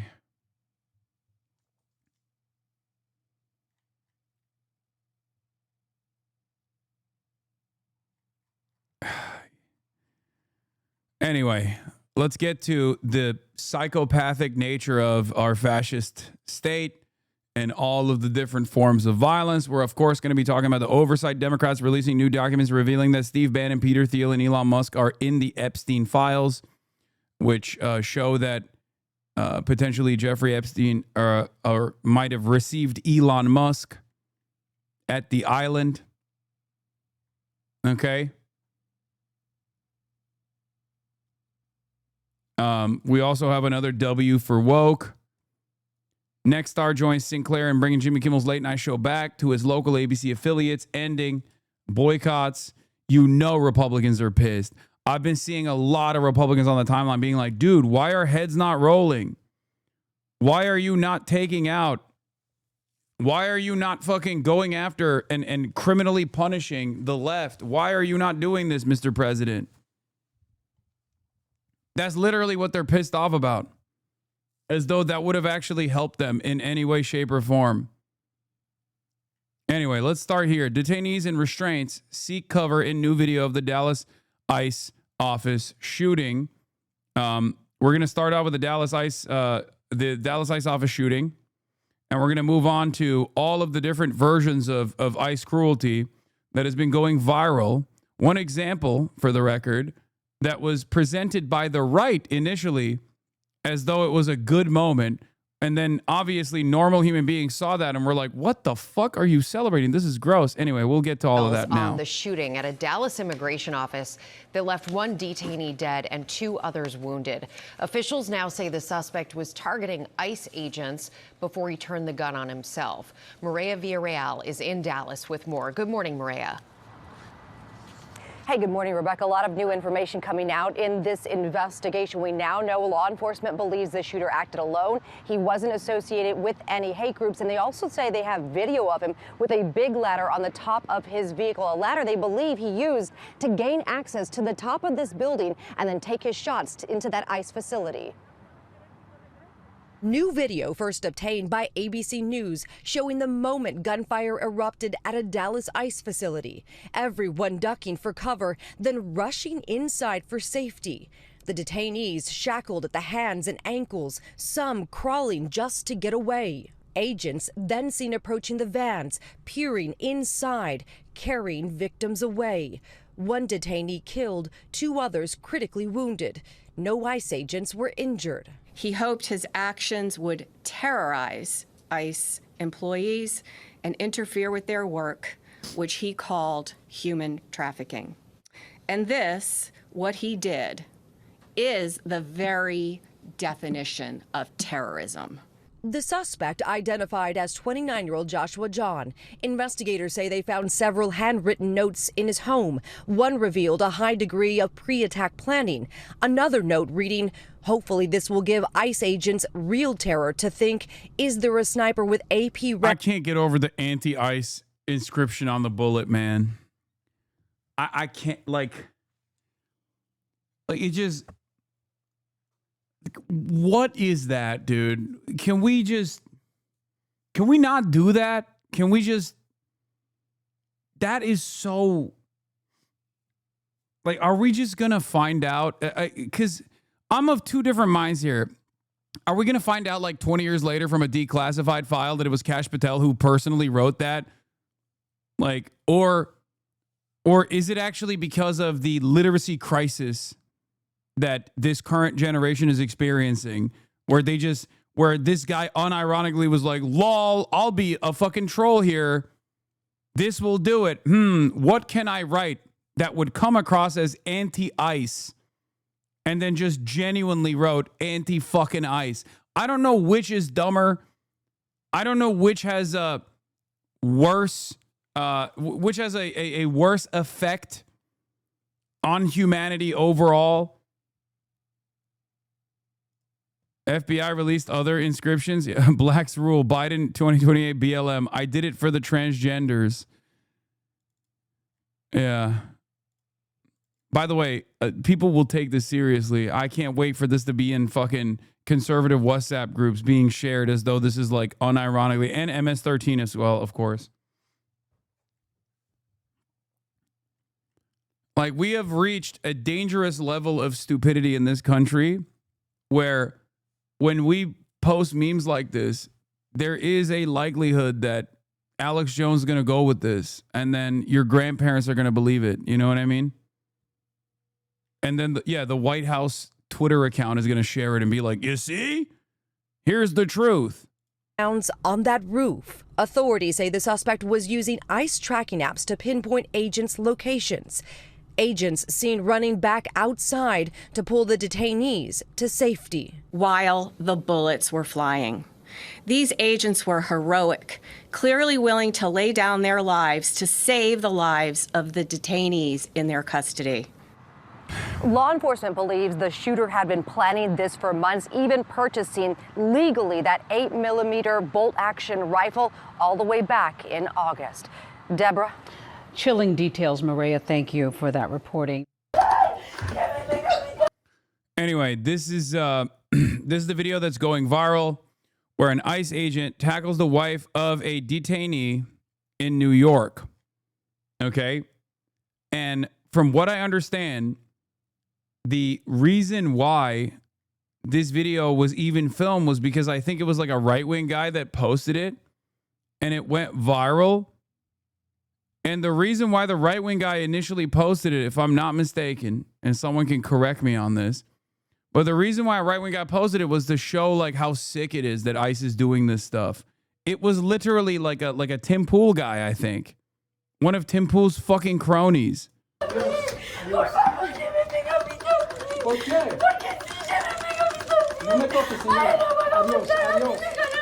Now, this is from Stephanie Keith of Getty Images, obviously. But originally, this went fucking viral. Did he delete it? Yeah. White House correspondent for Timcast, Elad Eliyahu, posted this. The hysterical wife of the detained alien follows around and confronts the ICE agent who repeatedly tells her adios, then two-hand pushes and shoves the woman to the ground in front of her children. Court security is brought to remove the woman. And people were looking at this video and going, hell yeah, baby. This is what I voted for. Okay? This is what I voted for. That's what they were doing over there on Twitter, thinking like this is a cause for celebration. Also, yes, it begs the question, why the fuck does Timcast have a White House correspondent for the record? What a strange situation.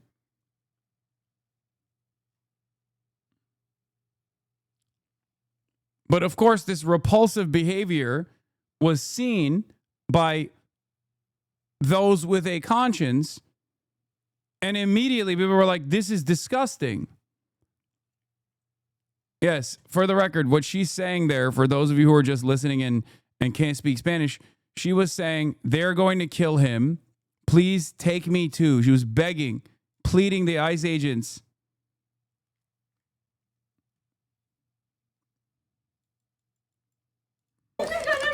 In front of her kid, too. In front of her kids. Adios. Oh, come on, man.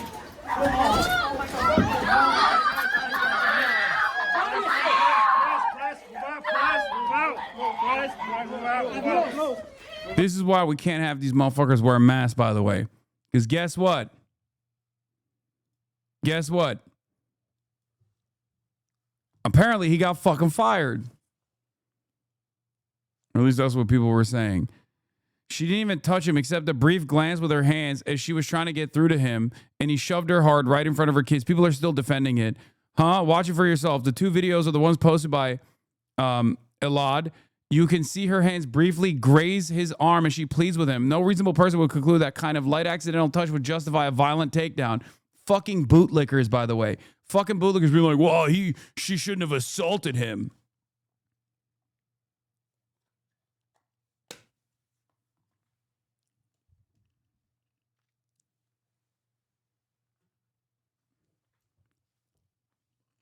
How can these guys be such evil fucks and such bootlicking pussies at the same time? It's crazy.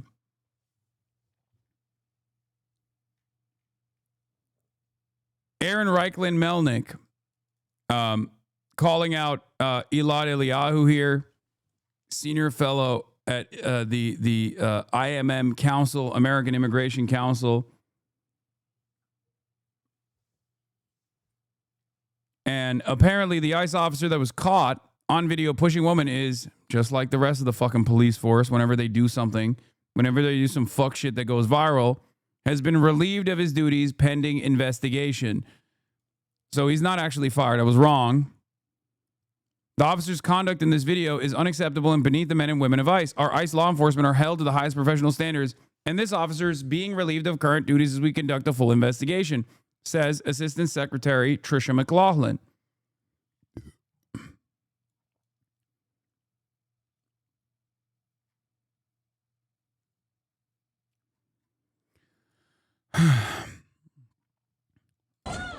They're rabid sociopaths, dude. And for the record, if you think that this is one singular incident, you are wrong. It happens all the fucking time.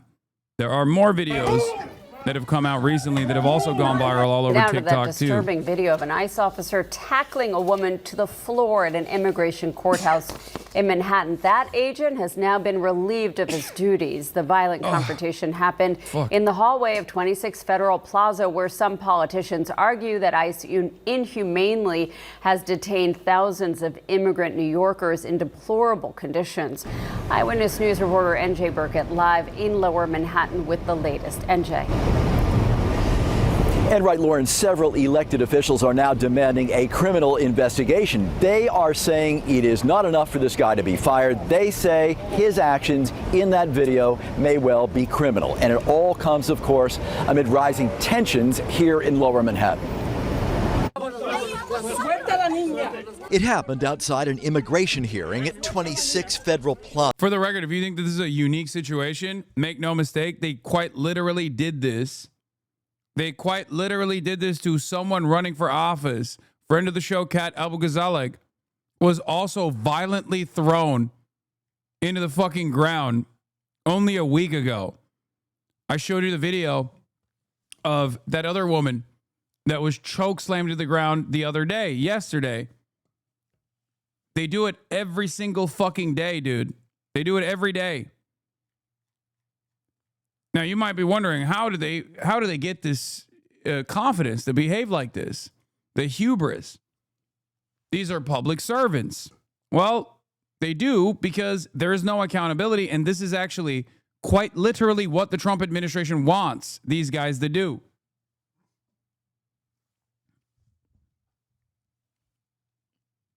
It's already a self-selecting pool of public tyrants, even worse than the police somehow.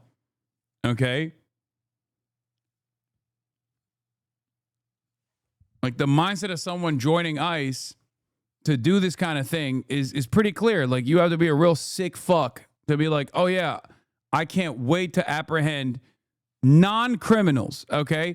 I cannot wait to violently seize and kidnap just regular ass dudes. Make no mistake, no matter how much stupid right-wing fucks try to tell you that these guys are actually significant criminals. They're actually engaging in a crime syndicate or whatever. No, it's just regular ass dudes, man. They're dudes that work at the restaurant that you go to. They're dudes that pick the crops. They're dudes that work on the factory floor. There is no crime there. The only crime is what the government has done. A lack of recognition for all of their work and a lack of proper paperwork so that capital owners can turn an even larger profit. One that actually also ends up depressing the wages of the existing working class, of the domestic labor force, American citizens. The solution is not mass apprehension and mass detention and mass deportation. The solution is mass amnesty. Mass amnesty and mass unionization, so they can, side by side with the rest of the working class, no longer have two tiers of labor in this country and demand more of the productive output that they yield.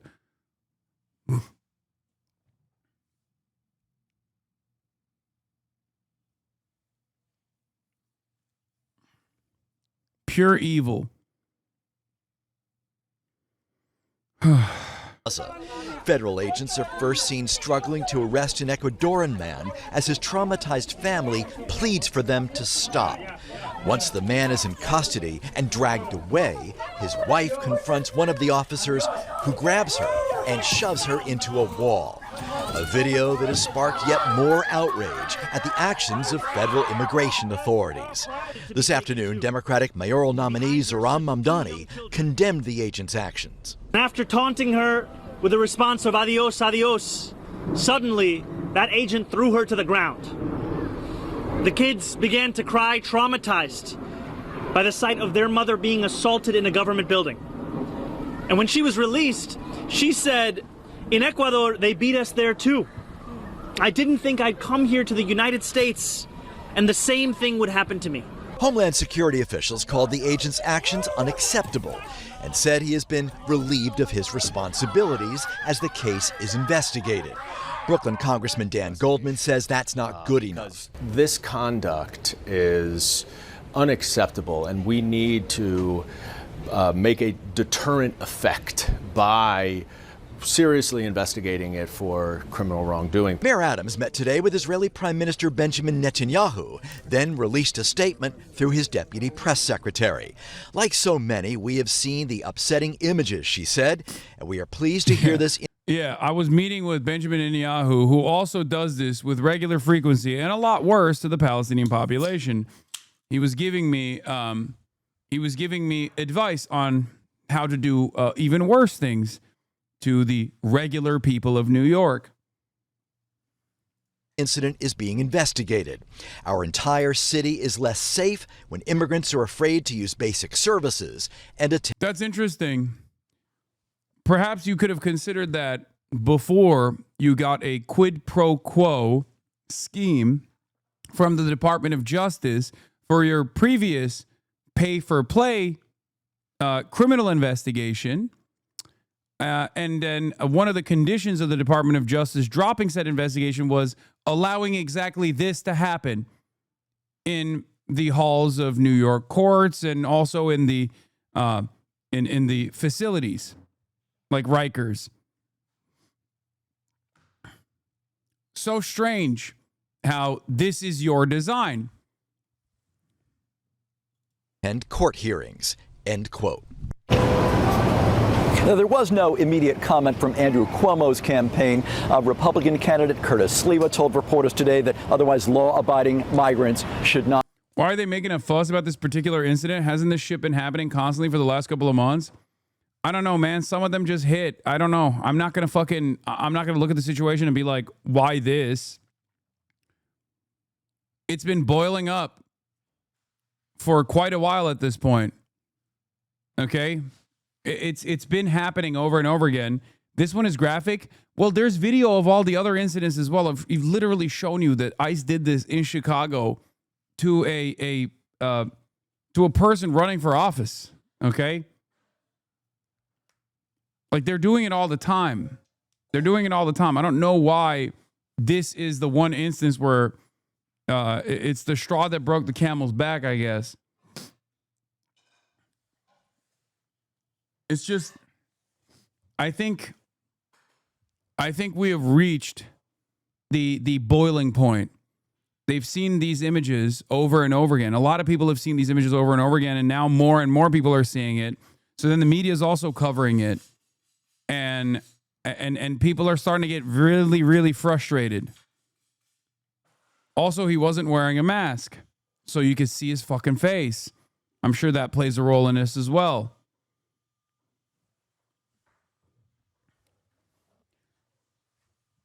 Just like with Israel, this will be the most popular day of the Trump administration and all of its policies.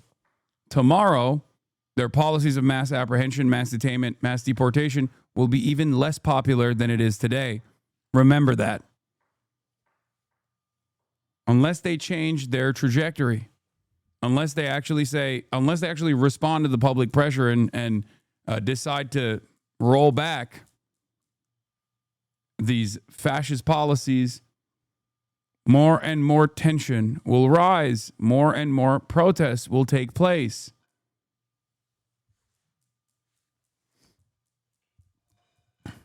It's that simple.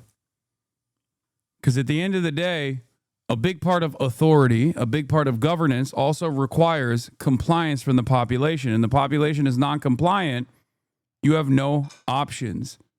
You either try to squeeze out, stamp out any sort of discontent that you possibly can, create a chilling effect. But even in that, even if the response is ever larger in the aftermath of said militant action, okay, we'll have complete fucking chaos. Be deported. This has, of course, become a flashpoint in the race for City Hall. Much more on that part of the story coming up on Eyewitness News at 6 o'clock tonight. For now, we're live in Lower Manhattan. I mean, it's basically like they can't kill all of us, right? Like that's the mentality here. They can't fight all of us. They just can't.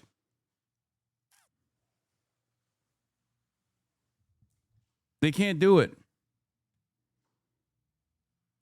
We covered the incident with ICE where they held a 5-year-old hostage as a means to get the father out of the house. That was gross. That was disgusting. There was another viral scene that played out in Hyattsville, Maryland, just 7 miles northeast of the White House. I'm sure you've seen that other one too. With the bald agent. ICE agent goes viral. Let's take a look at that one. He drops his fucking service weapon. Absolute psychopath. Why can't I fucking full screen this video? What the hell is going on? Anyway, here, just watch. Give me a fucking arm! Give me your arm! Give me your arm! Sácalo o te vas. Give me your arm! Ayuda! Help! Help your hand! Help me! Help me! We are police. Help me! Help me! Help me! His eyes! Dude is screaming, help me, help me, help me. ¡Recompensa! ¡Ayuda! ¡Ayuda! ¡Ayuda! Help me! Help me! Help me! ¡Ayuda! Help me! I can't full screen it.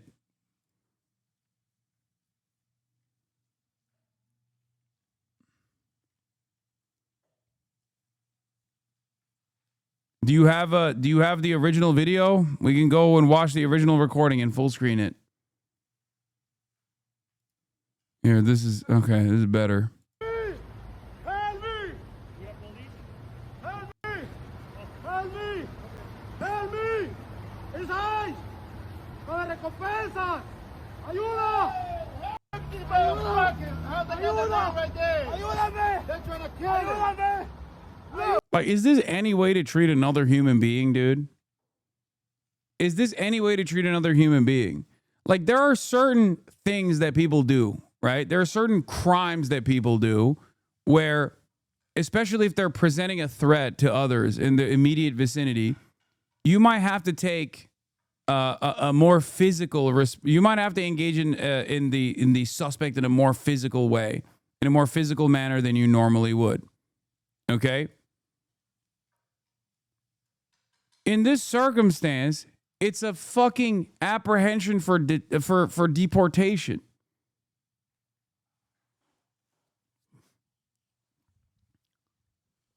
The physical assault that's taking place here is literally more violent than like 99% of the civil violations that they're even apprehending people for.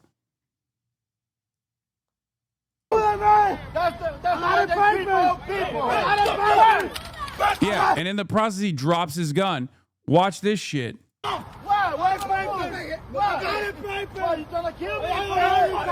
And his fucking ammo is his.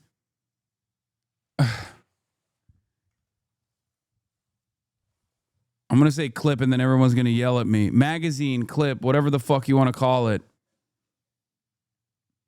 is on the ground.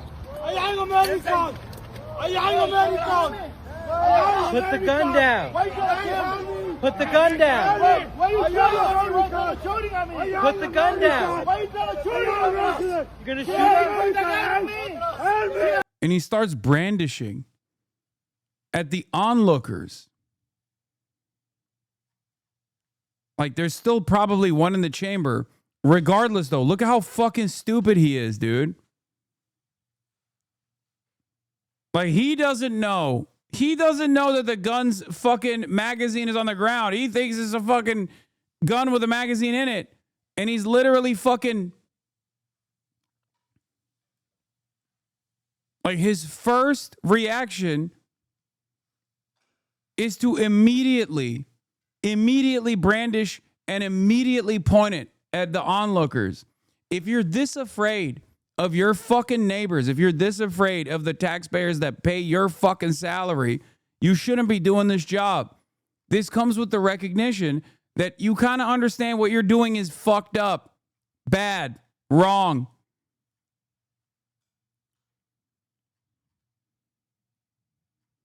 Yeah, his glasses are in the tactical position of Chuck Schumer. Look at this, while he's like trying to apprehend this dude.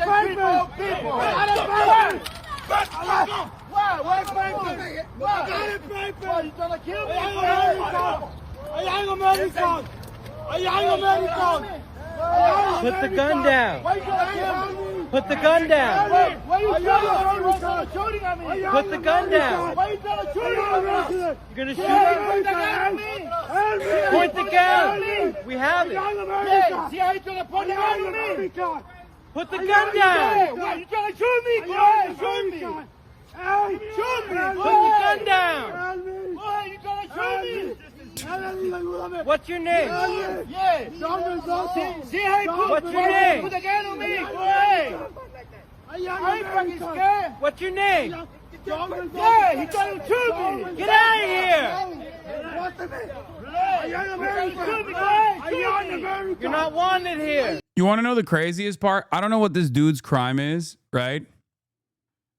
But this kind of shit happens not only to people who are undocumented, who have done no crimes whatsoever, okay?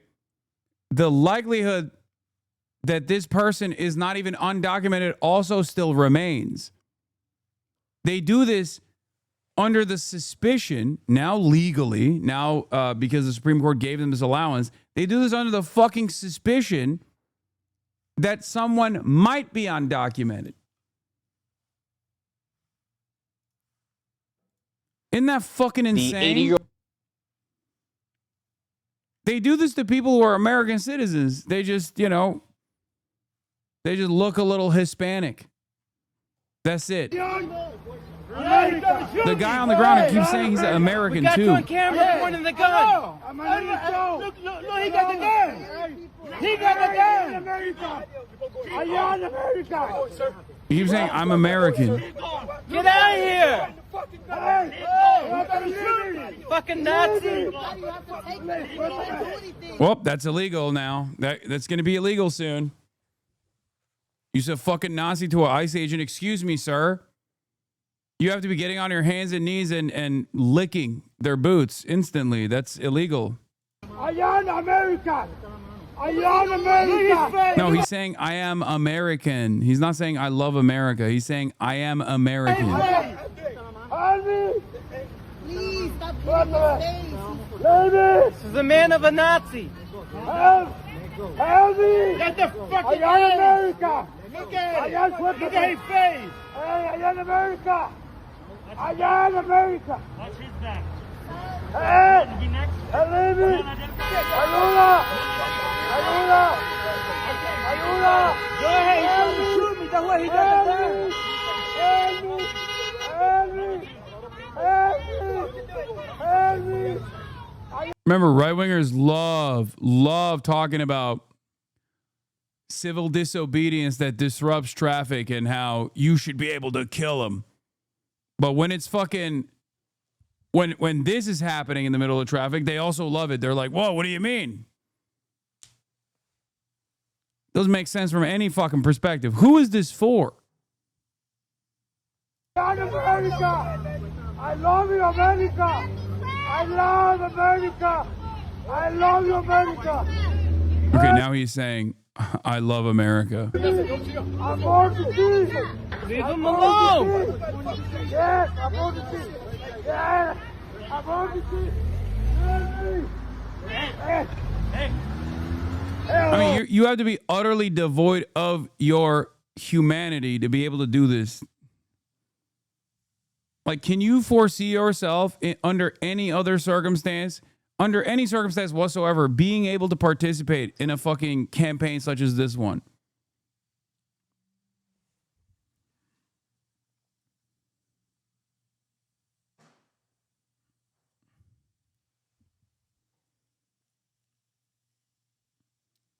If I knew someone, anyone that was doing this shit, I'd be like, nope. You either got to quit or I will never see you ever again. I can't even comprehend. Hey, Unc, here, look again. He almost grabbed the gun. Brother, he has 2 people on him. What the fuck are you talking about?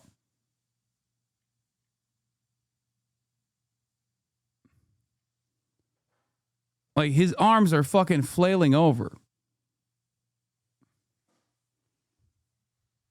He pushes the gun away, but I don't even know if that's a conscious decision.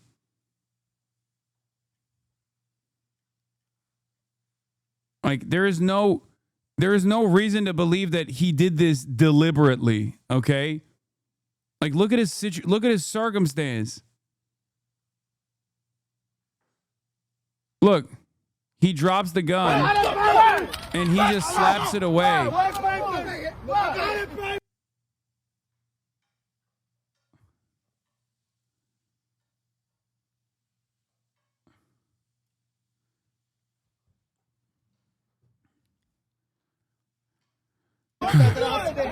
Anyway, people keep coming up to him. More agents show up. What's your name? I am America! ¿Qué es su nombre? I'm born to see! Hey! Please read my context. ¿Qué es su nombre? Ayúdame! Get your badge number! ¿Qué es su nombre? Then get the badge number and name! No! Come on! No! Hey! ¿Qué es su nombre? Help me! ¿Qué es su nombre? Help me! Hey! Ayúdame! I just saw a TikTok with almost 2 million vids of you having a fight with Laura Loomer, lol. Oh, let me see it. Or wait, is it my TikTok? It might be just my TikTok. Hey! Policía! Policía! Policía! Mano, quítame! Hey! Hey! I don't want to break his arm. Bro, I do not want to break your arm. ¡Ayuda! ¡Me está matando! Hey, back up. ¡Suéltame! ¡Suéltame! ¡Ah! ¡Ayúdame! ¡Ah! Grab leg guns. Grab leg guns out of the truck, out of the car. No. ¡Ayuda! ¡Ayuda! Grab leg guns out of the car, please. What's it up? Black Eyes agents as well. I mean, yeah, also 52% of Customs Border Patrol is Hispanic, brother. What are you talking about? This is a multicultural institution of fascism. This is why I always fucking say American fascism is not what you think it is any longer. Okay, it's not just like skinhead white dudes that talk about their deep roots in this country. They're not comprised entirely of white Anglo-Saxon Protestants and people of like European descent. Make no mistake. This is a very diverse, multicultural institution. Of course, the primary victims are non-white, obviously, but that doesn't mean that its soldiers are entirely white.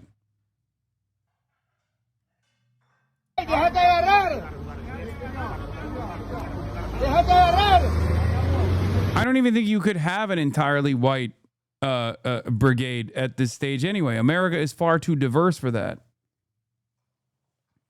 Like, this is what I also bring up when people talk about like the profile or the background of another school shooter, right? Where they're like, well, whoa, what the fuck? This is a black guy. And it's like, it's a black guy who is a white supremacist. Or they'll be like, whoa, this is a woman. This is a female school shooter. It's like, it's a white supremacist femcel female school shooter. This person is trans. This shooter was trans. It's like, yeah, it's America. This is America. America is a profoundly diverse. It's the most diverse country on the planet.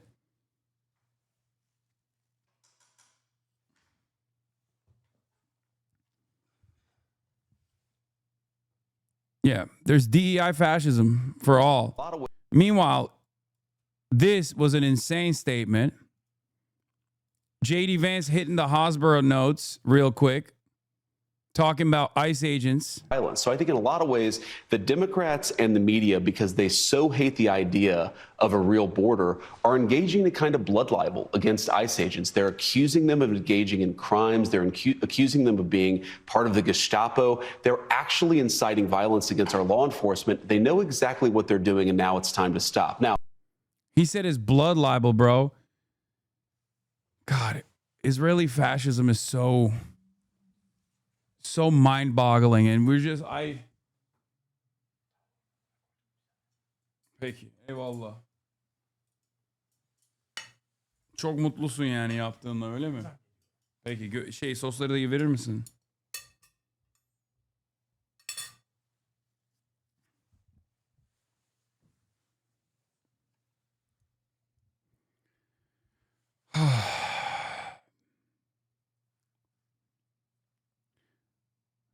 This is why I find it so strange when people can't comprehend Zionism as a right-wing fascist ideology, right? How can you not see it? How can you not fucking see it? It is. Turkey has heard you, Hasan. Uh-oh. What happened? What happened? Turkey heard me. Erdogan heard you. Breaking. 2 Turkish armed military drones have joined the escort of the global summit Flotilla. Watch. A Turkish warship came to aid the global summit. Oh, shit. Oh, shit. They said we ain't going to get showed up by them Greeks, dude. Türk savaş gemisi burası Sultan Atasoy, dinliyorum. 24 saate yakındır motorumuz çalışmıyor, güneş panelimiz çalışmıyor. Türk savaş gemisinden yardım istedik. Onlar da bize en yakındaki Türk ticari gemisini bize yönlendirdi. Şu an Sultan Atasoy isimli Türk ticari gemisi bize doğru yaklaşıyor. Kaptanımız Tunuslu. Kaptanımız Hugo. Hayatımda ilk defa böyle bir şeyle karşılaştım. İlk defa bir askeri gemi yardım çağrısına karşılık verdi. 50 yıldır böyle bir olay görmüyorum. Wow! Atrak! Şufta! Büyük bir geminin bu denli küçük bir tekneye bu kadar hassas. Of course they got the motherfucking Mehter Marshal playing in the background too. God, my people love making a fucking big show of every damn thing. I swear to God.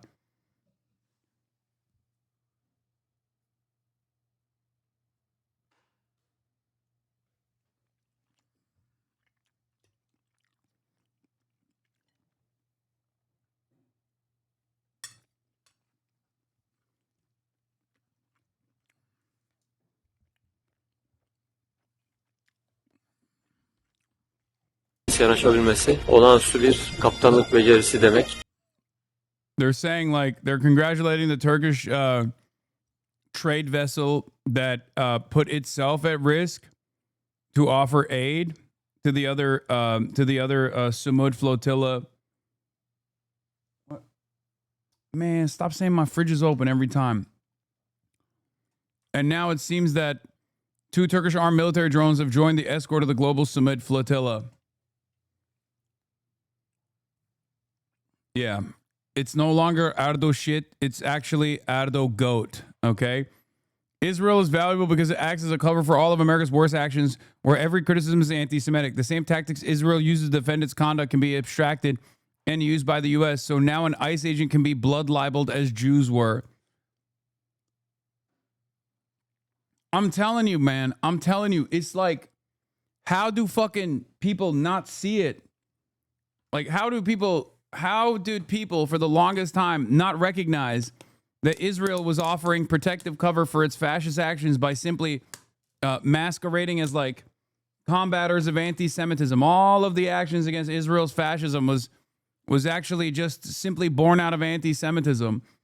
And now the same fucking reactionary forces here in the United States of America are trying to foolishly apply the exact same technique.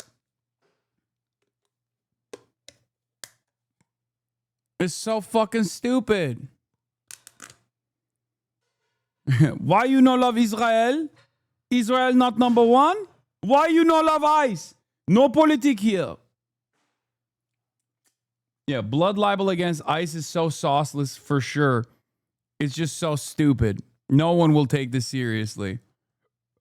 Anyway, speaking of ICE, once again, ICE in its endless efforts to find criminals has now caught yet another criminal. Des Moines Public School Superintendent Ian Roberts detained by ICE. We begin with breaking news in Des Moines tonight, where immigration enforcement has arrested the man serving as Des Moines Public Schools superintendent. Now, ICE says Ian Roberts is a Guyana national and was wanted on prior weapons charges. Damn, dude. It's a Guyanese. Investigators say he's in the country illegally and tried to evade arrest today during a targeted traffic stop by ICE. Now, officers found his abandoned vehicle in a wooded area and was later taken into custody. Now, ICE says Roberts entered the U.S. back in 1999, and he was given a final order of removal last year and had no work authorization. Des Moines Schools quickly named an interim superintendent who addressed the incident at a press conference just 30 minutes ago. This is challenging on many levels, and the reality is that we may not have additional answers right away. However, the strength of Des Moines Public Schools is in its people, our leaders, educators, and staff who will continue to advance the... Please say something nice about the fucking superintendent. God damn it, dude. mission on behalf of our students and families as we wait for clarity in what comes next. An ICE official today expressing surprise that Roberts was holding the superintendent position. An ICE field office director saying, quote, how this illegal alien was hired without work authorization, a final order of removal, and a prior weapons charge is beyond comprehension and should alarm the parents of that school district. Ayuda! Help! Hand your hand! Help me! Help!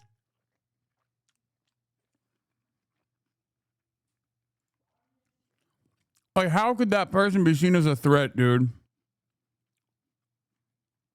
Also, they're trying to present him as like a terrifying figure. And what they've done to present him as a terrifying figure is show that he is a gun owner in fucking Iowa. Okay? He had a loaded gun, a fixed blade hunting knife, and $3,000 in cash in Dr. Roberts' vehicle. He's a fucking PhD. Dr. Ian Andre Roberts, who ICE is an illegal alien from Guyana and an active ICE fugitive.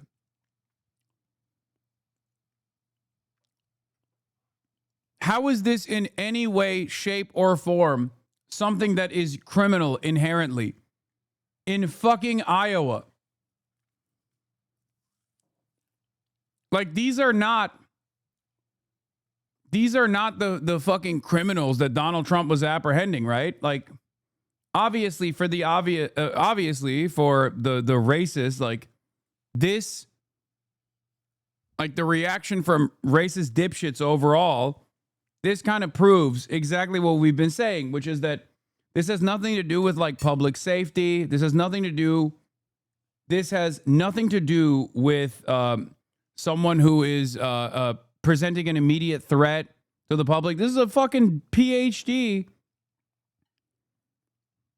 who is a fucking school superintendent, man.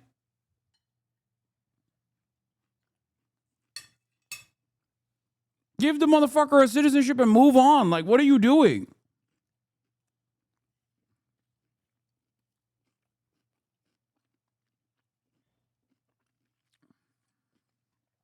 It seems he was also a former Olympic athlete, too.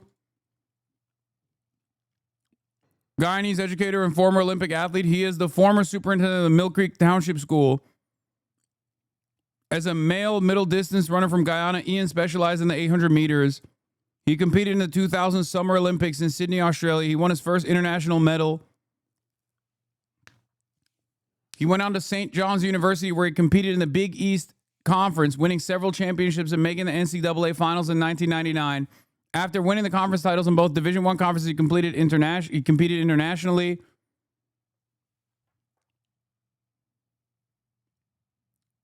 Like, these are some of the best people. What an insane thing to do.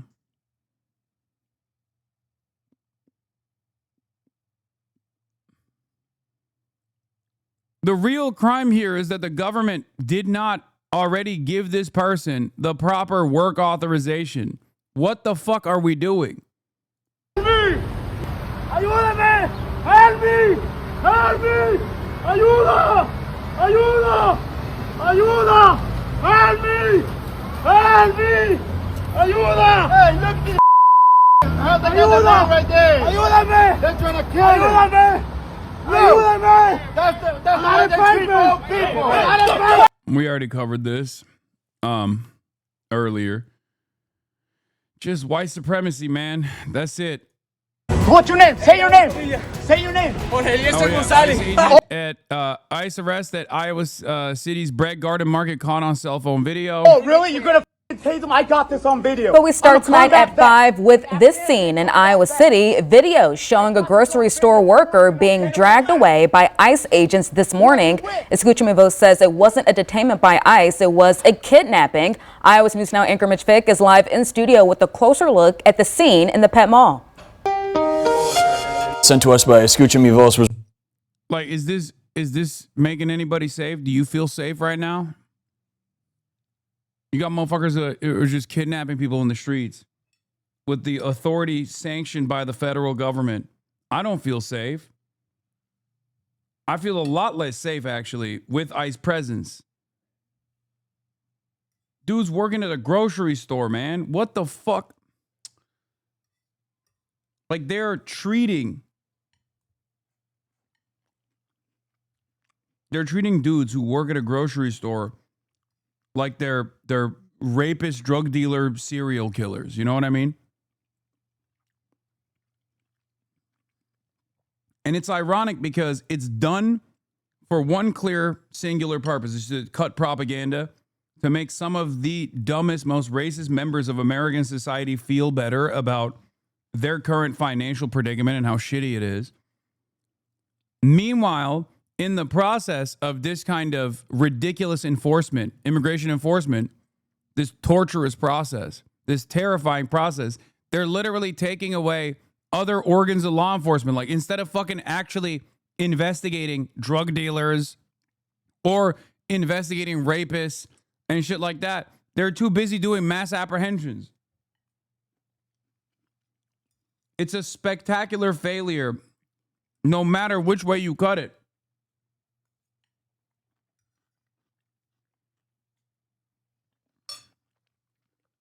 recorded inside and outside of the Bread Garden Market there in the Ped Mall in Iowa City. It starts as those three men who eventually say they are federal agents basically tackling an employee inside the store. Officials with Escucha Me Voz say that's Jorge Eleazar Gonzalez Ochoa being taken into custody just before 11 this morning. You heard him say his name near the end of the video as he was loaded into a silver Dodge minivan. Those men eventually pulled a taser on him even after he'd been on the ground for a while. In a social media post, Escucha Me Voz says he'd been living at the Catholic Worker House. They called today, like Nicole just said, a kidnapping, adding that it, quote, disrupted business, terrorized customers, and put the entire community at risk. Gonzalez Ochoa, just in the last half hour, 45 minutes or so, now listed as an inmate on the Lynn County jail roster. Doesn't have any sort of criminal record in Iowa. City of Iowa City also releasing a statement in the last hour say they didn't have any heads up about any federal operation today. They found out what was happening when witnesses called police about it.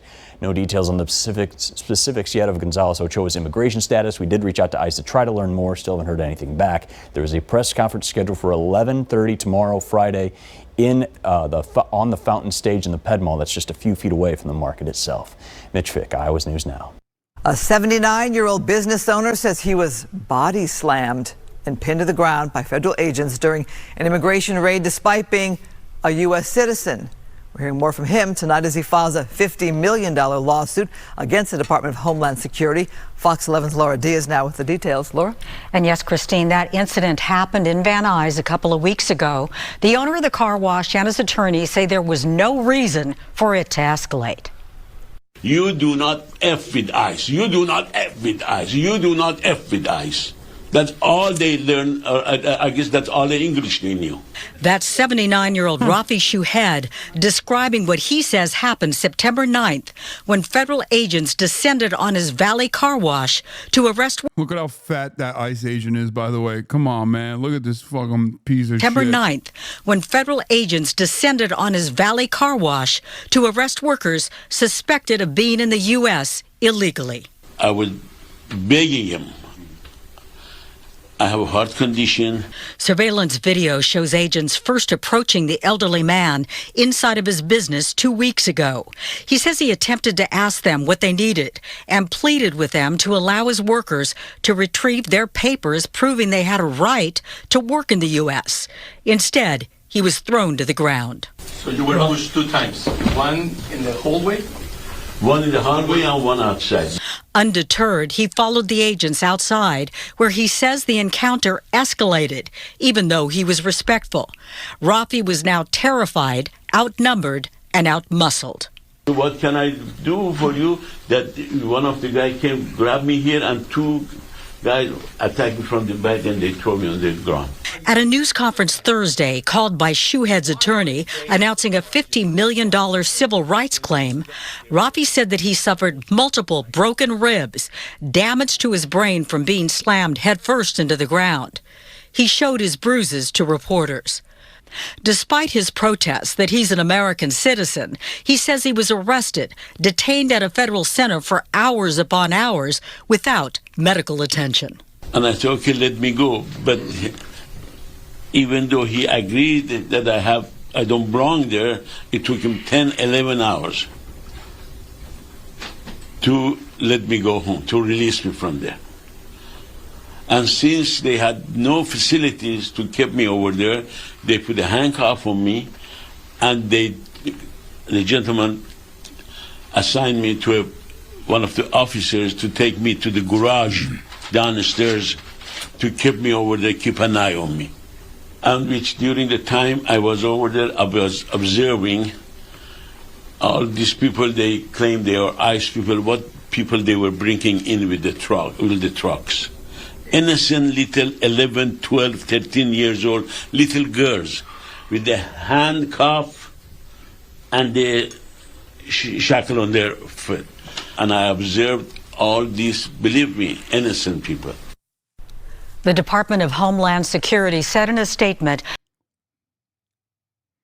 I want to remind once again that there is literally no reason for the government to to be doing any of this shit other than the fact that they are not even remotely fucking invested in fixing the material problems that people are experiencing, but they know that dumb fuck racists will actually look at this shit and go, hey, at least they're fucking over the Mexicans.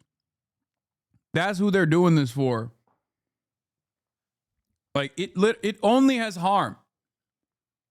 It creates a dangerous environment, an unstable environment. It creates, it destroys the social fabric that holds our communities together. It's all bad. It fucks up the economy. And the solution to it, because of the insignificance of the supposed fucking violation here, which is a civil offense, the solution here is just paperwork, just giving these motherfuckers the paperwork that they deserve to work freely in the United States of America. And instead, they're just spending so much goddamn money on this show of force to soothe the interests of the most racist scumbags you've ever fucking met.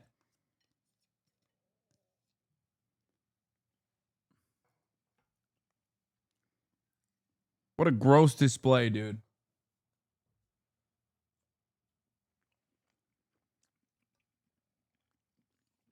Yeah, now Trump's goons also make profit too with the for-profit prison system.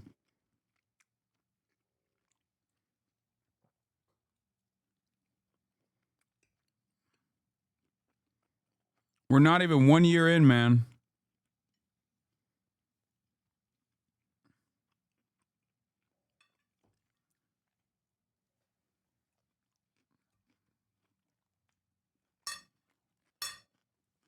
Where'd you think it was going to go?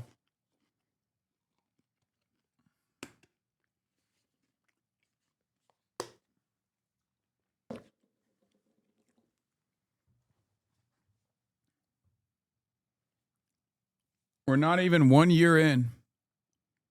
And this is the type of shit that they're pulling off. And they don't even have any sort of popular support. And what remains of their support is diminishing by the day.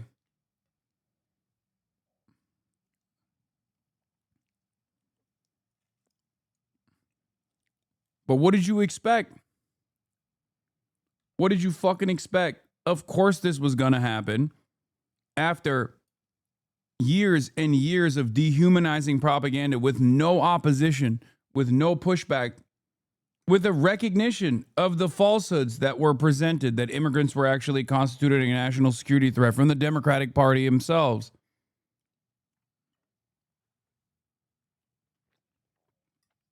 And for the record,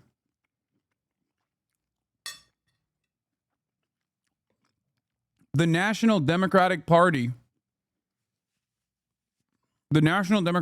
on this issue is still noticeably absent from the conversation. On Gaza, they're still noticeably absent from the conversation. These are some of the more high-profile, divisive issues that this administration has taken on. And Democrats are just keeping fucking quiet. They're not even doing something that would benefit them. They're not even using this discontent that has organically developed to their electoral advantage.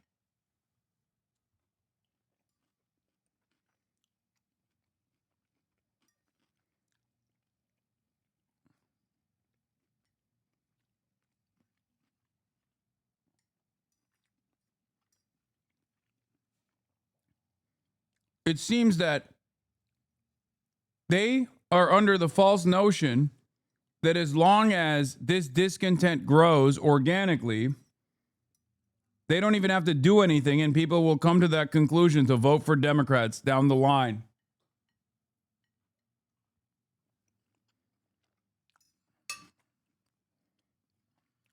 It's incredible. That the operation targeted 5 undocumented immigrants, and that Shoehead, a U.S. citizen, was arrested for allegedly assaulting and impeding a federal officer. Christine?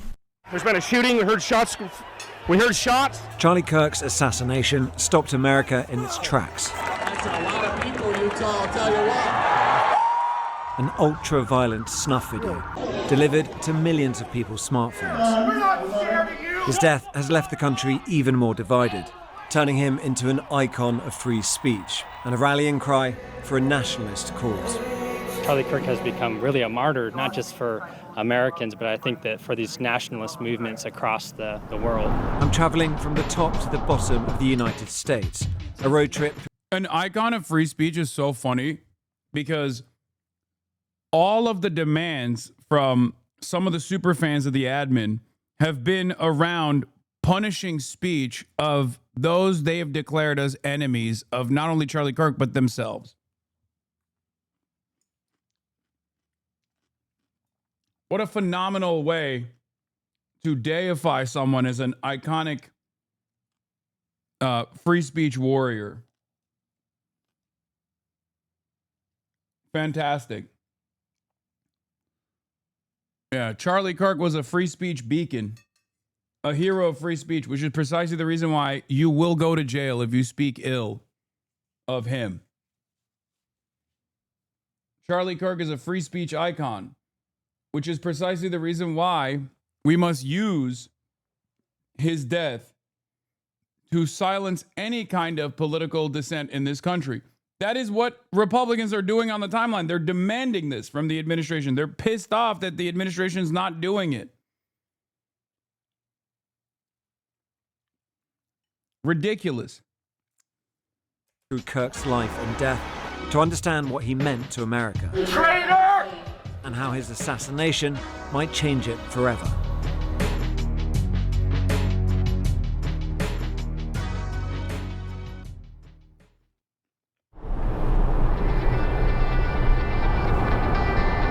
This is actually where Charlie Kirk was going to speak next. And that debate is still going on without him. So I suppose we're going to see what that show looks like, what that movement looks like without him. This is how Kirk became famous, arguing with students on the campuses of America's universities. The battleground, as he saw it, for the country's future. A liberal group called Unfuck America had been scheduled to debate against him here in Colorado.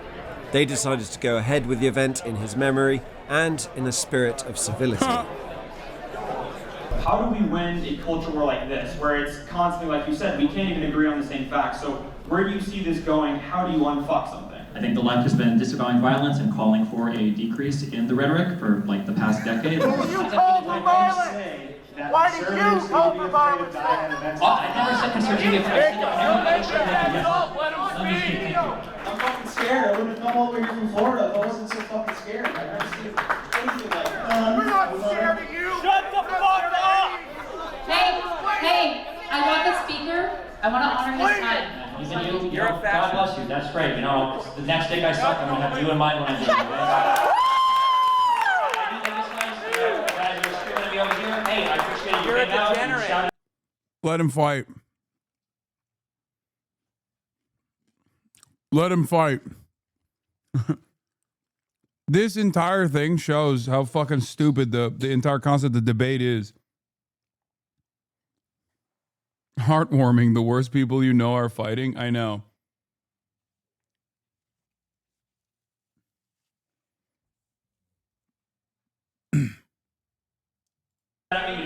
What did you make of Charlie Kirk? I mean, not talking about his murder, but just of him, the man, the movement. What did you think of him? I mean, obviously, I think his political ideology is abhorrent, but I mean, like, he's a very effective organizer. Like, I'll give credit where credit is due. He built a very impressive movement in an area that was considered unwinnable by conservatives. So, you saw Charlie Kirk get killed, and then you're upstage at a university where he was going to go and give a talk. You still wanted to get up there and do it.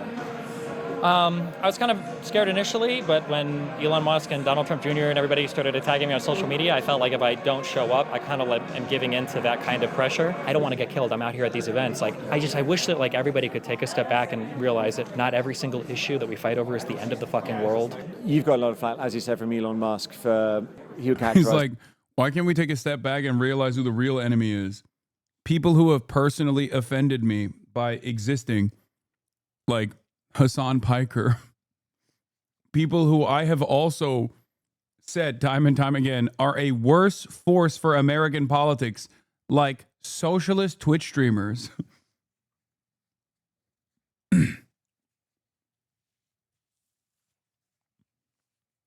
It's not even a joke. He literally did say that, which is so, I mean, it's pretty funny, especially because like the administration has been putting a target on him now, even though him and his bestie were actively aligning themselves with some of these fucking Republicans because they thought the Republicans would be more effective in deplatforming me than the liberals would. Yes, Epstein has said Epstein has said I'm worse than Donald Trump and Adolf Hitler.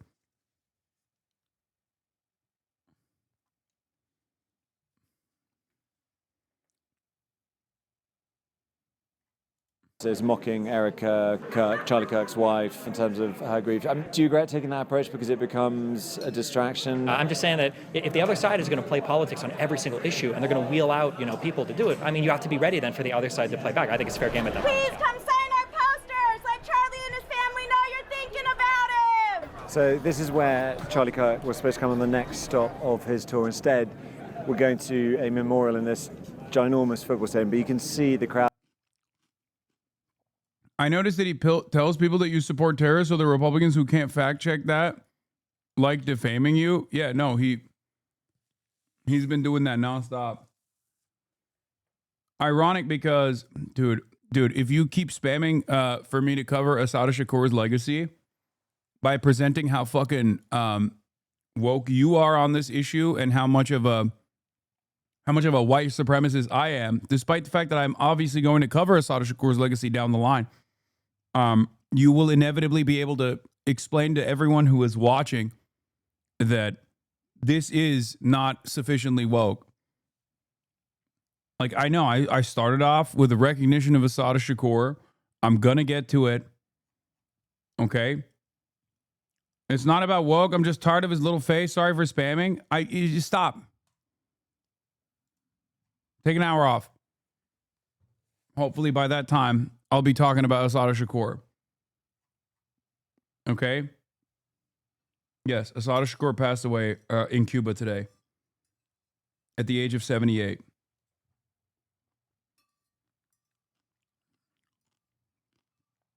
She was a revolutionary figure at the forefront of the civil rights struggle. And she's a hero in every right.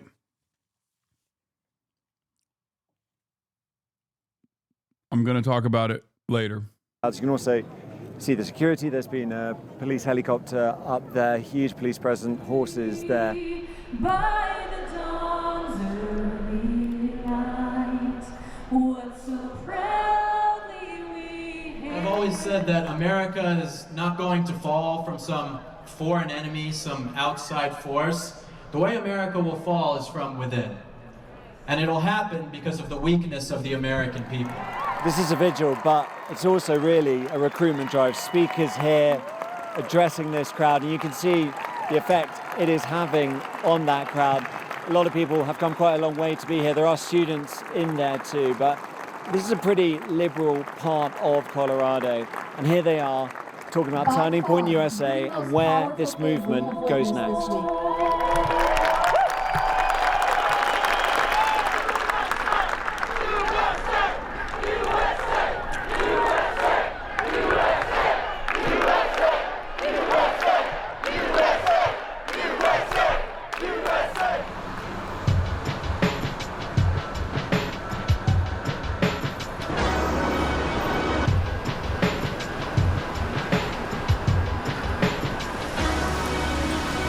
Like a lot of big cities in America, Chicago is pretty liberal, but it's also a Democrat stronghold. This is where Barack Obama made his political career, voted for Kamala Harris in the last presidential election, has always voted for Democrats since the early 90s. So it's perhaps a bit surprising that this is also the hometown of Charlie Kirk.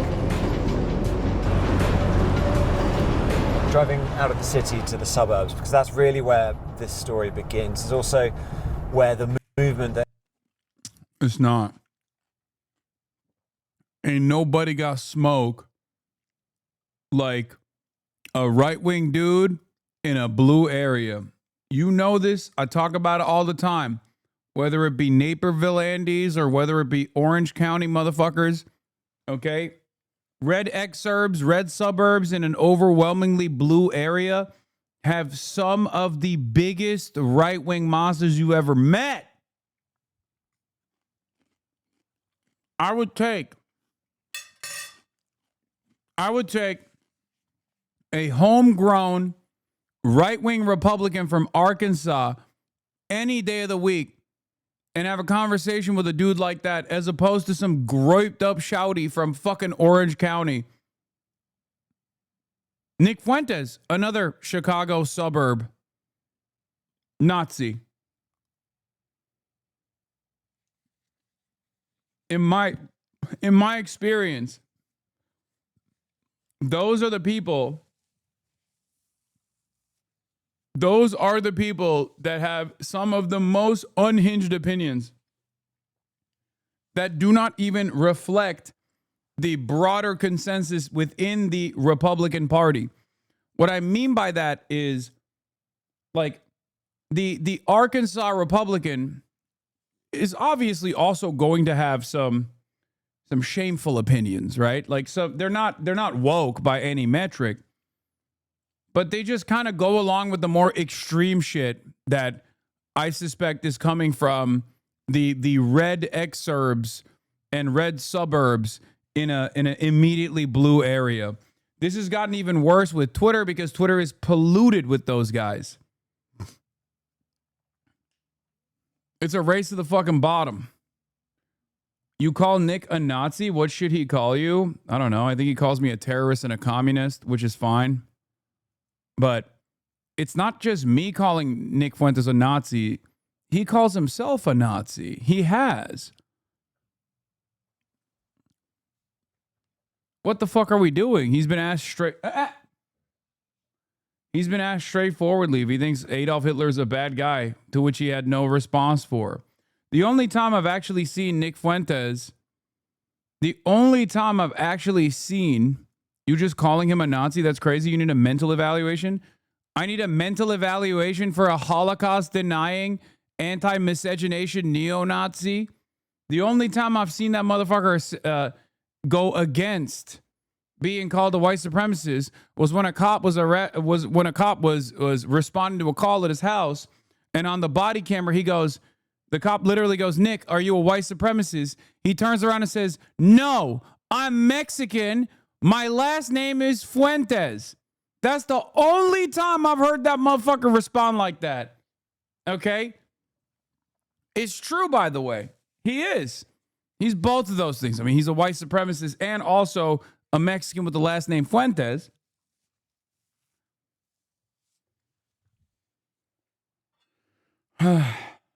Yeah.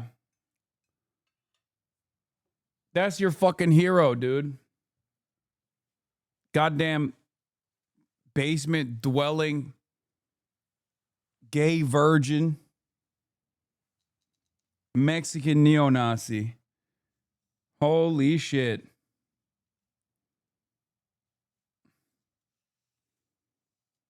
That's what's so crazy. Yeah.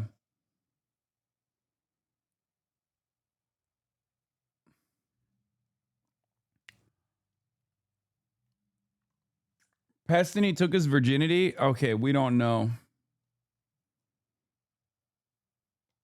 We don't know. He just gave him a suck job, allegedly. I don't know if that could be considered taking his virginity. Maybe his, like, blowjob virginity.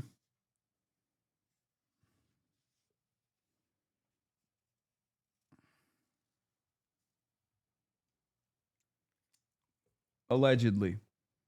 That is, of course, according to Sex Pestany's own admissions.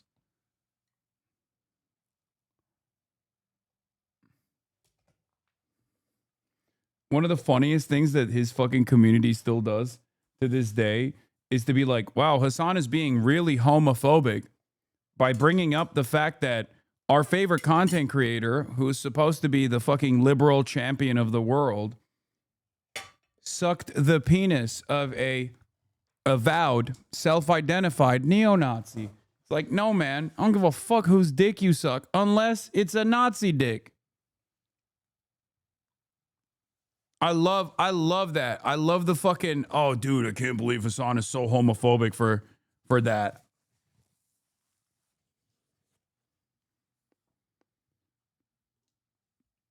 You may be officially cooked. Trump asked Supreme Court to decide whether he can end birthright citizenship. Holy shit.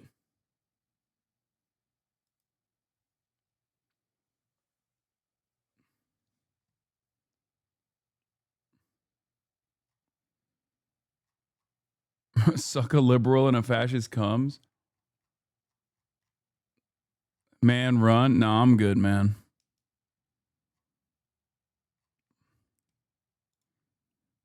Anyway, it is pretty funny that this motherfucker literally said, I need a mental evaluation for calling a self-described neo-Nazi a fucking Nazi.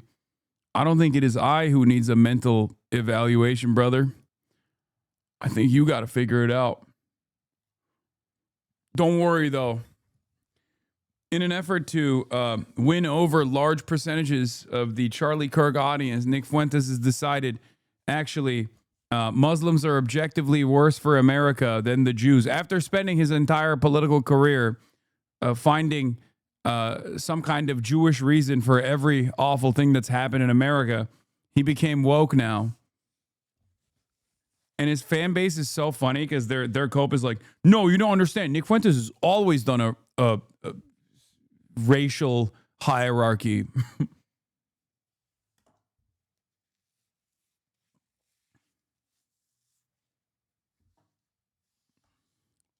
I guess maybe In Between sucks. Him and Destiny were agreeing on how much they hate Islam. He started Clues About Its Future, My Life.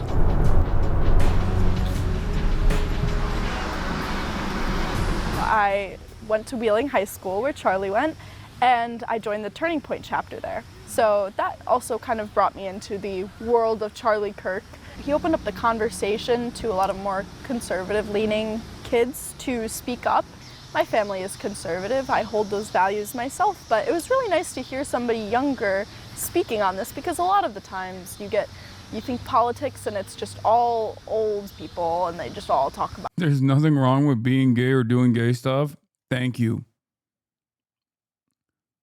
Thank you for your brave take, Femcel. Definitely the bravest take you could arrive at in this community.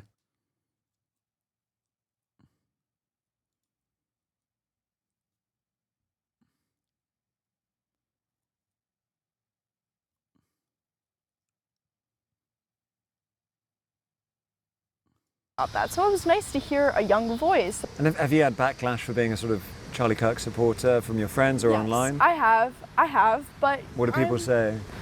That I'm horrible, that I'm racist, that I'm homophobic, that I'm transphobic, just all of the phobics. And I don't identify myself with any of that. I think that I'm a very loving and open person to anybody. Okay, so what do you think about trans people should be the follow-up question.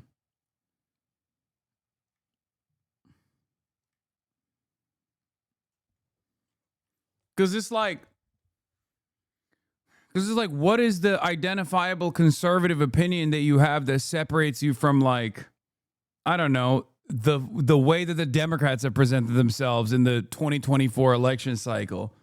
Because you can't say, oh, I want to pack up all the immigrants, which is already a radical proposition. But, like, the Democrats were also running on a fucking right-wing immigration campaign anyway, an anti-immigrant agenda anyway. Like, there are very few things that the Republicans basically posterize as their, like, prominent culture war issues. They're all culture war related. And all of them are just, like, you know, shit related to trans people.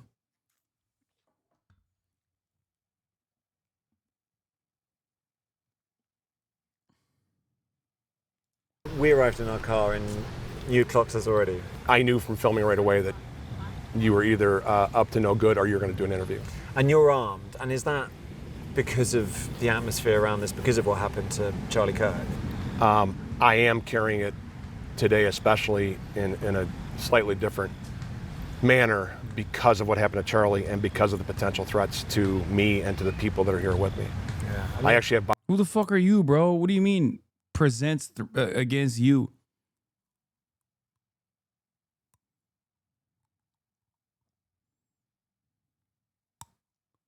body armor in the car too. So I mean, that's quite a scary way of looking at the world on a beautiful sunny day in a lovely residential district, but that's where things are. When you're a sheepdog, things are always a potential threat. I consider my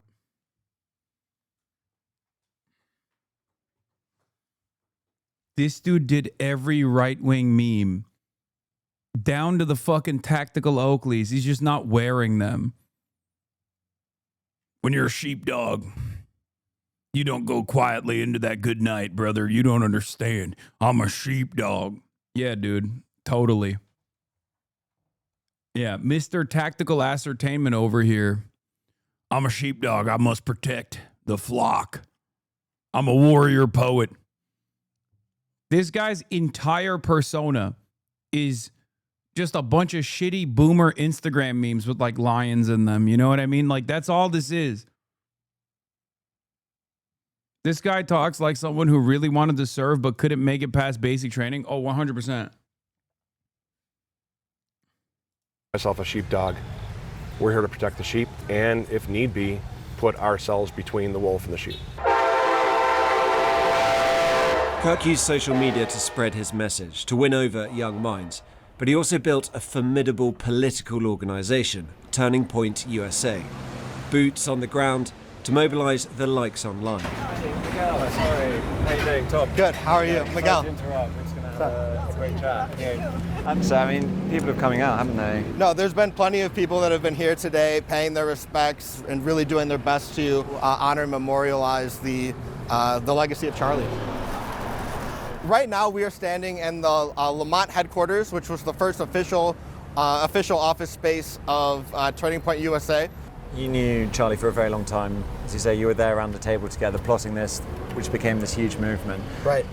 I mean, what was it like, the news for you, when you heard that he had been shot? I stupidly opened up my Twitter app or my X app, and the video was the first thing that I saw. And, you know, I really wish that I hadn't seen the video.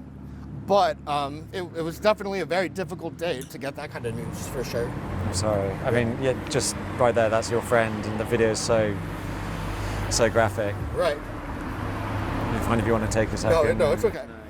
I think that there are plenty of opportunists that will want to see this as a Franz Ferdinand assassination type of an event in the culture war, who will want to take any... Franz Trinidad.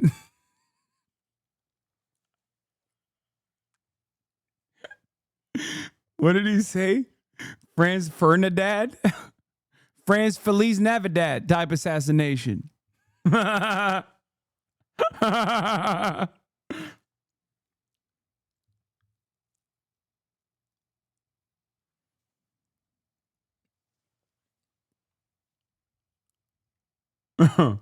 Oh, man. And every opportunity to use this to continue to drive division and to see this as an opportunity to create World War III. But I think that if we can really get to the essence of what Charlie stood for and what he would have wanted, is that he would have wanted us to continue to engage in conversation, to see the humanity of the people that we disagreed with. Yeah, we've been in the city speaking to people too who, you know, have... The Charlie Kirk Starbucks cups are such a fucking... like perfect distillation of modern day conservative grievances, where it's just about like enforcing your will upon what you have decided is like a liberal slave. Go to the nearest Starbucks and enforce your will upon the blue-haired SJWs that are gender neutral immediately. Okay? Charlie Kirk gets killed. What you must do is own the left. If you live in an environment where there is not like a college campus nearby, or maybe you're too scared to go to a college campus because they talk about, you know, logic and things like that on there, and they read books, and that's terrifying, is woke and gay, or because they're doing mass shootings over there now, then where can you go? From the safety of your car, the nearest drive-through. Out of all of the readily available stores you can go to, which one is the most woke? Which one is the most libtarded? Starbucks. Go up to a Starbucks and immediately enforce your will with the hopes that you could be victimized. With the hopes that you could be potentially victimized by a woke libtard with a septum piercing. When they say, yeah, I'm not writing that on a fucking mug. Which, by the way, they never did.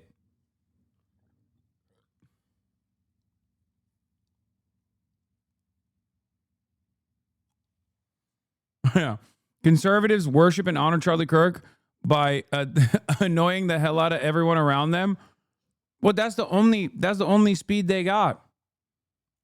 It's no different than the guy who comes in here with a sock account, who's just sad all the fucking time, and his immediate family members have left him behind.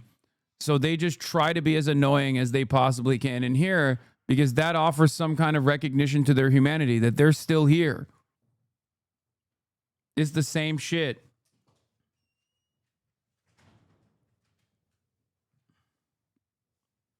Very different views of Charlie Kirk. They don't like what he stood for at all. Do you see where they're coming from? I certainly do. It's from the dark side. And if you are in light and you are a believer and follower of Jesus Christ, you understand what things he was saying. You understand. But when you're in darkness, they're more threatened by that. They don't understand it, and they're threatened. Satan is always threatened. When we're speaking to those people, the things they cite are his attitudes towards, say, gay marriage, for instance, or towards Islam as well. Let me give you this. Do you think his views there were informed by his Christianity? There are no absolute okays in this world. There is right and wrong. Okay. And sometimes it's hard for people to hear that something like is wrong. Like gay marriage, for instance. Smoke people. That's right. That or any other thing that brings them pleasure and they're enjoying it, they don't want to hear that maybe that's not the road to go down. Another dumbass faked the Starbucks writing loser on the cup. Then that location was getting threatened and harassed until CCTV proved it was a hoax. Yeah. Oh, yeah. Karen has a meltdown in a Starbucks because barista forgot to call out Charlie Kirk's name.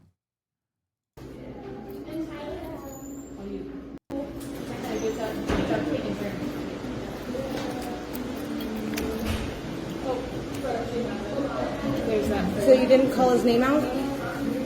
You didn't call the name out? Do you want me to? Yeah. She's recording right now. I am. Yep. Charlie. Why can't you say his last name? What is happening? Why are you being like that to her? Why are you being like, why are you being like this? No, why are you... I can't tell you what I personally feel should be done to some people that behave like this. I just can't. I can't say it. The tension is too high. But I think like it would be best if they didn't forget to take their medically prescribed lithium, okay? Wait for the face reveal. Well, okay, why are you being like that to me? I'm not.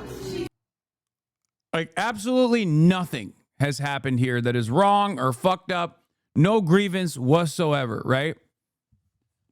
Like, there's nothing worthy of grievance. Also, yes, spiritually Israeli is right. Okay? That's what this is. Just like the false assumption that you are ordained by a higher power to be as annoying as you want to, wanting to fucking occupy other people's space and enforcing them to do your bidding. And even when they actually do, because they don't fully understand what's going on, obviously this is like, you know, they're in the service sector, so they're trying to do their very best to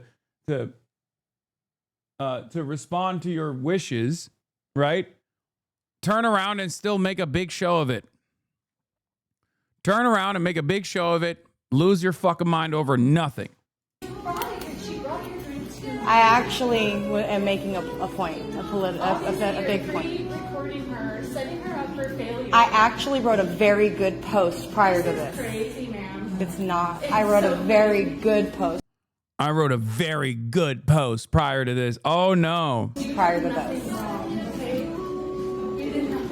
I wrote a really good post. I was really hoping you were going to make the right choice. It's not politics. A man spoke up for what he believes in, and he got shot in the neck over it. And you couldn't stand there and call my name out, my name, but you called his name out. But you called his name out, couldn't call his name out. Called his name out, but couldn't call his name out. No, actually I was setting him up for success because I wrote a really good report. Excuse me? Oh my God, of course she has her animal inside. I can't, I'm sorry. I'm not one of these people when I bring Kaya everywhere, okay?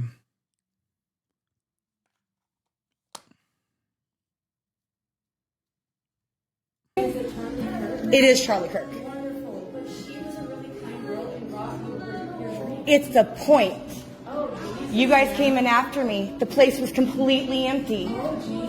Dude, how fucking pathetic of a life do you have to lead for this to be your bold political move? Just like making ridiculous demands of 9-to-5ers that are just trying to fucking make ends meet and pay off their student loan debt and pay their goddamn landlord 50% of their salary instantly. This is what it is. Conservatives are fucking cringe. They're gross. They're fucking losers. And it's because they're annoying. And this is why they cannot reach the level of popularity that they think they deserve. Because they're fucking unbearable. But because they can't change culture to reflect their reality, because they're operating under the false notion that, like, if everything looks like a Daily Wire production, then there will be other unhinged fascist fucking losers all around, and you will become popular. They just can't cope with the reality that they're just not popular. Like, their opinions are not going to ever reach mainstream popularity, no matter how hard they fucking try it. So they have to have a mechanism of enforcement. And shame is the tool that they try to utilize, even though they are utterly devoid of shame themselves. I hate every part of this video so much. Every part of this video. You are such a fucking monstrous loser, man. To mistreat regular ass service workers like this, with this insane level of entitlement. Like, that person didn't even do anything. They didn't go like, oh, fuck you. Right? She's literally fucking terrified because she's being filmed. She's like, oh, God, I'm about to get death threats. That's what this is, by the way. That's what happens in the aftermath of this kind of activity. You're just like unleashing an unimaginable torrent of death threats towards people who do not deserve it at all, who have done nothing wrong.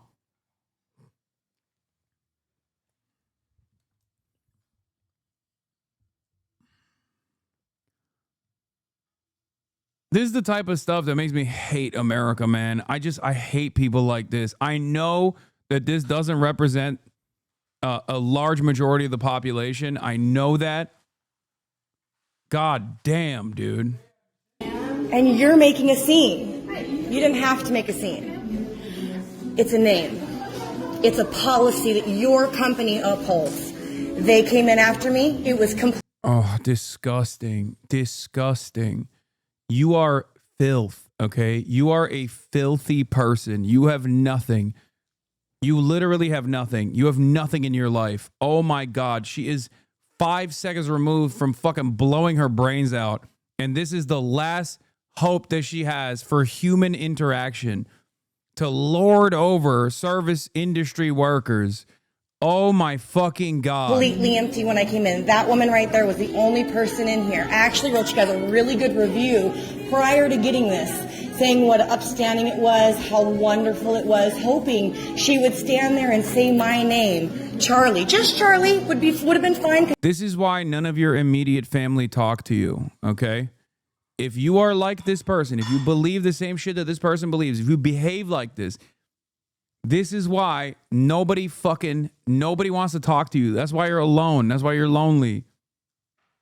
Okay? God damn Republicans, man. They are so fucking annoying. An entire movement designed around, why won't people like me? Why won't people like me? She literally did say the name, by the way. She just didn't say Charlie Kirk. She said Charlie. I think she did say Charlie Kirk too, but like it wasn't sufficient for her. It doesn't matter. It's all a performance. She said his name, so I was saying, okay, maybe it's just going to be Charlie. And I was thinking she'll say just Charlie. This is what happens when your ideological movement is utterly devoid of any sort of serious goals. Like on the Nazi side, on the extremist side of the reactionary movement, they do have some goals. They want to like make America white, right? It's a horrifying vision. It's violent. It's morally repugnant. But there is a goal there. For these guys, I don't think they mind as much if America became a white country, for sure. Like, but they're not championing that cause as much. So they have nothing. They're rudderless. It's all just like whatever the television told them is a cultural grievance that they have to be on board with. Because like the government is run by these fucking buffoons right now. Your guys are in charge. You have broken your brain into believing that you have some sort of popular mandate. Okay. Obviously, said popular mandate does not exist in the real world. So when you meet people, when you encounter people in the fucking real world, you're like, why don't they like me? I thought people would turn around and say, you were right all along now that Donald Trump is president. No, of course it's not going to happen. You're a fucking loser. You are a goddamn loser. Nobody likes you. Nobody likes your fucking worldview. And your political expression, your political demonstration is so repugnant, so off-putting to like average onlookers that I could totally see another guy who's like, listen, I'm a Republican, but you need to shut the fuck up, even in this process. It's just so stupid. Everything is done at the point of commodity consumption. Capitalism has bricked our fucking brains, dude. What you consume is the only cultural signifier that you can present to others. And you have to be just like this rapacious nuisance to everyone around you until they submit to your will. And it's not enough. It's not enough that they submit to your will as these service sector workers did. They have to literally like sing your praises. Like they have to say, oh my God, thank you so much for doing this bold move. Thank you. I've actually changed my entire worldview now. I was non-binary moments before you came into the coffee shop and demanded a Charlie Kirk latte or whatever the fuck. Now, I think that's the devil's work. Thank you for opening up my eyes to the reality. I certainly don't think you are a fucking loser.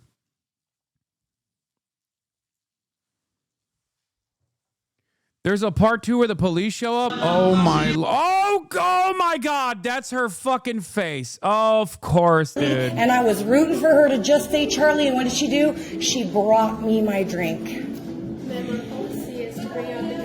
Why'd she say his name? Twice. Not once, but twice. This is why my policy is we need to find a technology that makes it so that you guys that work in the service sector can just click a button just like I do and just like banish someone from the store. Okay? Think about how much more enjoyable and tolerable your job would be if you could just go click and then they can't even open their mouths. They're like fucking in the Matrix, and they do that to Keanu Reeves.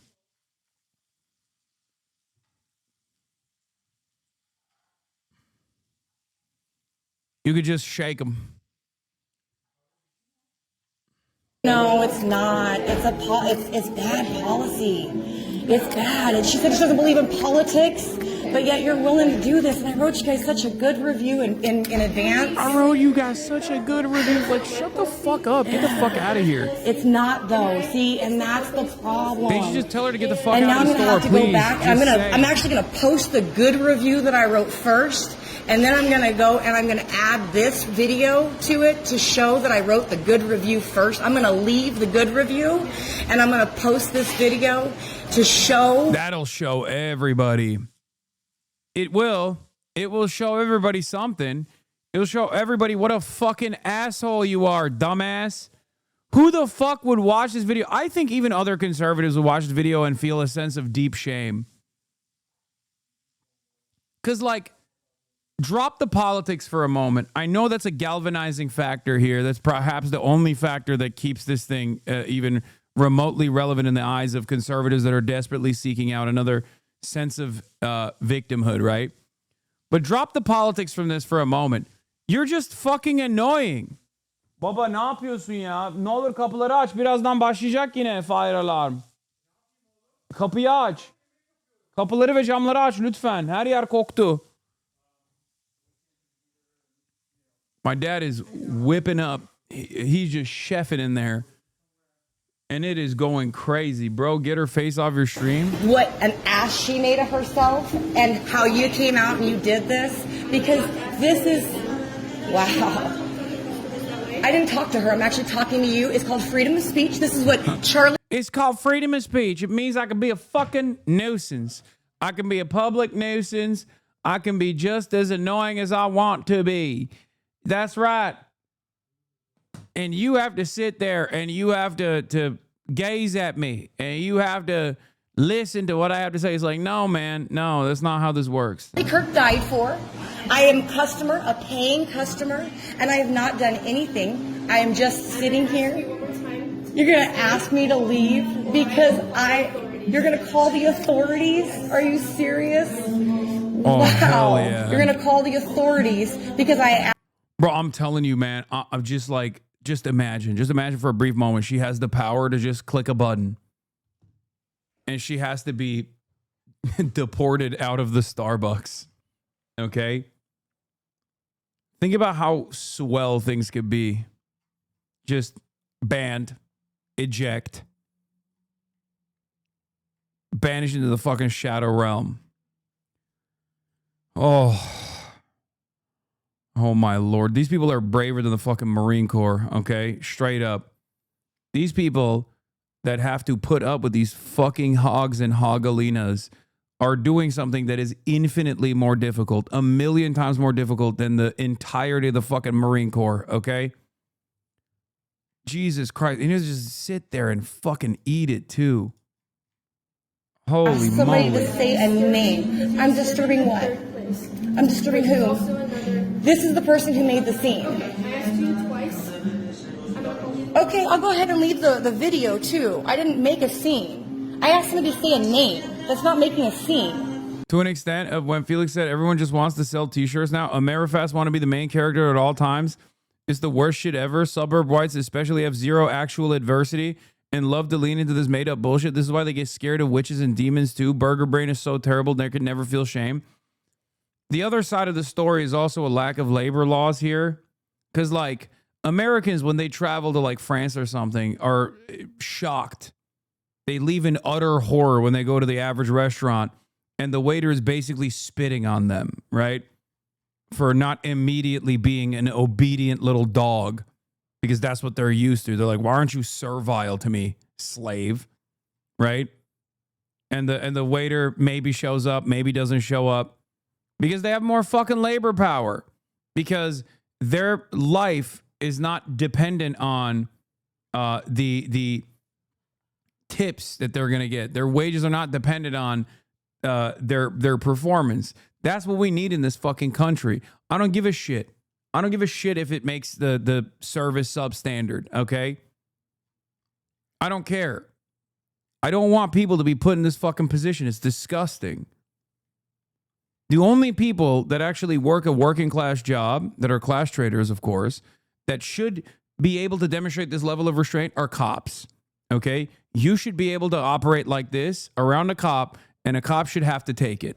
because the amount of power that they have at their disposal and the lack of accountability is so severe that they have to get this level of treatment and also behave in this exact same way because they're fucking public servants. Okay? Not only are they public servants, but they're also public servants that have the power to literally take away your freedom.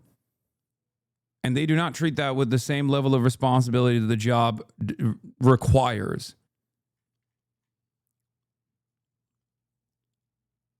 Service sector employees, on the other hand, should have the same freedoms that cops do. Okay? I think it's all distorted. It's the complete opposite. Service sector employees should be able to behave like cops to people that operate like this.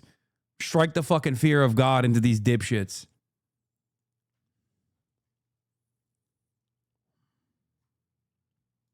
I'm still not making a scene. That's my advocacy. Arm the servers, disarm the police. Exactly what Charlie Kirk died for. This is what you all need to understand. It is called freedom of speech. I can't, dude, listen. I did not know at first that she was going to have this piercing, but like this is now the modern conservative, okay? Yes, the face reveal is so fantastic. Look at that hair. Oh my Lord. Just so fucking annoying.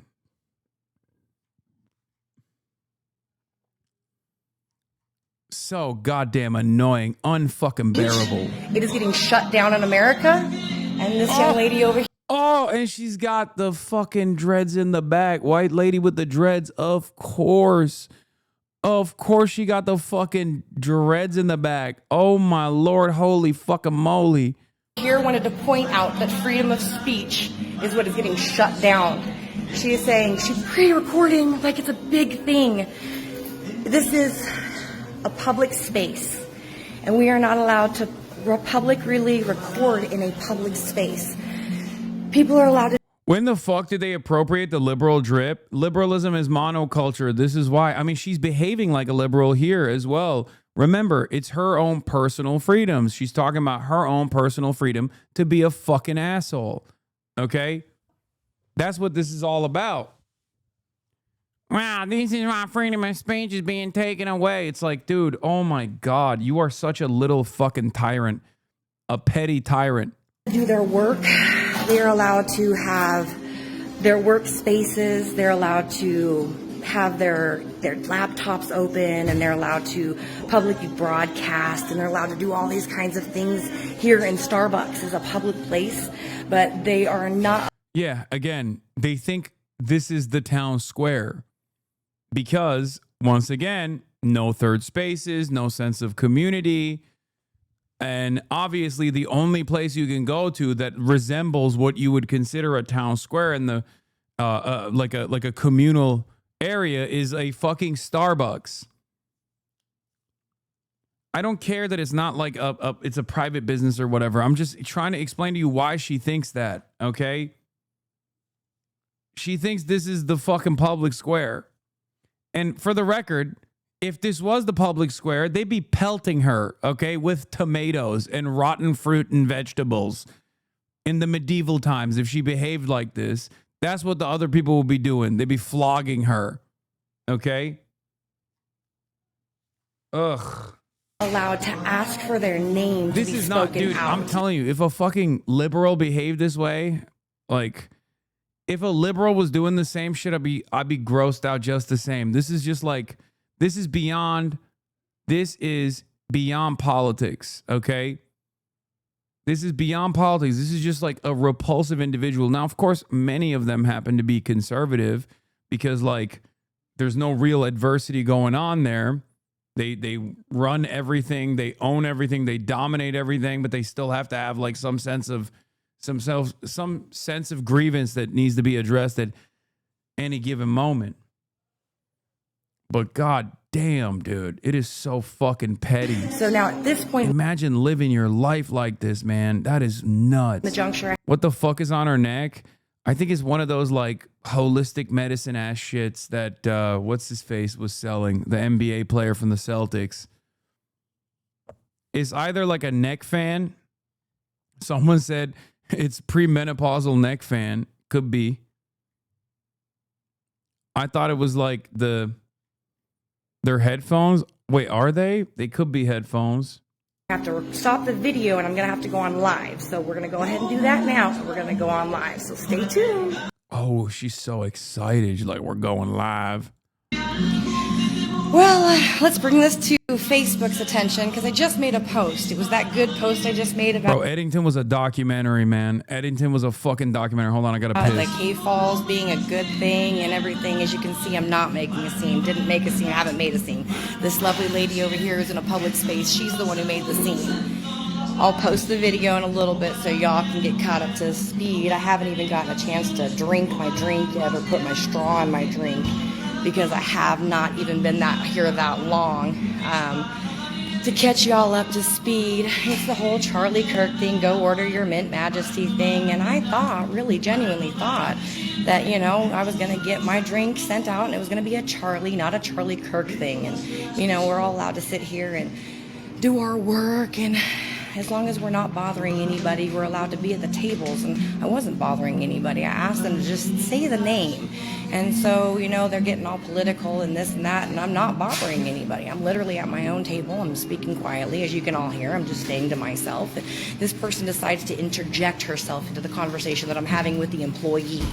And so because she interjects herself, and she's going to quietly leave now because, you know, she doesn't want to be a part of the problem, even though she already interjected herself and made herself a part of the problem. She's going to go ahead and leave now. So she's not here when the cops are here, because she doesn't want to be a part of the problem, because she's going to be asked to leave also. That's what's going to happen, just so you're all aware of what happens when the cops arrive. Because now the manager has called the police, and I'm supposedly making the scene, even though I didn't make the scene. I'm just sitting here and I'm doing my thing. So the manager is asserting her authority, and she wants to do her thing. You know what, while I'm here, let's go ahead and just test this whole Mint Majesty thing, because I'm not doing anything wrong. Charlie Kirk literally died for speaking his voice. And I can't believe this is even happening. This young lady thinks, this young lady, the manager, that's the manager, right there. That's the manager. So she thinks freedom of speech is a bad thing, I guess. I don't know, but it's not. It's not. All I want to do is only say Charlie Kirk's name. That's it. Just Charlie Kirk. That's all I want to do. It's actually a wonderful drink. Y'all should try it. So I come in. There was one lady down at the end. That's it. It was just me and her. I wasn't trying to make a scene. I just wanted the Majesty's drink. I made this wonderful post. I thought it was going to be good. A couple came in. They ordered their food. And the person ordered our... That's the biggest... By the way, this is the RFK voter that says Maha while sipping on her fucking diabetes slop. Okay. She went from freedom fighter to victim in the turn of a coat. Part 3, there's 3 fucking parts to this. Of course she's driving and live streaming.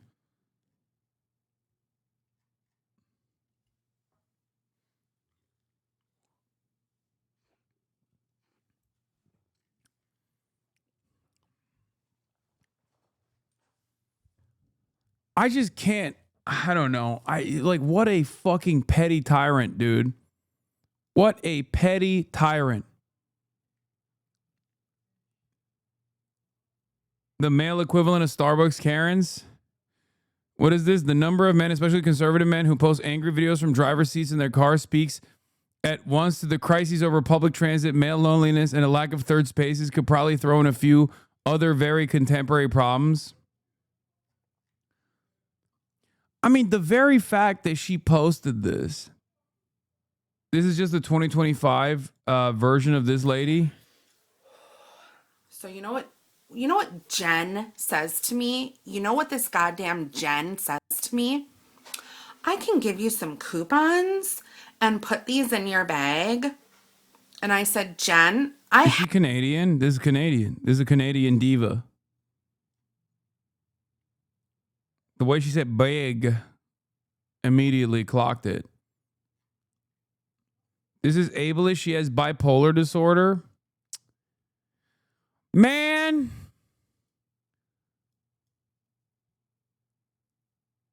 She's from the Shire, Wisconsin. Oh, they're basically Canadian. Part 4? Are you fucking kidding me? There's 4 different parts? Wait, why is she crying? Okay, I'm jumping. I don't want to hear her complain more. Why is she crying now? That poor dog. I'm tired of everybody fighting.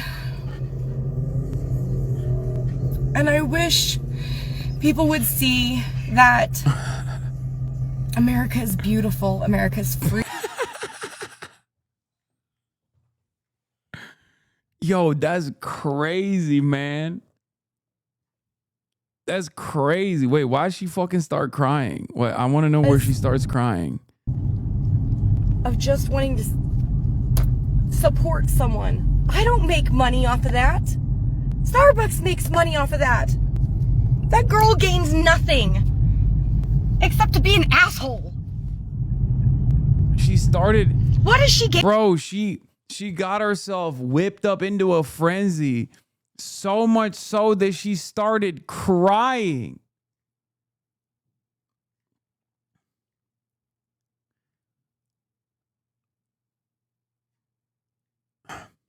I just want everybody to understand that, like, when the administration is doing dumb shit and you're like, why are they doing this? Like, it's for her. Okay? This admin cares about her wishes, no matter how schizophrenic they might be, than any number of different economic priorities that you have, that you want addressed. Okay? When you're like, why the fuck is the administration making a government mandate on like Steak and Shake serving fucking beef tallow fries? It's like, that's the reason. That's why.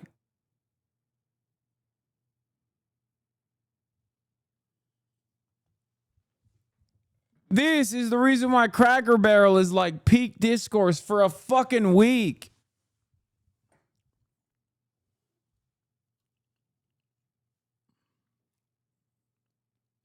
I don't even know how to solve this problem. I'm gonna be honest. I don't know. I mean, maybe just like a tall glass of shut the fuck up juice. I don't know. Just somebody needs to be like, dude, shut up. What are you doing?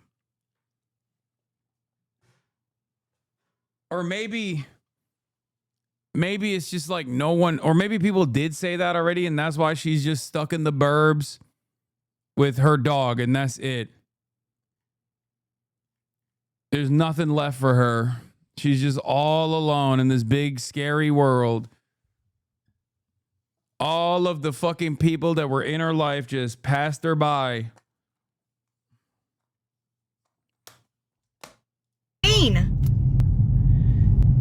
Except to show that she can won the man.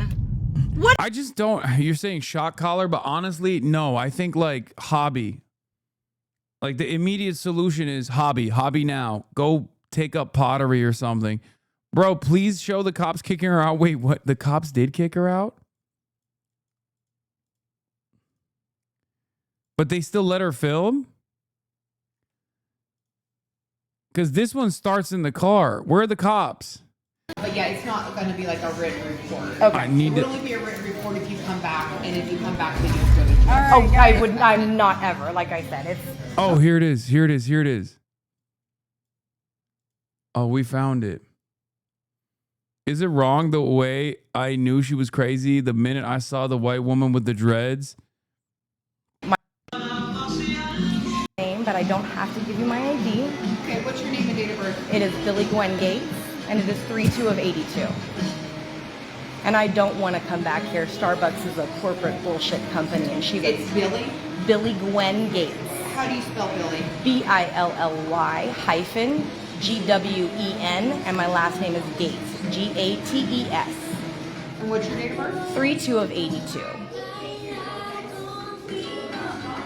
And like on your driver's license, Billy Gwen is the full. It is my full first name, yes, ma'am. 2869 records check on name and date. Girl to boycott. Well, she's boycotting Starbucks now because it's corporate bullshit. How much you want to bet she's gonna go and harass another Starbucks? Luckily, there's like multiple. I thought her name was Charlie Kirk, lol. Yeah, well, you thought wrong. What if she got arrested because they're like, ma'am, it's illegal to present an alternative name as Starbuck as opposed to your government name. You're going to jail now.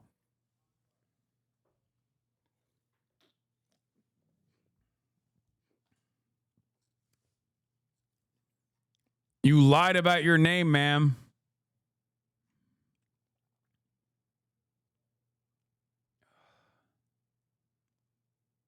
Wait, you fucking found her?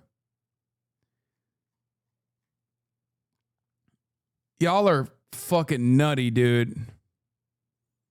Okay, let's chill. Wait, she's pro-China. And she believes in the rapture. Oh my God. Not only is she pro-China, weirdly enough, but she also is a believer in the rapture, but not happening yet. Remember that video that we watched? Remember that video that we watched of the dude who was like, the rapture is definitely going to happen. It's just not going to happen soon.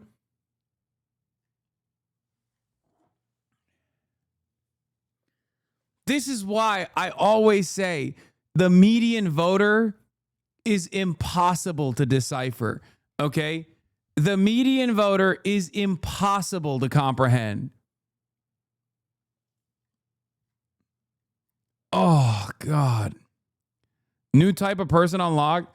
No, this is not a new type of person. This is an old type of person. This is how Americans operate, dude. You need to comprehend something. Americans are like this. And as you can see, they're running my name just like I said they're going to do. First note, Billy, Boy, Ida, Lincoln, Yellow, hyphen, Glenn. Date of birth, 3/2 of 82. Was literally just trying to show support for somebody I believe in. And I just wanted them to say the name, which their policy states they have to do. And yeah, I don't work here, so I don't know. I understand. And I did not even raise my voice or anything. I just asked her to say the name. I was just being so fucking annoying that they had no other choice but to call the cops on me. I was such a bad vibes bringer to this Starbucks that you were called here. And you probably also noticed how bad my fucking vibes were, that you kind of understand where the store clerks were coming from.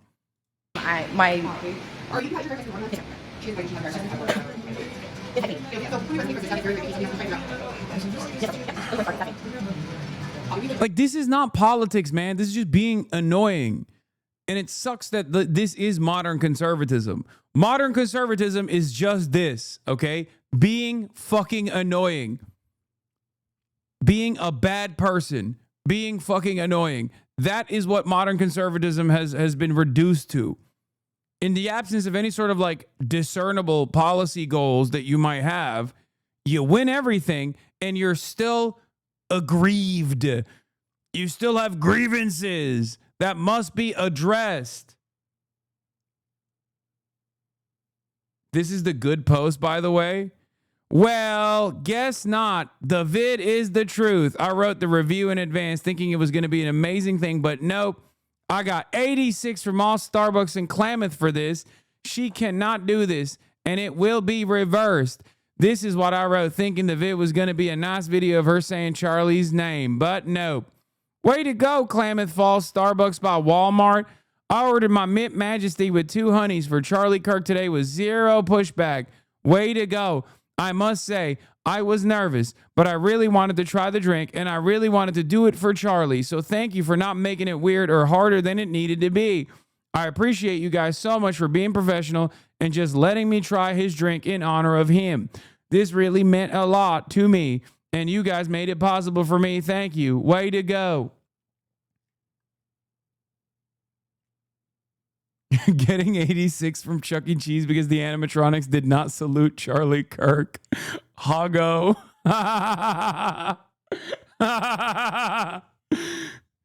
Klamath County has fallen to the woke mind virus.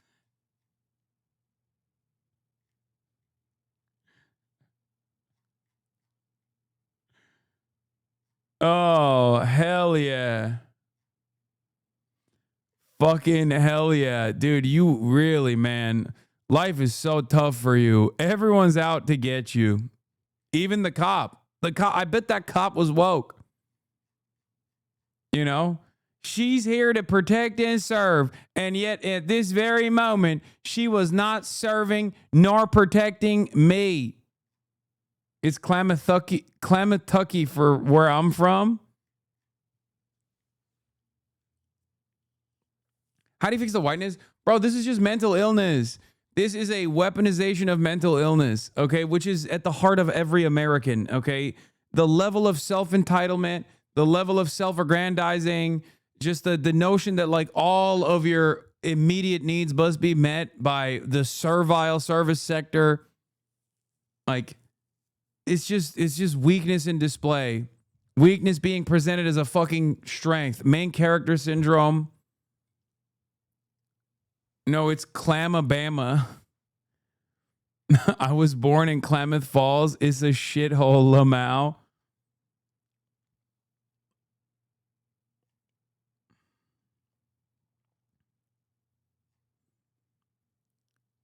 Conservative in a blue state theory holds up again. Klamath Falls is a beautiful area full of horrible people.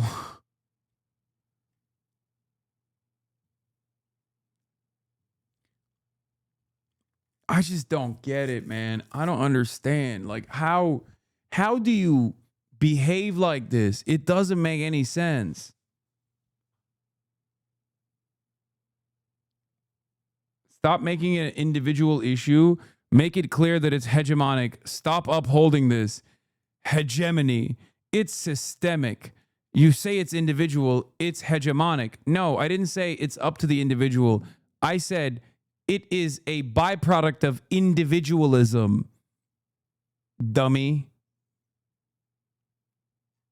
Okay, this is the problem with hyper individualism baked in the fucking minds of every goddamn American who's like me, me, me, me, me, me, me.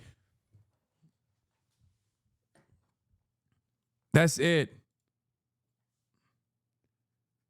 Oh, God. Say it. Hegemony. Oh, I can't. I don't want to watch this anymore. What is this? We've seen previous terminated creators start new channels. To clarify, our pilot program terminations is not yet open. Our community guidelines for previously terminated users to use, possess, or create other channels will terminate new channels from previously terminated users in accordance with these guidelines. You're liars. Why'd you ban Alex Jones and Nick Fuentes? I don't watch neither of them, but I would sure as hell like to be able to if they say something that might interest me, or I simply want to learn what their bases are thinking. They banned them because ban evasion has been against the rules since 2009. Unlike Keemstar and other locales, people actually remember their original bans. Oh, spare me. In a world where Hasan and Destiny tell their viewers the nastiest calls to violence justified by the worst misinformation and lies on the planet, Alex Jones and Nick Fuentes are angels compared to those two, and certainly don't deserve any bans. Techie, Dad of 3, Model Y perf owner, pro-human environmentalist.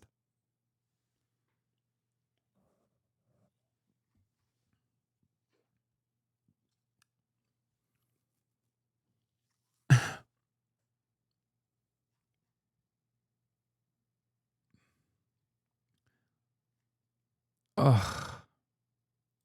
We ask that you direct their paths, guide them to where you need them to be, and make a way. There are a lot of vigils on this trip, but it's maybe in the smaller scale that you get a better sense of how Kirk's activism penetrated quite so far and what effect it might continue to have.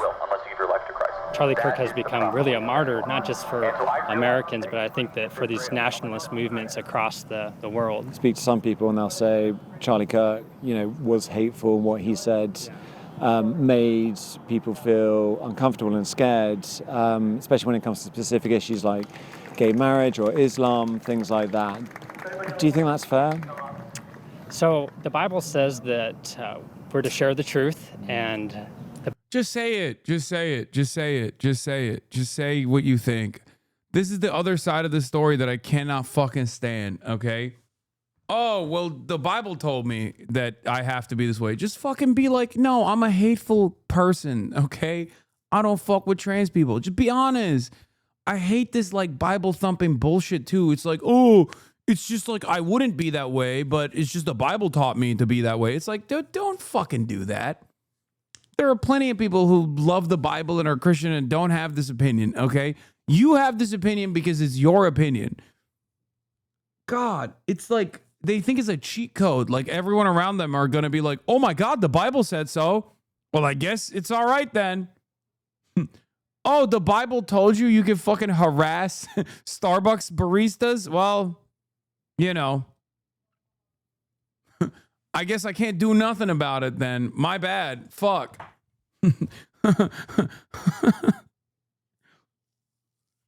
Like, who is this for? Especially in 2025. Like, this is not, I'm sure even in the fucking medieval ages, people are like, is that what the Bible told you? I don't think so. And that's not what I got when the priest was reading it to us, because, you know, we can't read it ourselves, obviously. But, you know, I didn't get that message from the priest. What are you talking about?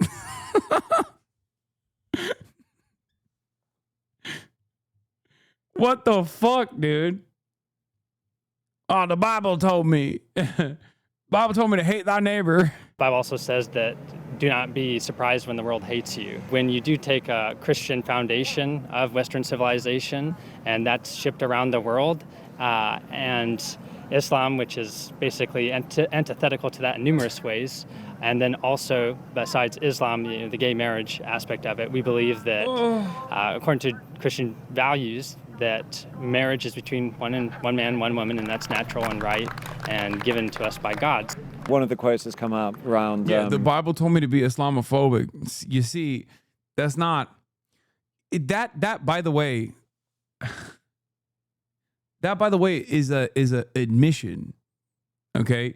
The omission is an admission.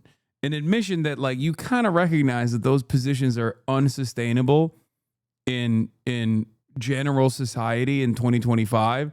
So you just have to kind of like masquerade it as like something that the fucking holy book taught you.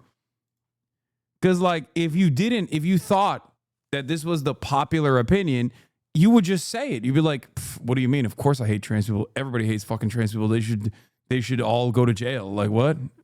That's what you would say. But even they recognize that, like, it's kind of fucked up. They secretly are like, maybe it's not the best idea, but I think if I just say the correct words, the Bible taught me, then I can dupe some other fuckers from, yelling at me over it. Charlie Kirk is when he said, you know, Biden should be tried and or executed. And he's saying that in a judicial Do you notice how none of this is politics, by the way? I just want to keep repeating this over and over again. It's just basic empathy. And it feels like Republicans have decided that basic empathy is a political proposition. And if you demonstrate basic empathy and you don't immediately assume that like something you don't personally understand, just a way of life or a different religious book that someone abides by is automatically scary and needs to be purged, needs to be destroyed, needs to be excised. Like that's just being a normal good person, right? That's being a normal good person. And yet, for some fucking weird reason, that's a political message. Okay? It's become a political message. I don't think this was what liberalism was about or this was what Democrats believed initially, but it's become that now because one side is just constantly demonstrating how big of a piece of shit they are and then masquerading it as a political position. Also, my guest is here. But it's not a million miles away from that, you know, calling for the potential execution of a president. I'm sure he would defend that as free speech. That is a good observation, and so I would actually defend that as free speech because we do believe that Biden's a traitor to our country, and I know that people on the left think that Trump's Hitler. So I really think that both you and I are in a conundrum here, that both people view each other as evil to a degree, I guess. Do you think the other side is evil? I think that when we're saying the other side, I think that the left embraces ideology that's antithetical to morality. I think that the left embraces evil. I would agree if someone wanted to say that this is going to be amplified because Charlie Kirk was best friends. It's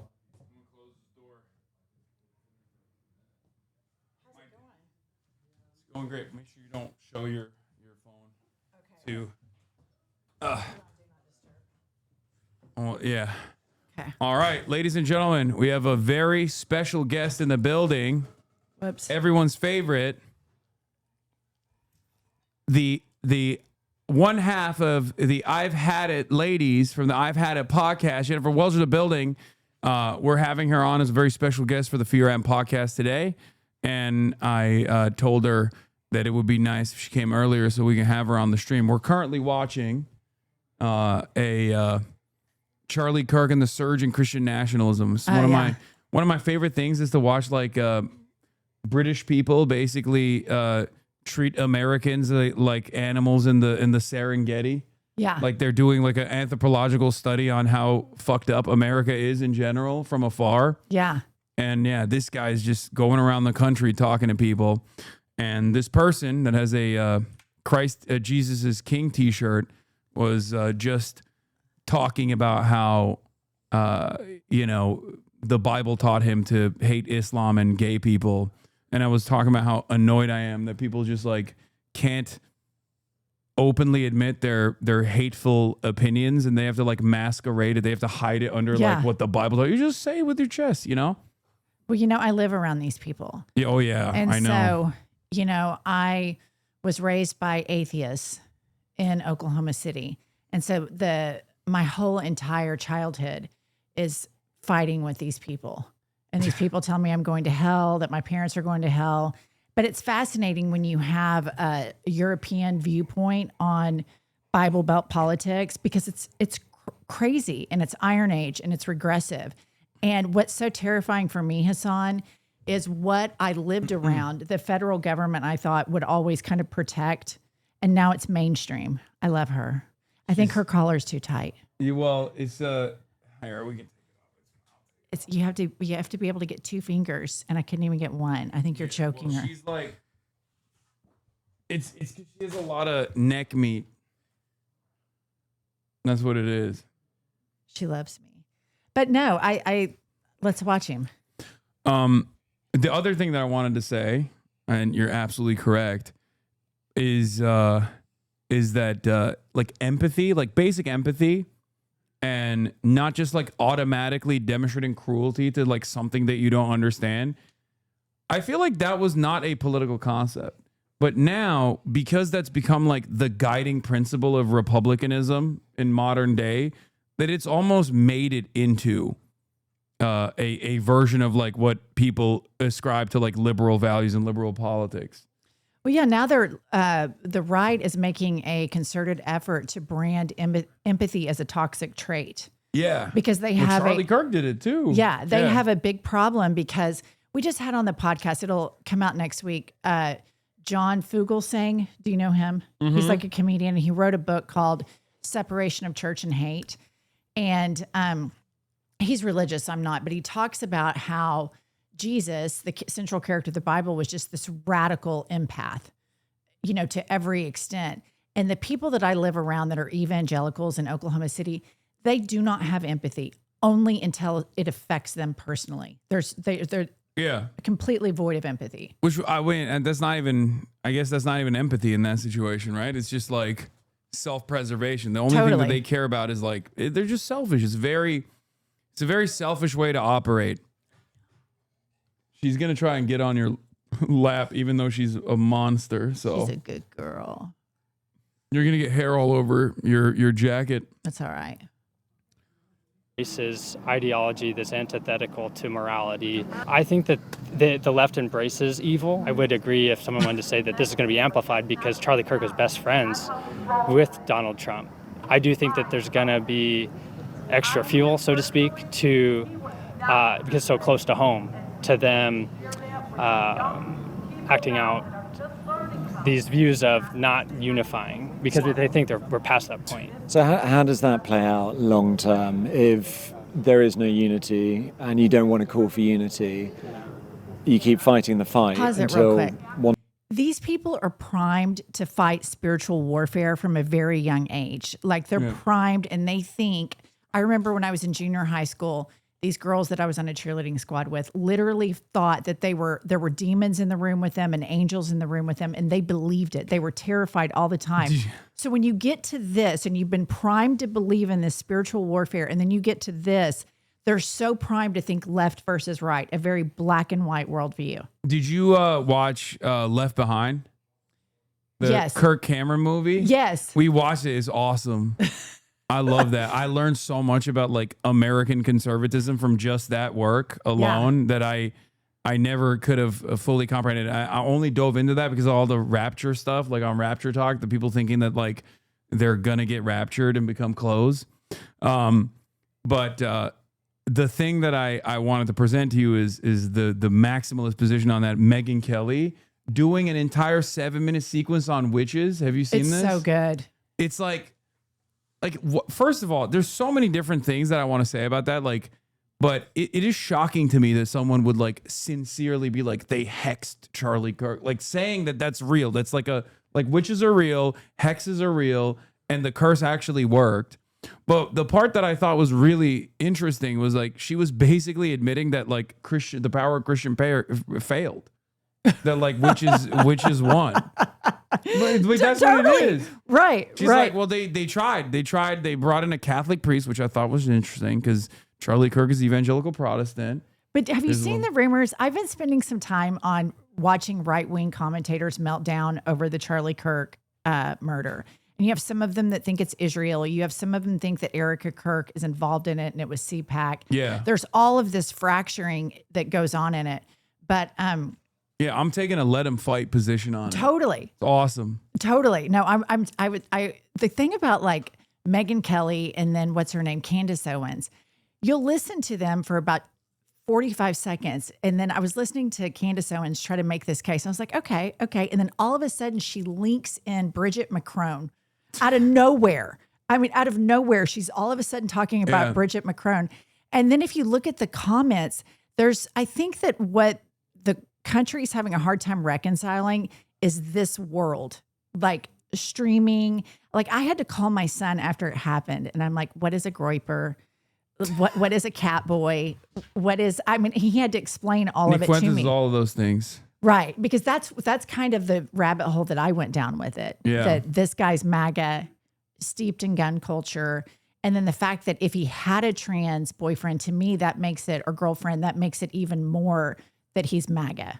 Like he had this secret life. Groypers do have like that dual life, I guess. But I don't even think that there was enough evidence that he was a groyper. But what I do know is that clearly up until this moment, there's not enough evidence to pin him back to the radical left, because I feel like they would have been parading that around 100%. By now.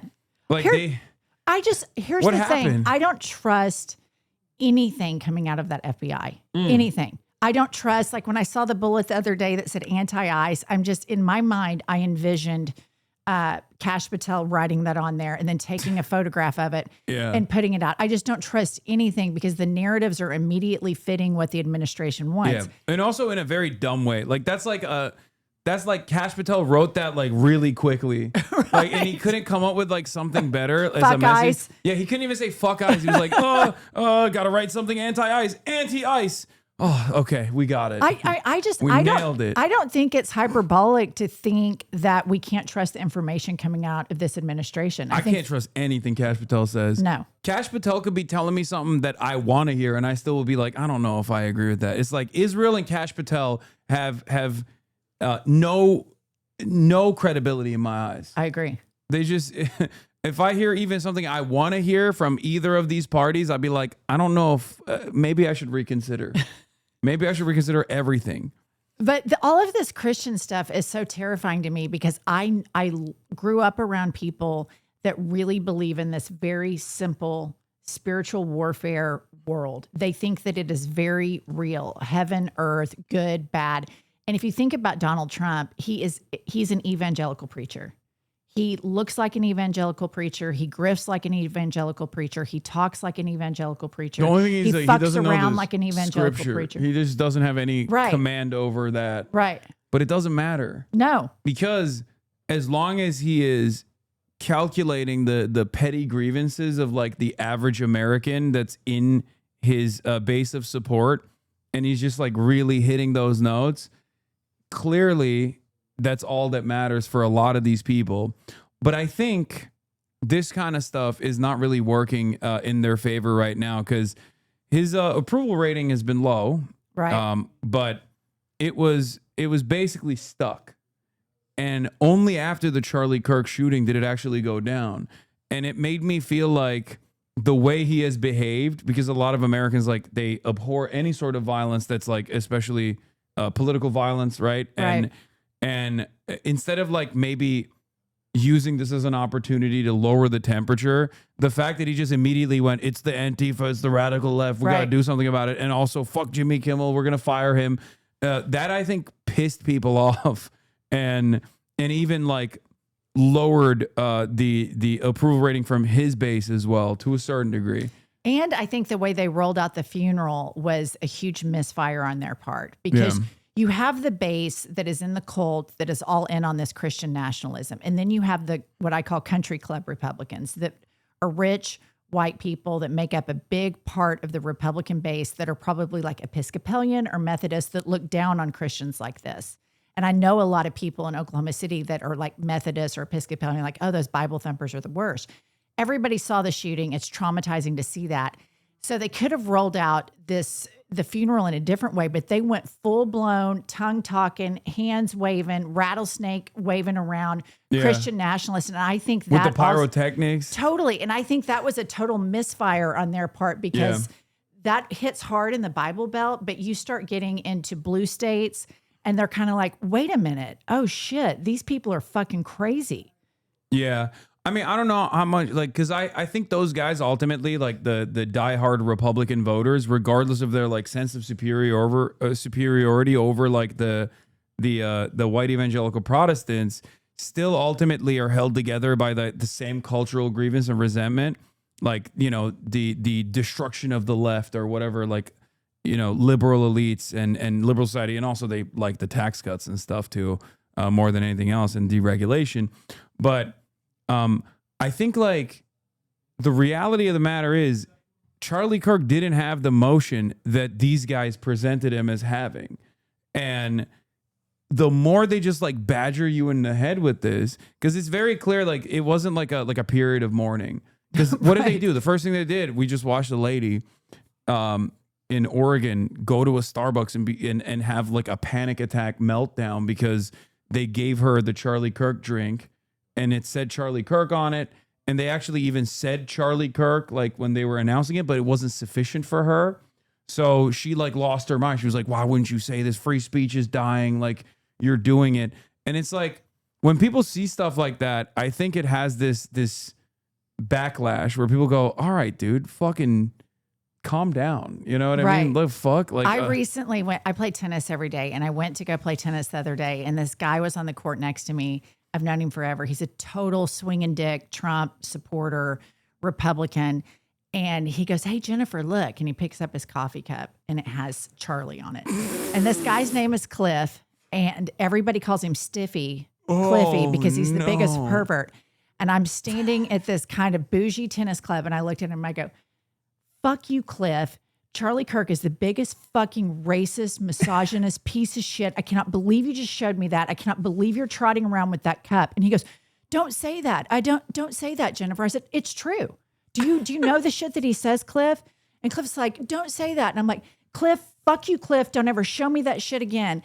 And here's the thing. You should have been like, here, read out loud this Kirk quote. Right. You should just have that. You should just be like, here, just read it out loud. This is what he said. Do you think this is appropriate? You know, here's the thing. I think a lot of them do. Well, yeah. You know? Yeah, no, he is like a figurehead for a lot of that. In the same exact way that this guy is using the Bible. he doesn't want to say it personally, right? Because he knows that like in polite company that comes across as like kind of rude, maybe a little hateful. You don't know exactly what the room is going to respond to it, but they can use like a deified figure to be like, well, he was saying it for me. Right.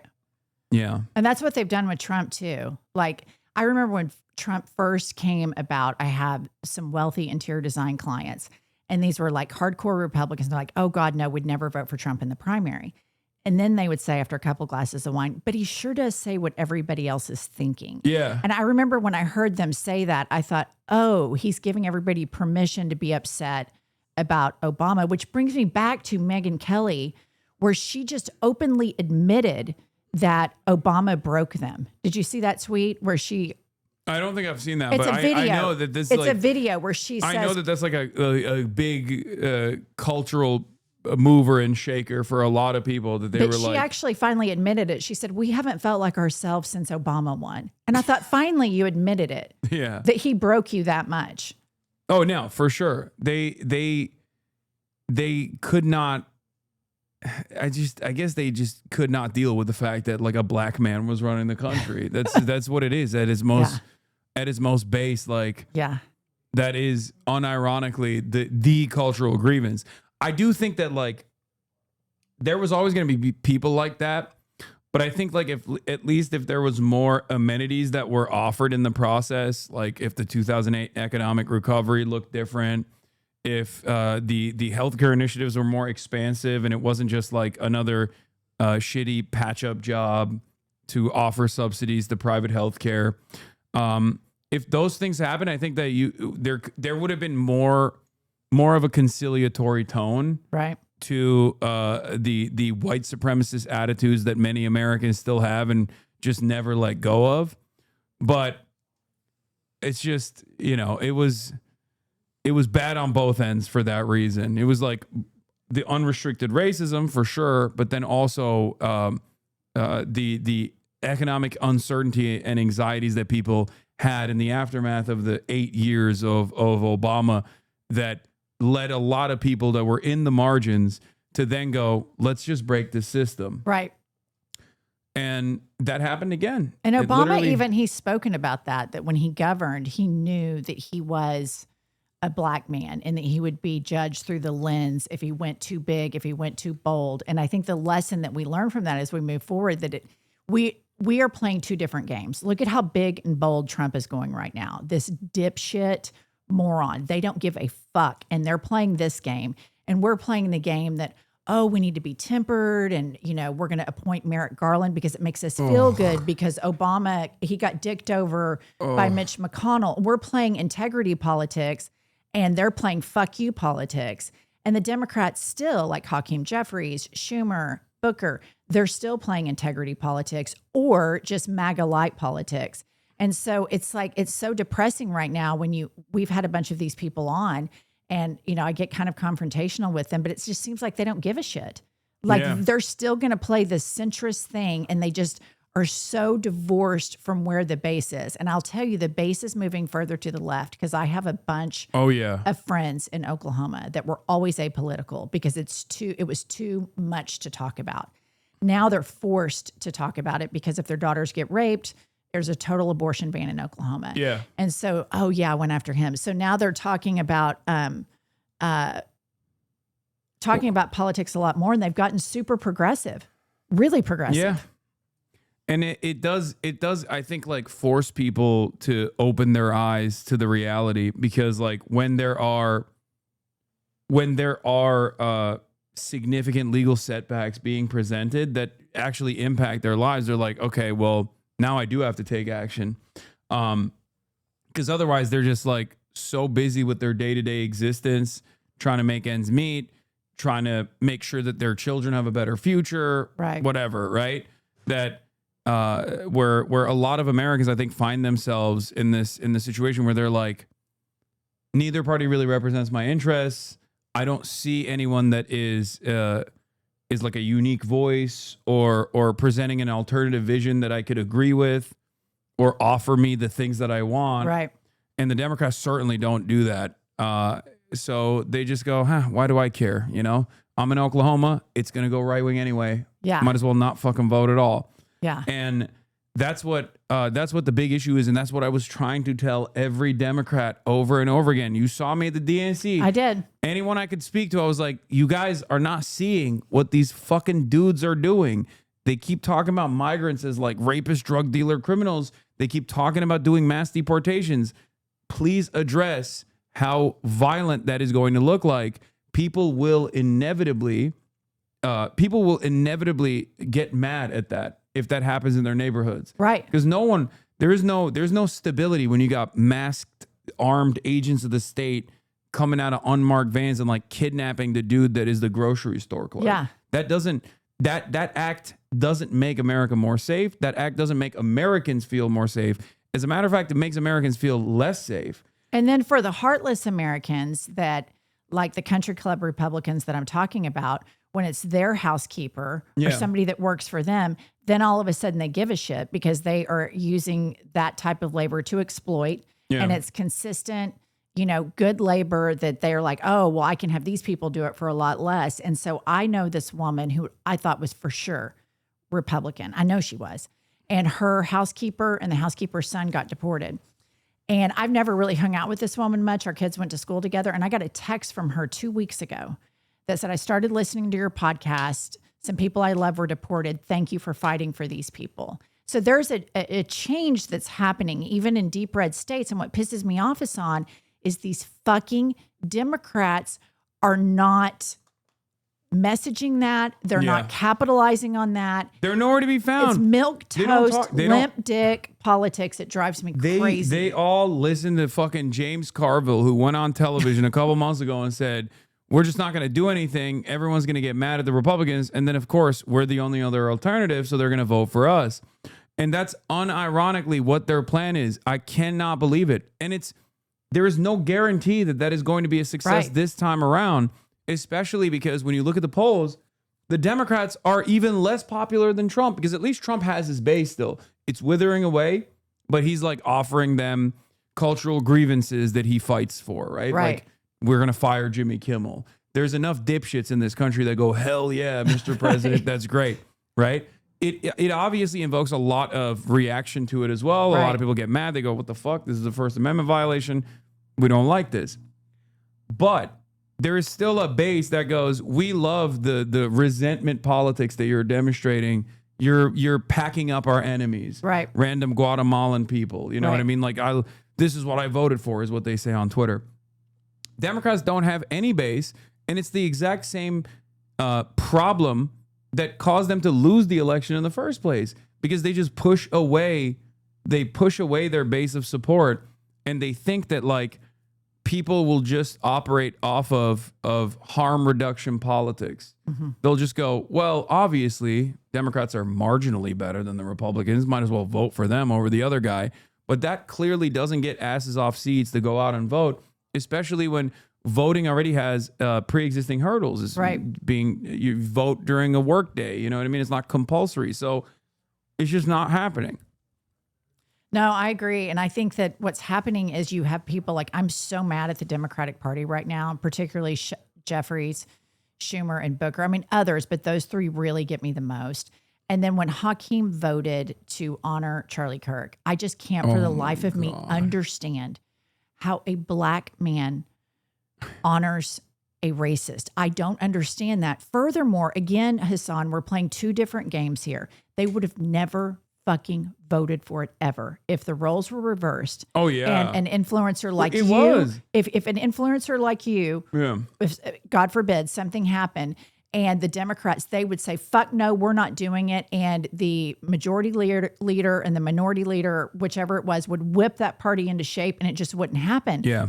And you have these people like this guy here, they cannot commit to anything. Jeff Duncan, I had him on, and they can't commit to anything. And I think that it leaves a vacuum where a uninformed voter, a low information voter, thinks when they hear Trump or they hear Ted Cruz or any of these other fucking horrible dipshits, they think that they have passion and they're authentic about something, and they see politicians like this. It's like, why can't you commit to something?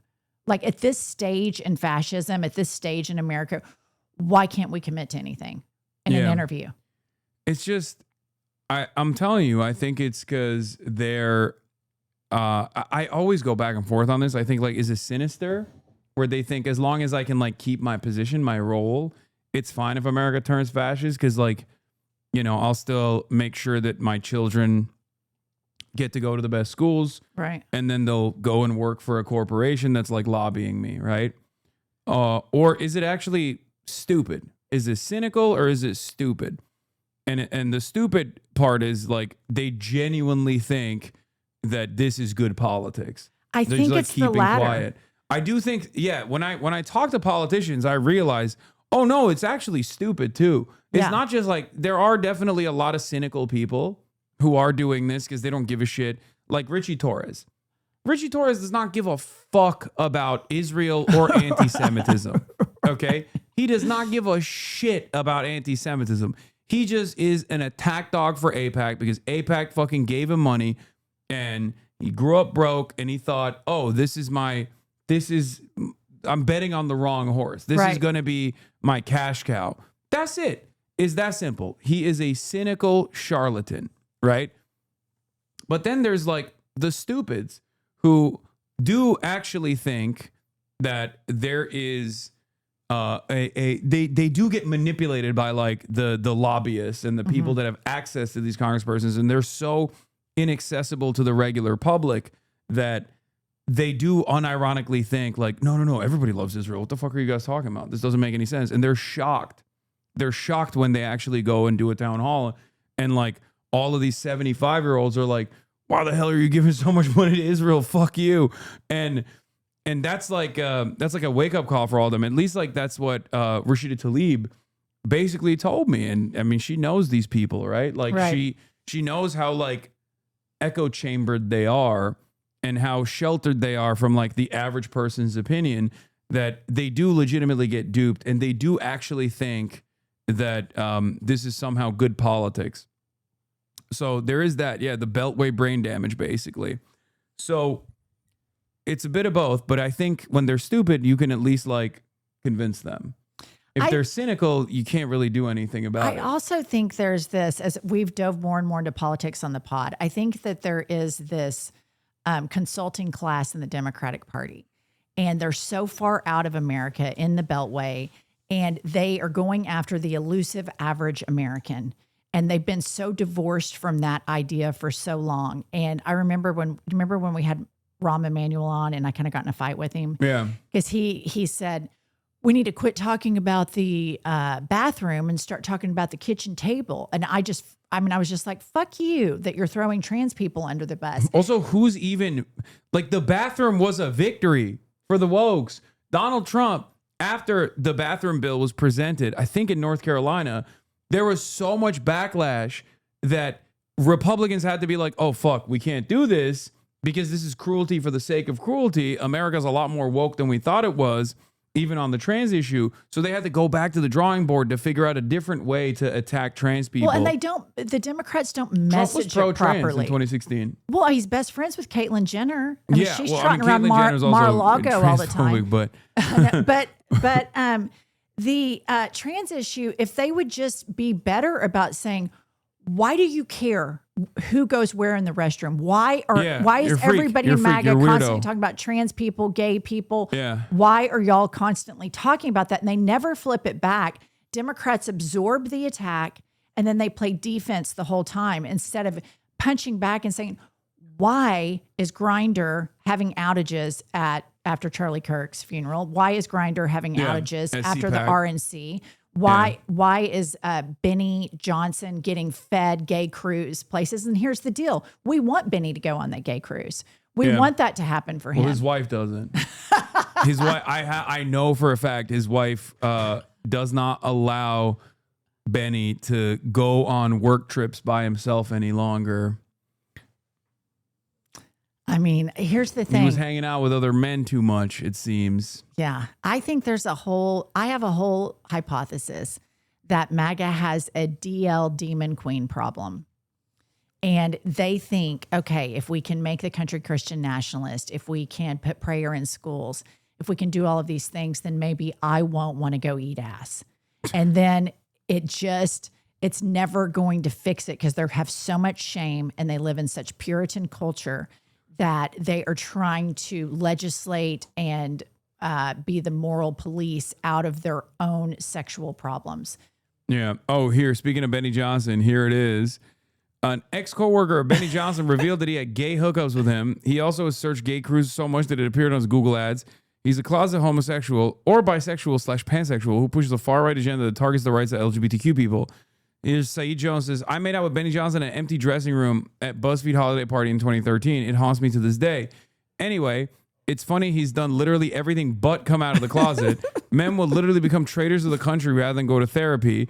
Betty, who performed at the holiday party BuzzFeed hosted at Webster Hall in 2013, Betty, who performed at the holiday party, everyone got sloshed because of the open bar. Benny and I went into the dressing room and started kissing. Would have gone further, but he said something cringe enough to snap me back to my senses. I rolled my eyes and left. Anyway, I'm definitely not the only guy Benny Johnson has made out with. I've heard him and his wife are swingers. She's pregnant with her fourth child now, which, LOL. Anyway, when I warn y'all about sleeper agents, I'm speaking from experience. Demons walk among us. I'm not naming names, but I was just informed I wasn't even the only guy Benny made out with that night. Exactly. We have a DL Demon Queen group of men that are so emotionally stunted and broken. And that person says it right. They won't go to therapy. And we're all getting abused and traumatized by this complete psychosis. And I think that here's the deal. You were on our podcast and we talked about it. You think JD Vance is gay for pay.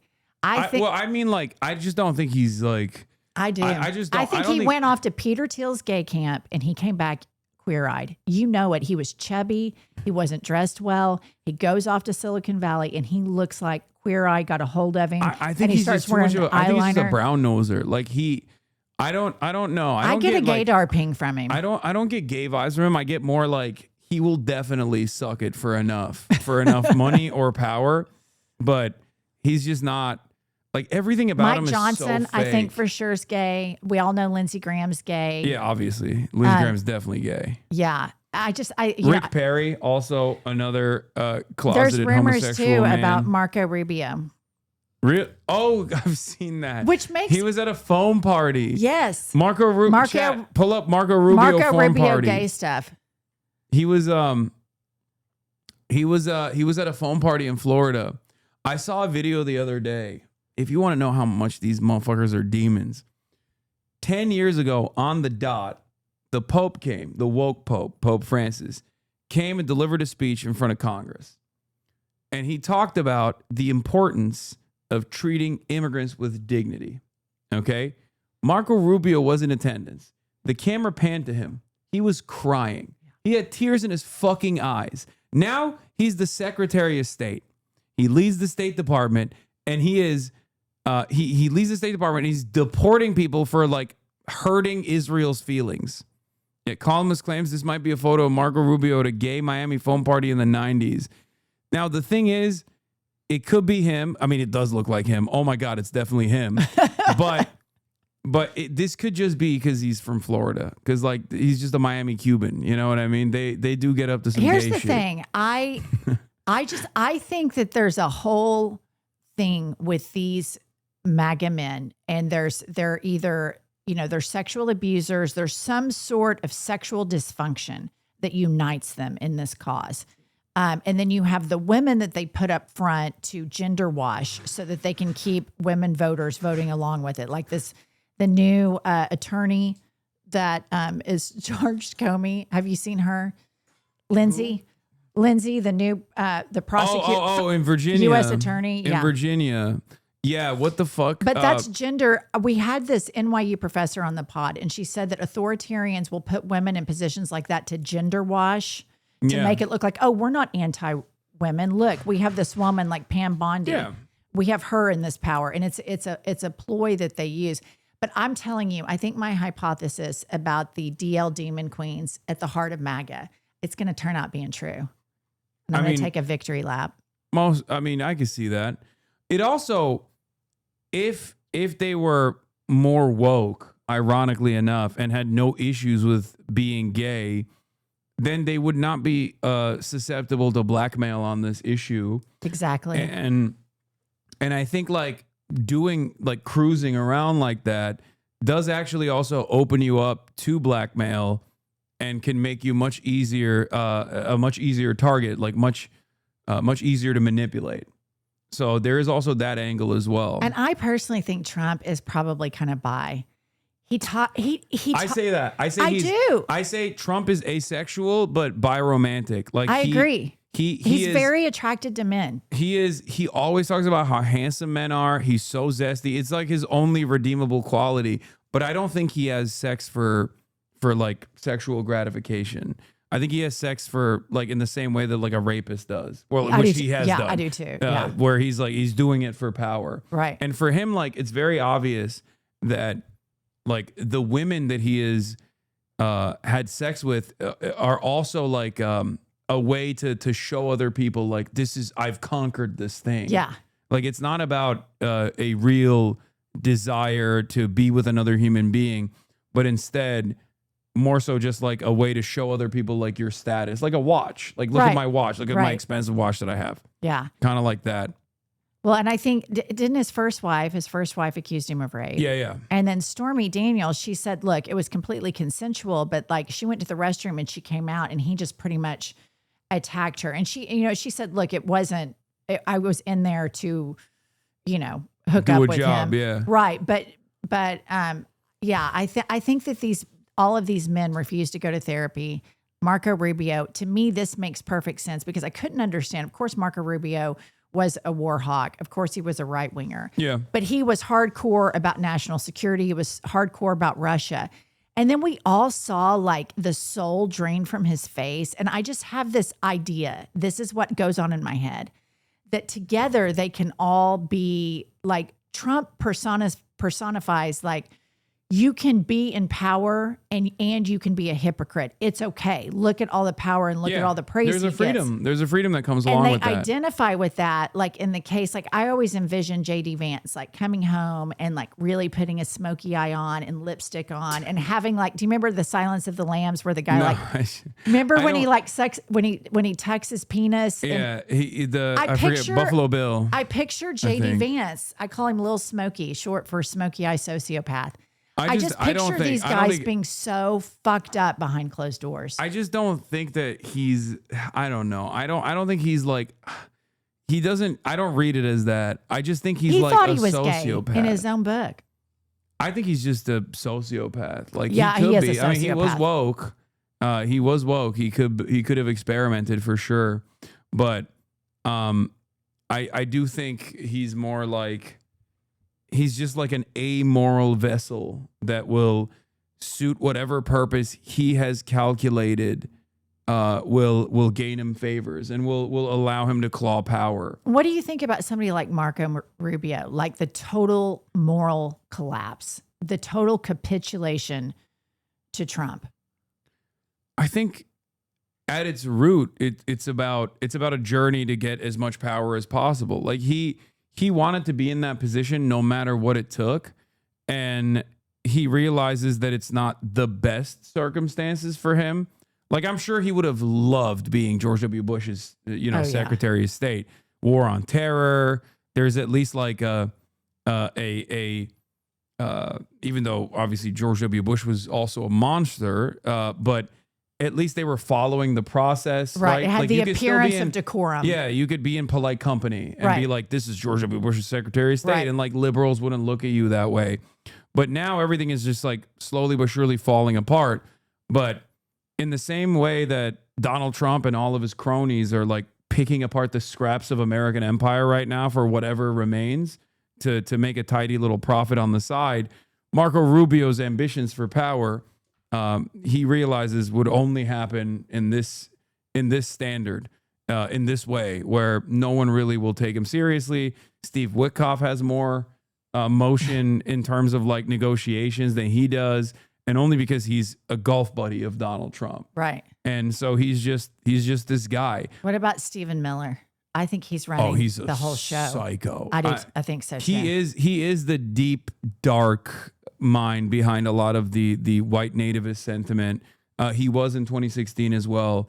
And he's an agent of Satan. Like he is literally Satan incarnate. He he openly talked about like he's Jewish. Right. And he openly talked about like white supremacist works that he read. They're like deeply anti-Semitic all the way back in 2016 as like a important things that he read that like shaped his worldview. It's so psychotic. His wife said he's a matador. His wife thinks Elon is a matador. She said on Jesse Waters that her husband was a sexual matador. Yeah, he's ugh. No, I read a whole article about him that came out recently, and I think that my opinion is that, like, look at the stuff that Trump's interested in. Like, he's redecorating. He's got the ballroom. Yeah. He has these vanity projects that he's engaged in. He doesn't give a fuck about policy. He's a famous non-reader. The only book that we've ever known or that's ever been reported that he's read is Mein Kampf, that his first wife said that was on his nightstand. That's the only book I've ever heard of the man reading. And I think that he has all these vanity projects. Meanwhile, Stephen Miller drums up all these executive orders. I think he is running the DOJ. I think he's the one that's telling Kash Patel, make it fit this narrative. Make the evidence fit this narrative. I think it's all Stephen Miller because Trump's too lazy. Yeah, I for sure. He's lazy. The only thing he cares about is being loved. And I think that this time around, his close associates from the last administration have realized that they can like kind of isolate him and manipulate him in that way by just only showing him like positivity. Right. And I think he's like somewhat oblivious because he does obviously watch television on his own. He's not as tuned into Twitter as he used to be. So I think like there's more of an opportunity. He's almost become like Brandon in some ways, like Biden 2.0, basically, like older, lost the step. The only thing he cares about is like people saying they love him. And that's the only thing he responds to. When he sometimes gets a boss call from like sector leaders, like industry leaders, he will try and pull back. Right. Like when he said that, you know, ICE is no longer going to go to like the hospitality industry. And then Stephen Miller was like, no, we're still going to go after the hospitality industry. And they're doing it. Yeah. So obviously, like, I think he's fucking oblivious to the half the shit that's going on. This is not to absolve him of any of the sin, of course. He's a monster. But I do really think that they're just like feeding him whatever information that shuts him up. And yes, you're right. Stephen Miller absolutely is running the show. And then sometimes Laura Loomer. Did you see? She wanted me deported. Oh my God, I saw that. Somebody sent that to me. Yeah, she Did she respond to you when you said you were born in New Jersey? She did. It was the What'd she weakest. say? It was the weakest response of all time. Where is it? Hold on. It was. There's still people. Look, the first thing that came up. We're still insane cope. We're still deporting him back to Turkey. Which is so funny because that is insane cope. But as a right-wing account, that's like, nope, we're going to do it. We're going to deport you back to Turkey. Okay, good luck, guys. Where is it? She basically said, you don't act like it. That's all she said. Diabolical ratio, by the way. She came in hot. Hopefully today, President Trump can negotiate the permanent deportation of Hasan Piker back to Turkey. It's time for him to go home. What got you on her radar? Oh, she's been following me for years. Okay.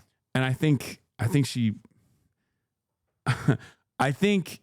she likes me a little too much. That's what I suspect. I have noticed this in like a lot of prominent conservative women that will like openly say it too sometimes, like Brett Cooper, Fem Shapiro, the girl that looks like Ben Shapiro. Oh yeah. Oh, I saw this. Is this a real tweet? I saved it on my Instagram that Ben Shapiro has deleted it since then, but he never deletes tweets, so okay. It might not be. I think he has a policy of keeping it up all the time. It was something about, then somebody must have made it up. I probably fell for it. What is it? It's not loading. Oh. I mean, I don't have, but it was something about. What was it? It was a tweet that allegedly said Ben Shapiro had tweeted and since deleted that he said you can't cave to homosexuality or transphobia. Well, let's say you had a really hot sibling. It was something about like you have to resist those urges or something. It was insane. I saw it, and then somebody had put it on Instagram and said it could be fake, Okay. but what you're actually saying is unironically what Rick Perry said. That's why I say he's in the closet, because Rick Perry said it's like alcoholism. You know, you just have to avoid it. And if you're not gay, you don't think about homosexuality like that. Because like never in my life have I been like, man, I really got to put the penis down. You know what I mean? Oh man, there's just dicks all around. There's just dicks all around me, just waiting That's to be why sucked. I'm saying I think MAGA has a DL Demon Queen problem because they talk about gay stuff all the time. Wait, it's from 2020. So Ben Shapiro attacks LGBTQ people because he wants to sleep with his sister. Okay, read that. No, but this is from Queerty, so it's probably not real. But the thing with homosexuality and transgenderism is it simply boils down to exerting control over your impulses. Like, say you have a hot sister. Yeah, oh no, this is fake. Because this was at the time when everybody was talking about Abigail, his sister, who is okay. who's an opera singer. So are they finding this stuff as we talk about it and then sending it to you? Love is love is love is love. NYC Pride. So consensual incest is okay then, right? I mean, he's made inferences to fucking his sister, but that tweet is probably not real. Brett Cooper calling you hot, LMFAO. Yeah, okay, we don't have to do that right now, but so yeah, he has made a similar statement, but just not as direct as this. Maybe you steal her underwear a couple of times, but it goes no further than that. Yeah, it's definitely fake. Yeah. Did you seriously forget about Ben tweeting about your cock? Wait, what? Did he tweet about my penis? No, he just talked about how I was gallivanting shirtless or something. It isn't Ben Shapiro the one that couldn't understand, that tried to diagnose Cardi B with a medical condition. It's not real. For her WAP song. Isn't that on video? Yeah. He's like, wet ass P word. Because my wife is a doctor. Right. And she informed me. that would be a medical condition. Yeah. Man, that was the peak. That was the peak of Ben Shabibo.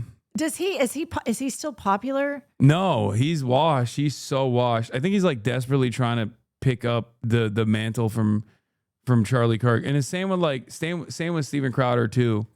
Steven Crowder, now he has openly admitted that he had a bisexual phase. Oh, really? Oh yeah, he said he had the bisexual demon. We're really proud of him for feeling so. Where is it? Oh, here's the video. Comfortable sharing that. I'm afraid of Mr. Hyde rearing his ugly bisexual head. That was a short phase. What? I'm afraid of Mr. Hyde rearing his ugly bisexual. Yeah. We're really proud of him for feeling so comfortable sharing that. What the hell's going on with this link? Why is it not like properly loading? We're really proud of him for feeling so. Oh, there it is.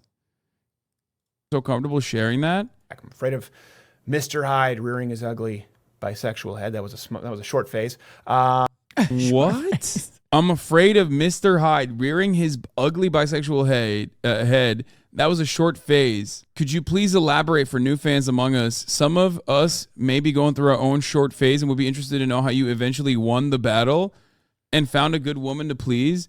Oh my God, there's like dudes in the chat being like, they're gay and they're scared of being gay. Stunned H3H2 correspondent Hasan was shocked by Steven Crowder's bisexual thirsting. These are from a year ago, chat. This is a video from 4 years ago, and these are comments from a year ago. No, I'm afraid of getting angry, afraid of being too emotional, afraid of being obsessive. Because of that, I'm afraid of alienating friends, family, people who I care about most. It's something I think about a lot. It's so funny that his like fall from grace came because he got a $50 million contract from the Daily Wire, to which he responded with, "This is a slave contract." And then everyone was like, "Dog, that's $50 million. The fuck are you talking about?" And then it came out that he was in the midst of like this really shitty divorce, and the wife basically leaked like Ring camera footage of him like abusing her pretty much. Oh, yes, I think I saw that. The famous, it doesn't work for me either. That's what he said to his wife, because he was like, his wife was like, I'm pregnant with your child. I can't handle the dog medicine. And he was mad. This reminds me back to Megyn Kelly. So I'm friends with Don Lemon and his husband, Tim. And Don Lemon has said this on his Instagram.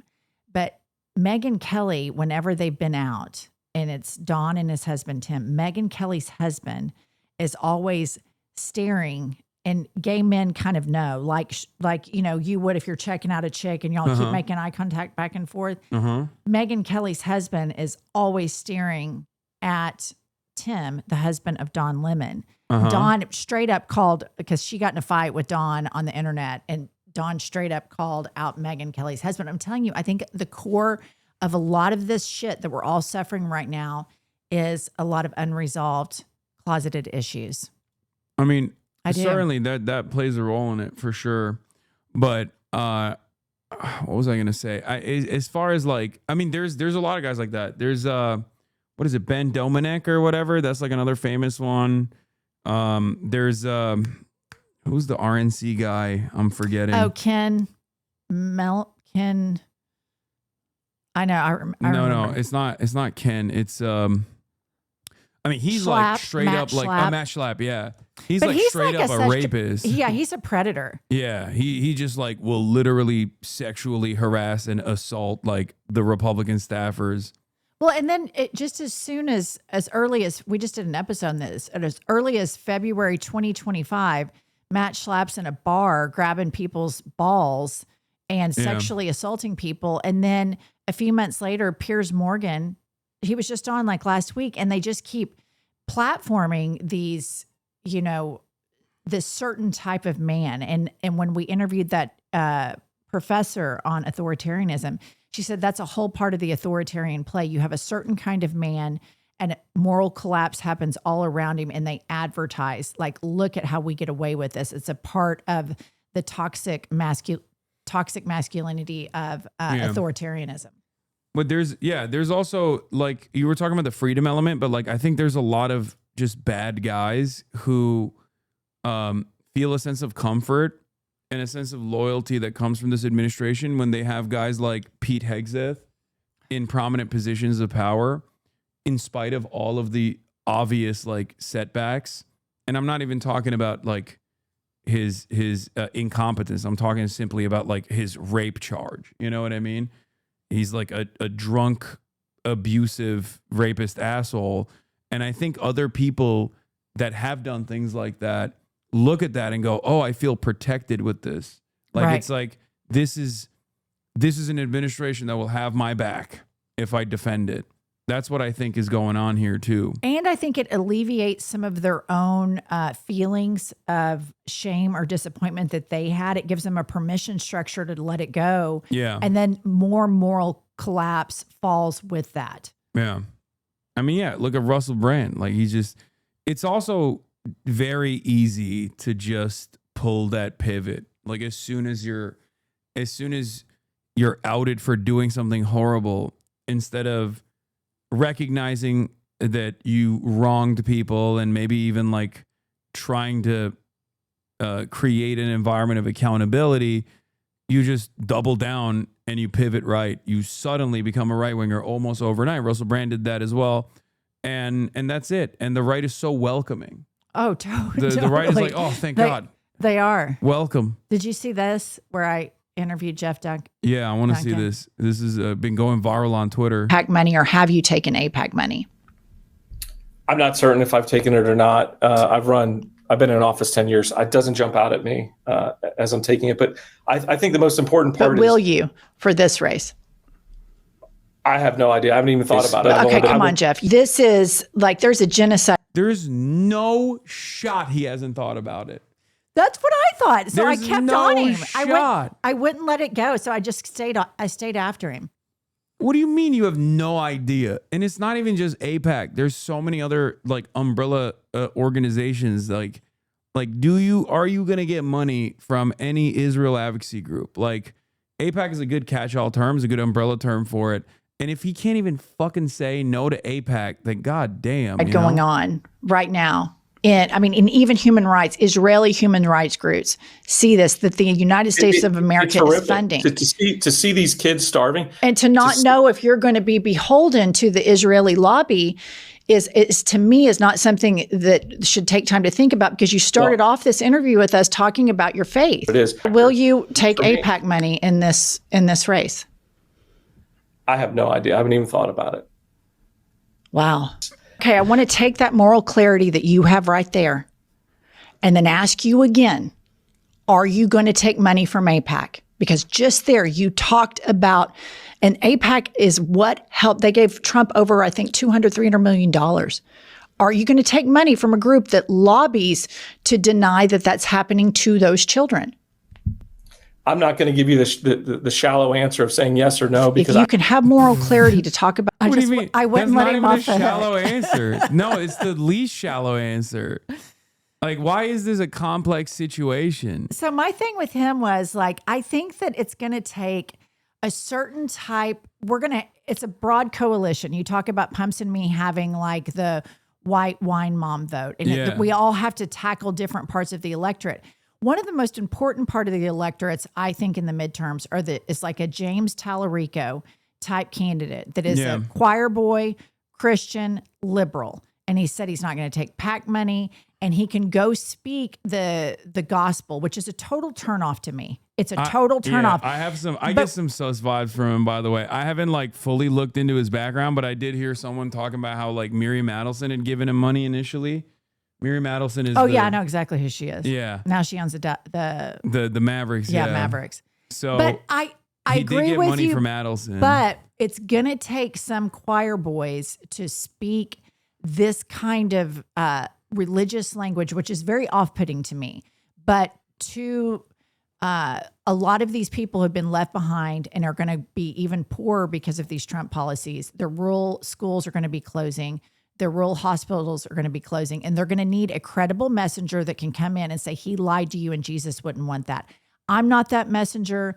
You're never going to be that messenger, but there's going to be some white Christian men that have to remind these people where the only social life they have in their rural towns is that church. That's all they have to remind them about what the point of Jesus was. And so that's why I think some of those politicians like that are going to be important in the coalition. It's off-putting to me. I'm sure that, in the past, Tallarico's taken money. But I think with guys like this, we can't give up on them immediately. We get them in the hot seat. Yeah. We pound them. We try to get them further to the left. We show them who the base is. And we try to mold them into what they need to be. And so that's what I try to do with Jeff Duncan here. Now, it's a primary, and I thought this will be a good test for him. I'm going to go after him hard on this issue. And I told him after the fact, because I think he was shocked, kind of the same way Rahm Emanuel was shocked when he came on the podcast. Because they don't research. Okay, one of the best parts, one of you have like this secret weapon, like, but I have actually also gotten like calls from some Democrats that I'm like always shocked. I'm like, do you know I'm gonna grill your ass? Like, you have no idea.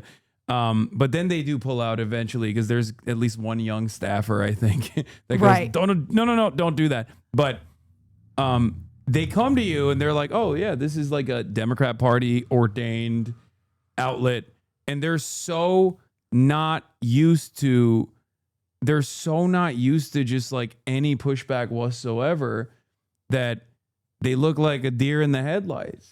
They look like Ted Cruz on Tucker Carlson, where they're like, what? You're not supposed to be asking me these questions. So good. You're not supposed to be asking me this at all. What the hell's going on?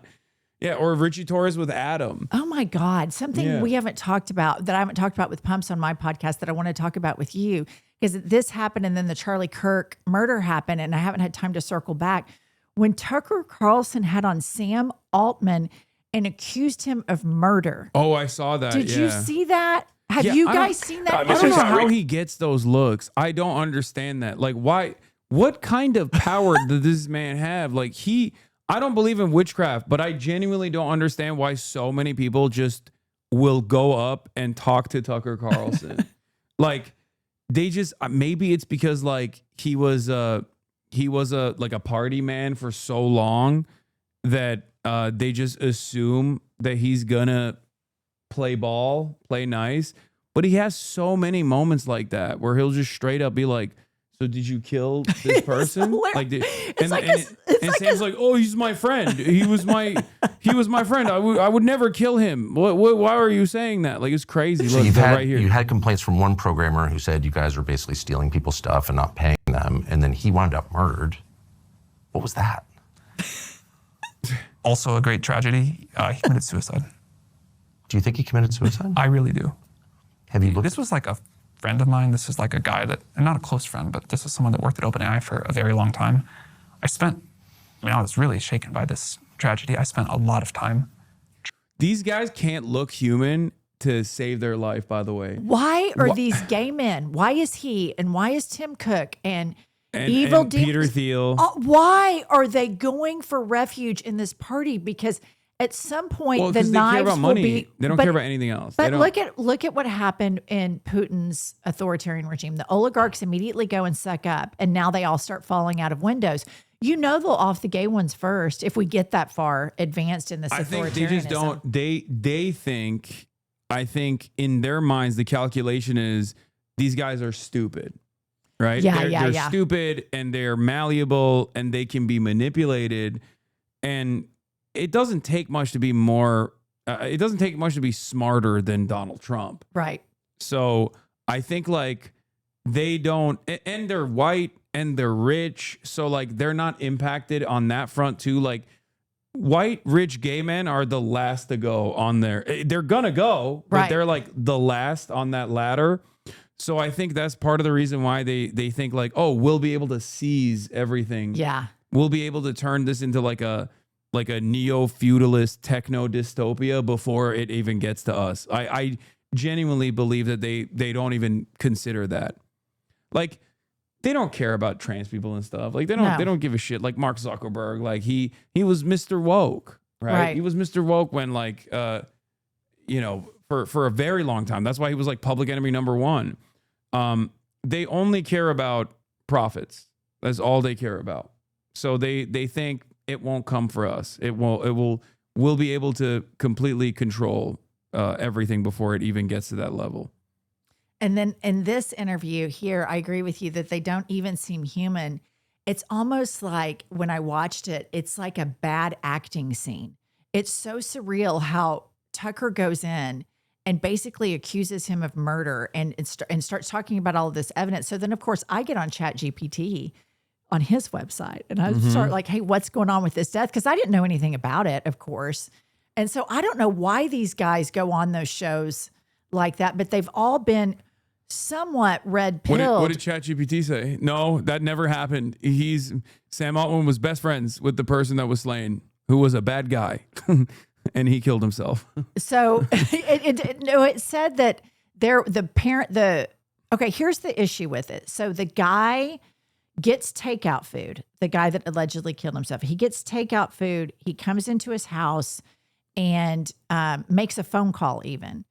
And then later, I think it's a gunshot wound, but the parents are saying that maybe there was signs of an altercation, but basically ChatGPT said it was a suicide, and I tried to like, do you think it's a suicide? Blah, blah, blah. And you know how sycophantic ChatGPT is, but I never use ChatGPT. Oh, I use it all the time. I don't use it. Oh, don't do it. I know. My kids tell me not to use it all the time. No, they tell me don't it's use terrible. it. I know. My kids tell me not to use it. It's not good because it's like it's literally going to break your brain. It breaks everybody's brain. My son Dylan, who I'm so grateful that, because as a parent raising kids right now, you have to find out who else is raising your kids on the internet.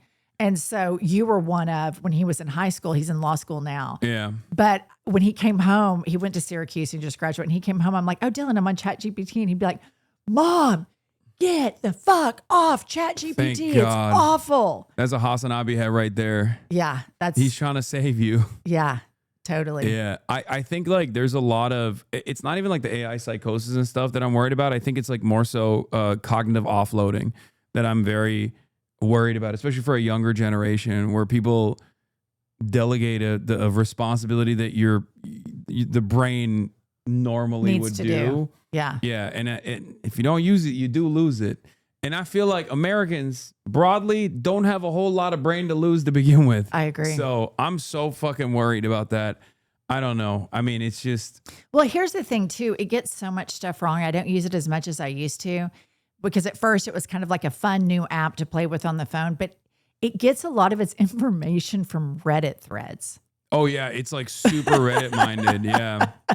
And so I would get information and I would know it was false information. And then I've kind of fallen off from it. But no, this shit right here, Hasan, this interview, it was wild. And it happened. And then the Kirk murder happened. And I was never able to circle back. But I think it would have been a much bigger story that this guy, you know, he's a big, you know, always at the White House, at the circle jerk dinners that Trump has where they have to go around telling him how great he is. And he's sitting down with Tucker.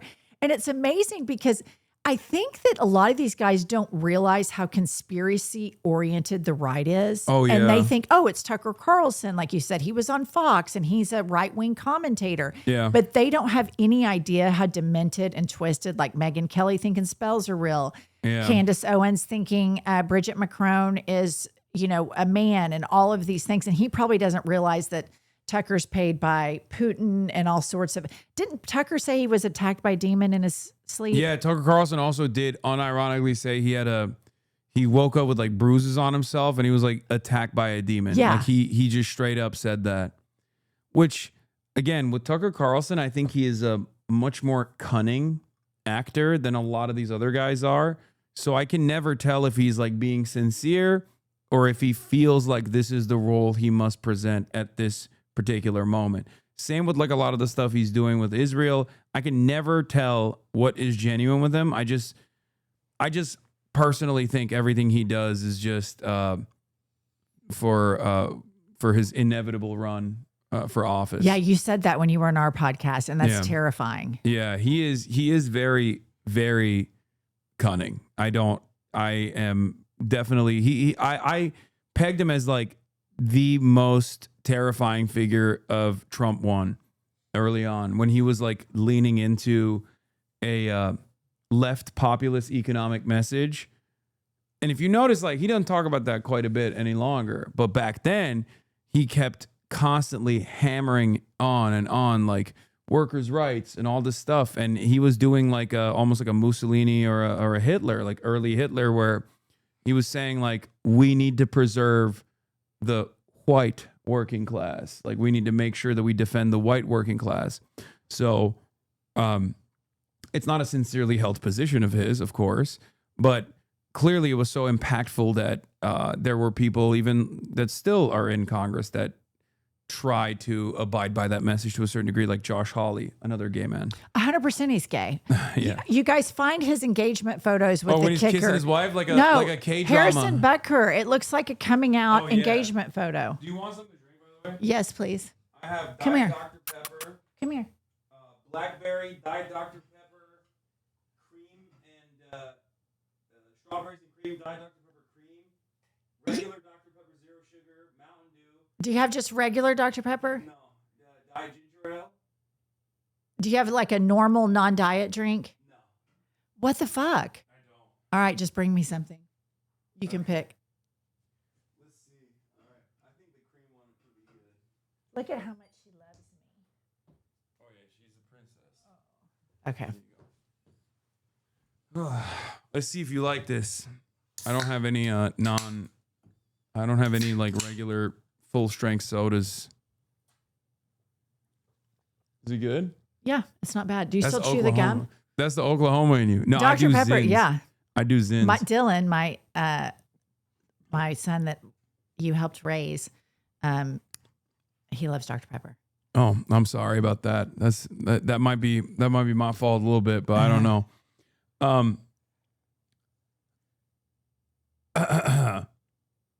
The famous Josh and wife kissing pic. Yeah, I love this photo. It lives in my mind. Josh Hawley kisses his wife like his parents are making him eat broccoli for the first time. Like I said he kisses his wife like a K-drama. Like this is. You guys find the one where he does the couple's photo shoot with Harrison Butker, the kicker that said that women need to drop out of college and stay at home. Yeah, that one. The I way can't he's believe looking. put that out. It's like the biggest. It's like a gay an engagement photo. There's also another one where he's like picking up wine in the middle of the day from Whole Foods. It's like, wait, what is this? Greenblatt got mad at Zoran because Zoran said ADL doesn't represent all Jews. I'm absolutely blown away by the sheer brazen audacity of Zoran Mamdani telling all of us in the Jewish community who does and doesn't represent. Dude, so much of the smoke that pro-Israel people have revolve around how fucking Islamophobic they are. The reason why he's got extra smoke for Zoran Mamdani here is literally, even though Zoran Mamdani is saying a correct thing objectively, is because Zoran is Muslim. Okay? That's it. Only Followed can, of course, Only Followed can reply. We don't need anyone, a political candidate or any non-Jewish person to tell us who should speak up for the Jewish people. Obviously, no marginalized group is a monolith, but I'm stunned by his arrogance in telling a minority community who should and should not speak for them. The vast majority of American Jews consider themselves Zionists and have strong ties to the state of Israel. This is a person who does not understand, who does not have any capacity to read the fucking writing on the wall. Like, at this stage, people saying that the ADL or Israel does not represent all Jews in America are saying that because they're combating anti-Semitism. At every stage, they were saying that to combat anti-Semitism, but especially now. Okay? Especially now. These guys do not understand that Israel's approval is lower than the dirt that you step on. It's lower than dog shit. Okay? And he's still like, no, you don't understand. All Jews love Israel. How dare you? How dare you say this? I'm Muslim. I came to this country in 2009. It wasn't the peak of the Islamophobia in the aftermath of the war on terror, but I certainly saw it, right? And for that reason, I kept warning my friends, I kept warning people over and over again, this is akin to a Muslim American running around being like, I love ISIS. And ISIS represents Islam. Right. And if you fucking shit on ISIS, you're Islamophobic. And no Muslim ever did that, of course. But it was the media that actually paired in an effort to create Islamophobic fears in Americans. They were the ones who were saying it. Right. And now the same, like, the same institutions are still, because they think this is a defensive measure, the same institutions are saying all Jews represent Israel at a time when nobody fucks with Israel. I will just tell you, there's layers to this whole thing, and there always has been. So you have people that are, big into news cycles and know about international news that know about this stuff. If you get to middle America, to flyover states, it's like, oh yeah, Israel's our ally, but they don't think about it beyond that. Because of how bad of a terrorist Benjamin Netanyahu has been, now the low information voters know about it. Yeah. And now they care about it. So it has been not only a genocide, but it's also done more damage to Jewish people and any potential Jewish state or the country of Israel, where I have people that have never, ever been in politics, sure as fuck didn't care about, international politics, because they're ethnocentric Americans. They're like, what the fuck's up with that guy? Why are we funding all of this? And it's the biggest backfire. And that's what brings me back to Hakeem, Schumer, and Booker, because they're so beholden, and it's such a vacuum that can be filled that the Democratic Party is not filling. And I'll tell you who's talking about this shit right now is Marjorie fucking Taylor Greene. Yeah, they're just basically... She is going in, and that shit will hit hard with low information voters. Yeah. And she is an anti-Semite. She is a real Jew hater. And she's going to go fill that void in rural places at the advice of Steve Bannon. And they're taking that economic populist message surrounding that issue. And then if you were to tap on Argentina to that right now, the Democrats would have the biggest argument of all time to get crossovers, to bring moderates back, to energize the base. But they won't do it. They don't address it. It's maddening. I think it's the easiest way to communicate earnesty. Like, it's a layup, like you said. It's the easiest way to be like, this is a real one. Right. Like, you don't know anything about a person, but they come out and they're like, You recognize what's going on. I recognize what's going on. Immediately, people are going to pay attention to you. Immediately, people are going to be like, okay, all right, this is a different kind of politician, is what people think. And it's so crazy that there are still people who are just like refusing to reckon with that in the Democratic Party. Also, some good news. Today's CNN poll reports that almost 1 in 5 American adults consider themselves to be Democratic Socialists, almost the same number who say they're a part of the MAGA movement. Okay? 41% of liberals, 35% of Democrats, 32% of Harris voters, 26% of black adults, 24% of 18 to 34, 23% of POC, people of color in general. So, just saying, there are a lot of people that see this as an alternative vision because of the people like Zohran Mamdani, because of people like AOC as well. Whether you have issues with the way she communicates on certain issues or not, doesn't matter, because of Bernie Sanders, because they see that as like earnesty. They see Democratic Socialists coming out and they like what they have to say. Well, and this is and the same with fruits, Rashida Tlaib. We're starting to see the fruit of Bernie Sanders' labor. It takes a long time to start messaging something like this, and it's starting to now manifest what Bernie did. Like in 2016, I was a good Democrat. I watched MSNBC. I voted for Hillary in the primary. I voted for Hillary in the election. My older son, Dylan, who's in law school now, he was like, I cannot believe you have a Hillary sign in our yard. And I'm like, well, Dylan, I'm a proud Democrat. And he's like, Mom, you should vote for Bernie. And now as I've evolved and gotten deeper and deeper into all of the political stuff and gone beyond MSNBC and out of corporate media, I've learned that type of centrism is what left us vulnerable to fall prey to fascism. And Bernie Sanders was right. And he's never had to fucking change his message. Yeah. Ever. You don't hear him like Jeff Duncan, me sitting there. Are you going to do this or not? Yes or no? I had to ask him 7 times and we still got a non-answer. And you don't have that with Bernie. You don't. Yeah. Oh, you know who we had on recently that I love? Graham Plattner. Oh yeah, Maine. I've been meaning to I link have up his with number. him. I'll send it to you. No, I'm already in contact with him. I was supposed to be in Maine. Yesterday I was supposed to debate Charlie Kirk in Dartmouth, and then I was supposed to literally go to Maine right after to link up with Graham Plattner, but then all of the stuff that happened has kind of made me sour away from doing public appearances, at least for a little bit. Yeah. But I'm still gonna most likely do something with him, but we'll see. So yeah, no, he's another one of those guys who just came out of the gate swinging. He's like, nope, Israel's doing a genocide. Fuck that. And he's been gaining a lot of momentum. He's been gaining a lot of attention, a lot of positive attention. And I think he will be, I think he's going to be another proof for whether or not this works.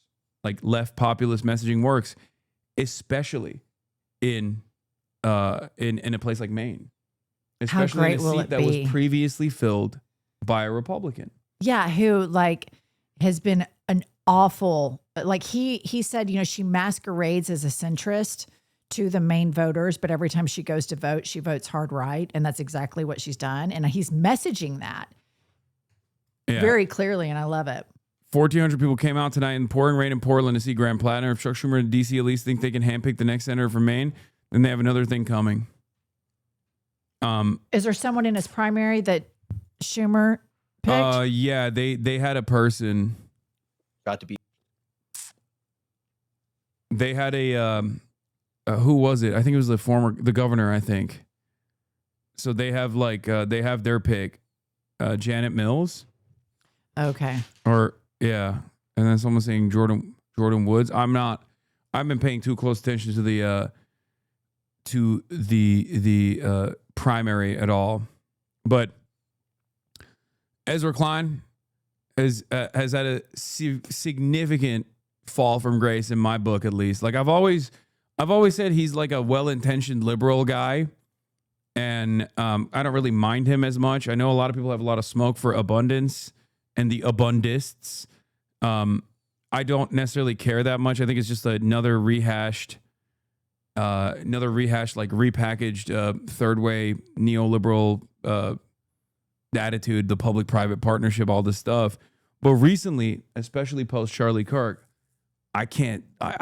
he's just been so annoying to me. I completely agree with you. I always liked him, but I wasn't an avid follower, but the abundant stuff, I think it has a tinge of arrogant messaging to it. There's just the way it's branded and the way he presents it. I don't know that it's very good messaging for where we are right now. And maybe some of the principles in it are okay. But the Charlie Kirk thing is just the biggest capitulation. He's doing politics the right way. I couldn't believe it. Was just such on a the face New York plant. Times. On the New York Times, you're like the most prominent liberal author in the country right now. Like, he is the champion of liberals. And he goes on the Gray Lady, the paper of record, and writes about Charlie Kirk in that way. I could not believe it. It was revisionist history. It was such a face plant. I couldn't believe it either. I thought, could you not have slept on that a couple of nights? Yeah. But it was like this race to come out. And I think, again, I think a lot of the way they've handled the Charlie Kirk memorializing him is going to have a lot of backlash. This Christian nationalism, even within the Republican Party. I live in a super, super, super Jesus-y state. And they're like the ruling class of the people that have like the money in Oklahoma, the oil and gas guys. They're Christians, but there's a whole thing where people within the Christian movement look down on Bible thumpers. Mm-hmm. And that Trump is coming out so hard Bible thumping, and they've got those girls. Have you seen the video where they're talking in tongues and praying? Oh my God, you guys find it where they're talking in tongues and praying before they walk into the White House. Well, Trump's like main spiritual advisor is a lady that does that. Like, there was a video of her doing that. Like, the angels are coming. The angels are coming. Hakuma mama ta ta ta ta. Like, she was like, I forget what her name is, but like, Paula. She's a real Paula White. Isn't that it, Paula White? Yeah, she's a real. She's a grifter too. She sells she has some racket where she's selling like a prayer or like a gift from an angel or something, like currently right now. A group of Trump's faith office praying. Yeah, look, they start talking in tongues. Right now, Lord, from the east, the west, the north, and the south, you will shake America with your power and your glory. We cancel every assignment of the enemy. This nation was birthed to be one nation under God, and we are standing on the soil of the White House, and we are declaring your word. Every place that our foot will trod, you will give it to us, and we are taking the land. We thank you, oh Lord. You have Quick, get some curses going. Apparently, that's the only thing that cancels out Jesus, it seems, according to Megyn Kelly. brought us to the kingdom for a time such as this, and this is the time. They're going to take it seriously. They were like, he issued prominent socialist terrorist critic Hasan Piker issues curse threat. Like, I'm not being sincere. Is this not fucking nuts though? Yeah. Like this, it's 2025 and the fastest growing religion has recently been the nuns. Like when they poll people, what religion are you? It's none. That's been the fastest. Oh, none. Okay, I thought you meant like nuns no, in the church. not the nuns wearing habits, but NONE. Yeah. And now with that happening, you have tongue talkers. Like this was just a couple months ago, and they're out there talking in tongues, videoing it, and then posting it on the internet. No, I'm gonna tell you exactly what this is for. Okay, they know that as long as they can maintain the nutters, like they have like a base, and that is the most easily persuadable base totally of all time. They're fucking stupid, and they can just like completely keep them captive, right? As long as they just like offer a little bit of red meat here and there. And basically, the reason why they have to do that is the same principle why they're doing the mass deportation regime, even though there's been a lot of pushback against it, even from, like you said, Trump's base of support. Right. Because people don't like it. People don't, when they experience it, they don't like it. When they see, their own workers get deported, they don't like it. And basically, they have to do this because they're not going to make prices low. They're just not. They don't have any investment in that. They don't have any business doing that. They didn't run to do that. They lied about it. They're not going to stop Israel. They're not going to make groceries cheaper. They're not going to make housing cheaper.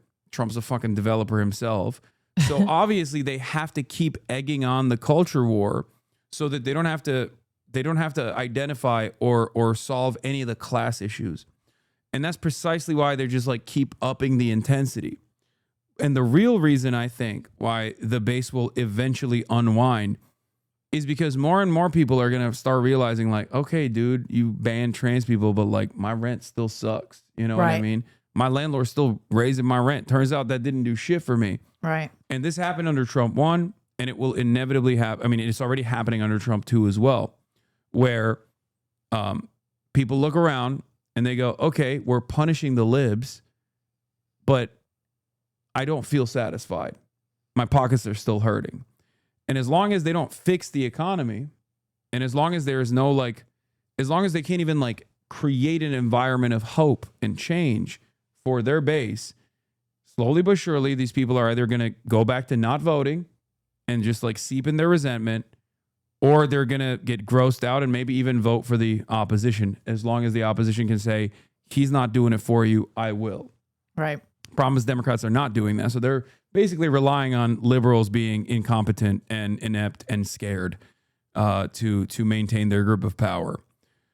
I worry that with this base, if they can like tune them up and gear them up, if they can galvanize them enough, I fear that they're just going to not have elections at all. Well, you have on the other screen right there that Supreme Court ruling, and this is where it gets really foreboding to me. Yeah. Because why are these people not checking him? Yeah. Why are they abdicating their power to him? And I have this really horrible feeling. A lot of those 6, they're all hardcore religious nuts. And they've all been groomed by people that want a Christian nationalist nation. And they've been crazy ambitious about this long before Trump ever the entered. Federalist Society. Yeah. And all of those judges are groomed for this. And they don't give a fuck that the messenger is a complete dementia-ridden twat. They have him and this shadow docket. And I think they've given him 20 wins and only 2 losses on the shadow docket. And this just came out. Yeah, the Supreme Court ruled 6-3 to allow Trump's pocket recession of $4 billion in foreign aid funding, ruling that it's unlikely the group suing have standing to pursue the claim, and that Trump's foreign policy power outweighs their purported harms. That's what I'm really fearful of. I'm worried that they're just gonna move. Like first, they started with immigrants on the freedom of speech side. Like in order to tackle it, they masked it under combating anti-Semitism. And there's a lot of liberal advocacy groups that are deeply embedded in the Democratic Party that present themselves as Jewish advocacy groups, but are actually Israel advocacy groups. And therefore, there's not a lot of pushback from the Dems on this like anti-Semitism combating initiative. And they're doing it through immigration enforcement, which is unilateral power in the hands of the executive on that front. And that's why they went after like Mahmoud Khalil, Mohsen Mahdawi, and numerous other people. And slowly but surely, that's going to creep into American citizens as well. And I worry that it's going to be a Supreme Court case that basically erodes, like shreds the First Amendment, first for non-citizens, and then inevitably for American citizens as well. Yeah. And then it's over. I mean, after that, it's done. And I think that, when you look at authoritarian regimes, they look quickly to consolidate power so they never have to give it up. Yeah. And I don't know if you've looked into like, okay, so let's say that the court collapses and lets him consolidate power. Then there's this whole theory that I've read about lightly online. I haven't dug deep into it. And it's called a soft secession. Have you heard of this? What, like other states pulling out? So it's like there would be a balkanization. There already is a pact between Washington, Oregon, and California. The vaccine pact, the Pacific Northwest, and then the Northeast. That kind of sets the groundwork that they would be a part of the union, but they wouldn't cooperate with federal law and would withhold federal taxpayer money. And the same with like an East. And then all of these flyover states would be this Christian nationalist type thing.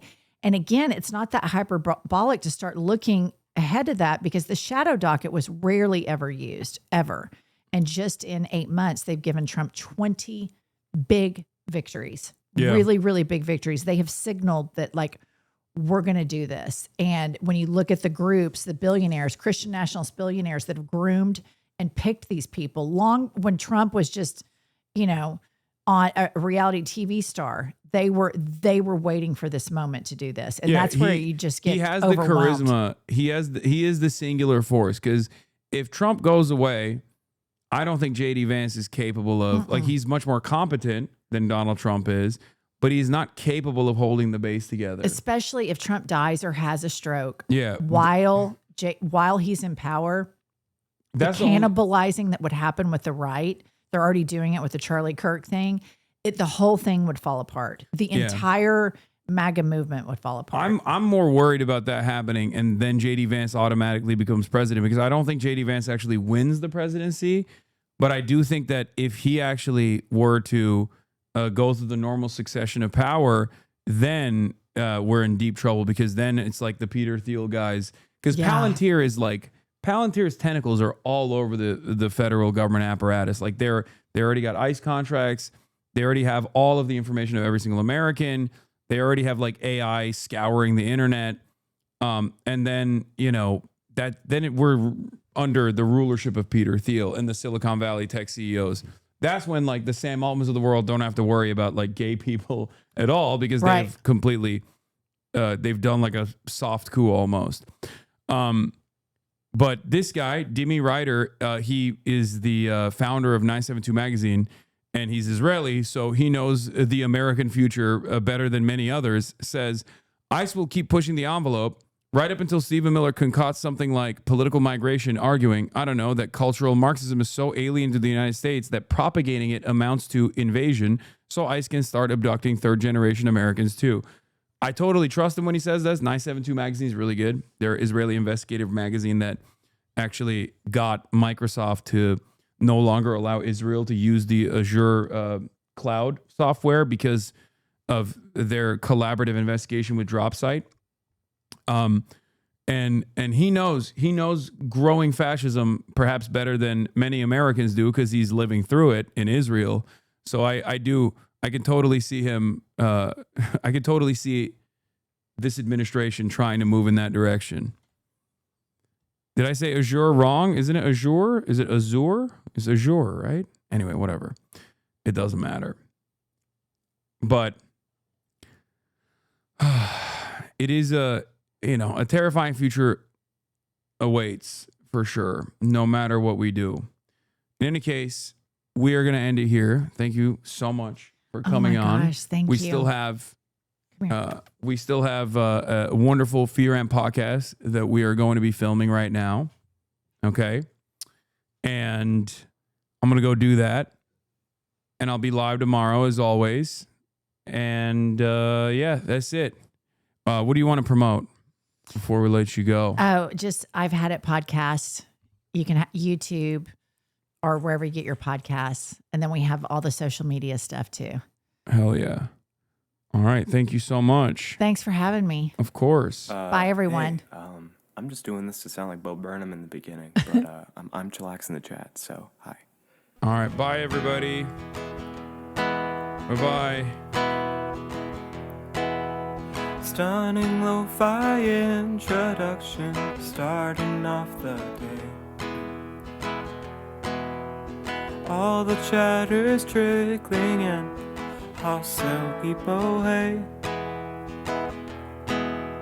Sunny Los Angeles, California, says Hasan.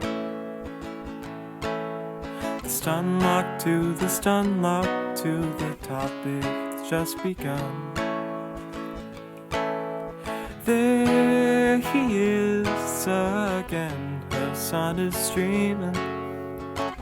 Hasan is streaming. There he is again. Hasan is streaming. Hasan is streaming. Reviewing the P.O. box, Uncle Uger's face. Sudden discord agitprop, great names take on race. Tiny Bernie Sanders, LGBTQ Air Force. The whole left at your fingertips, and Anye out your door. The H3 Crowder debate, the Young Turks online show. 3 full fucking years of this, and plenty more to go. 90-day fiance, talks of champagne bourgeoisie. A Trump rally live reaction, a mass riot in DC. There he is again, Hasan is streaming. Hasan is streaming. There he is again, Hasan is streaming. Hasan is streaming. Reading live stream fail comments, Austin show chat advice.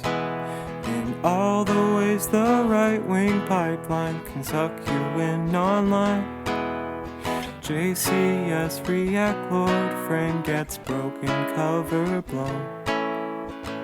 A full-blown mass pandemic, months of streaming in your home. Total radicalization coming out to find. The system you were taught to trust in was broken the whole time.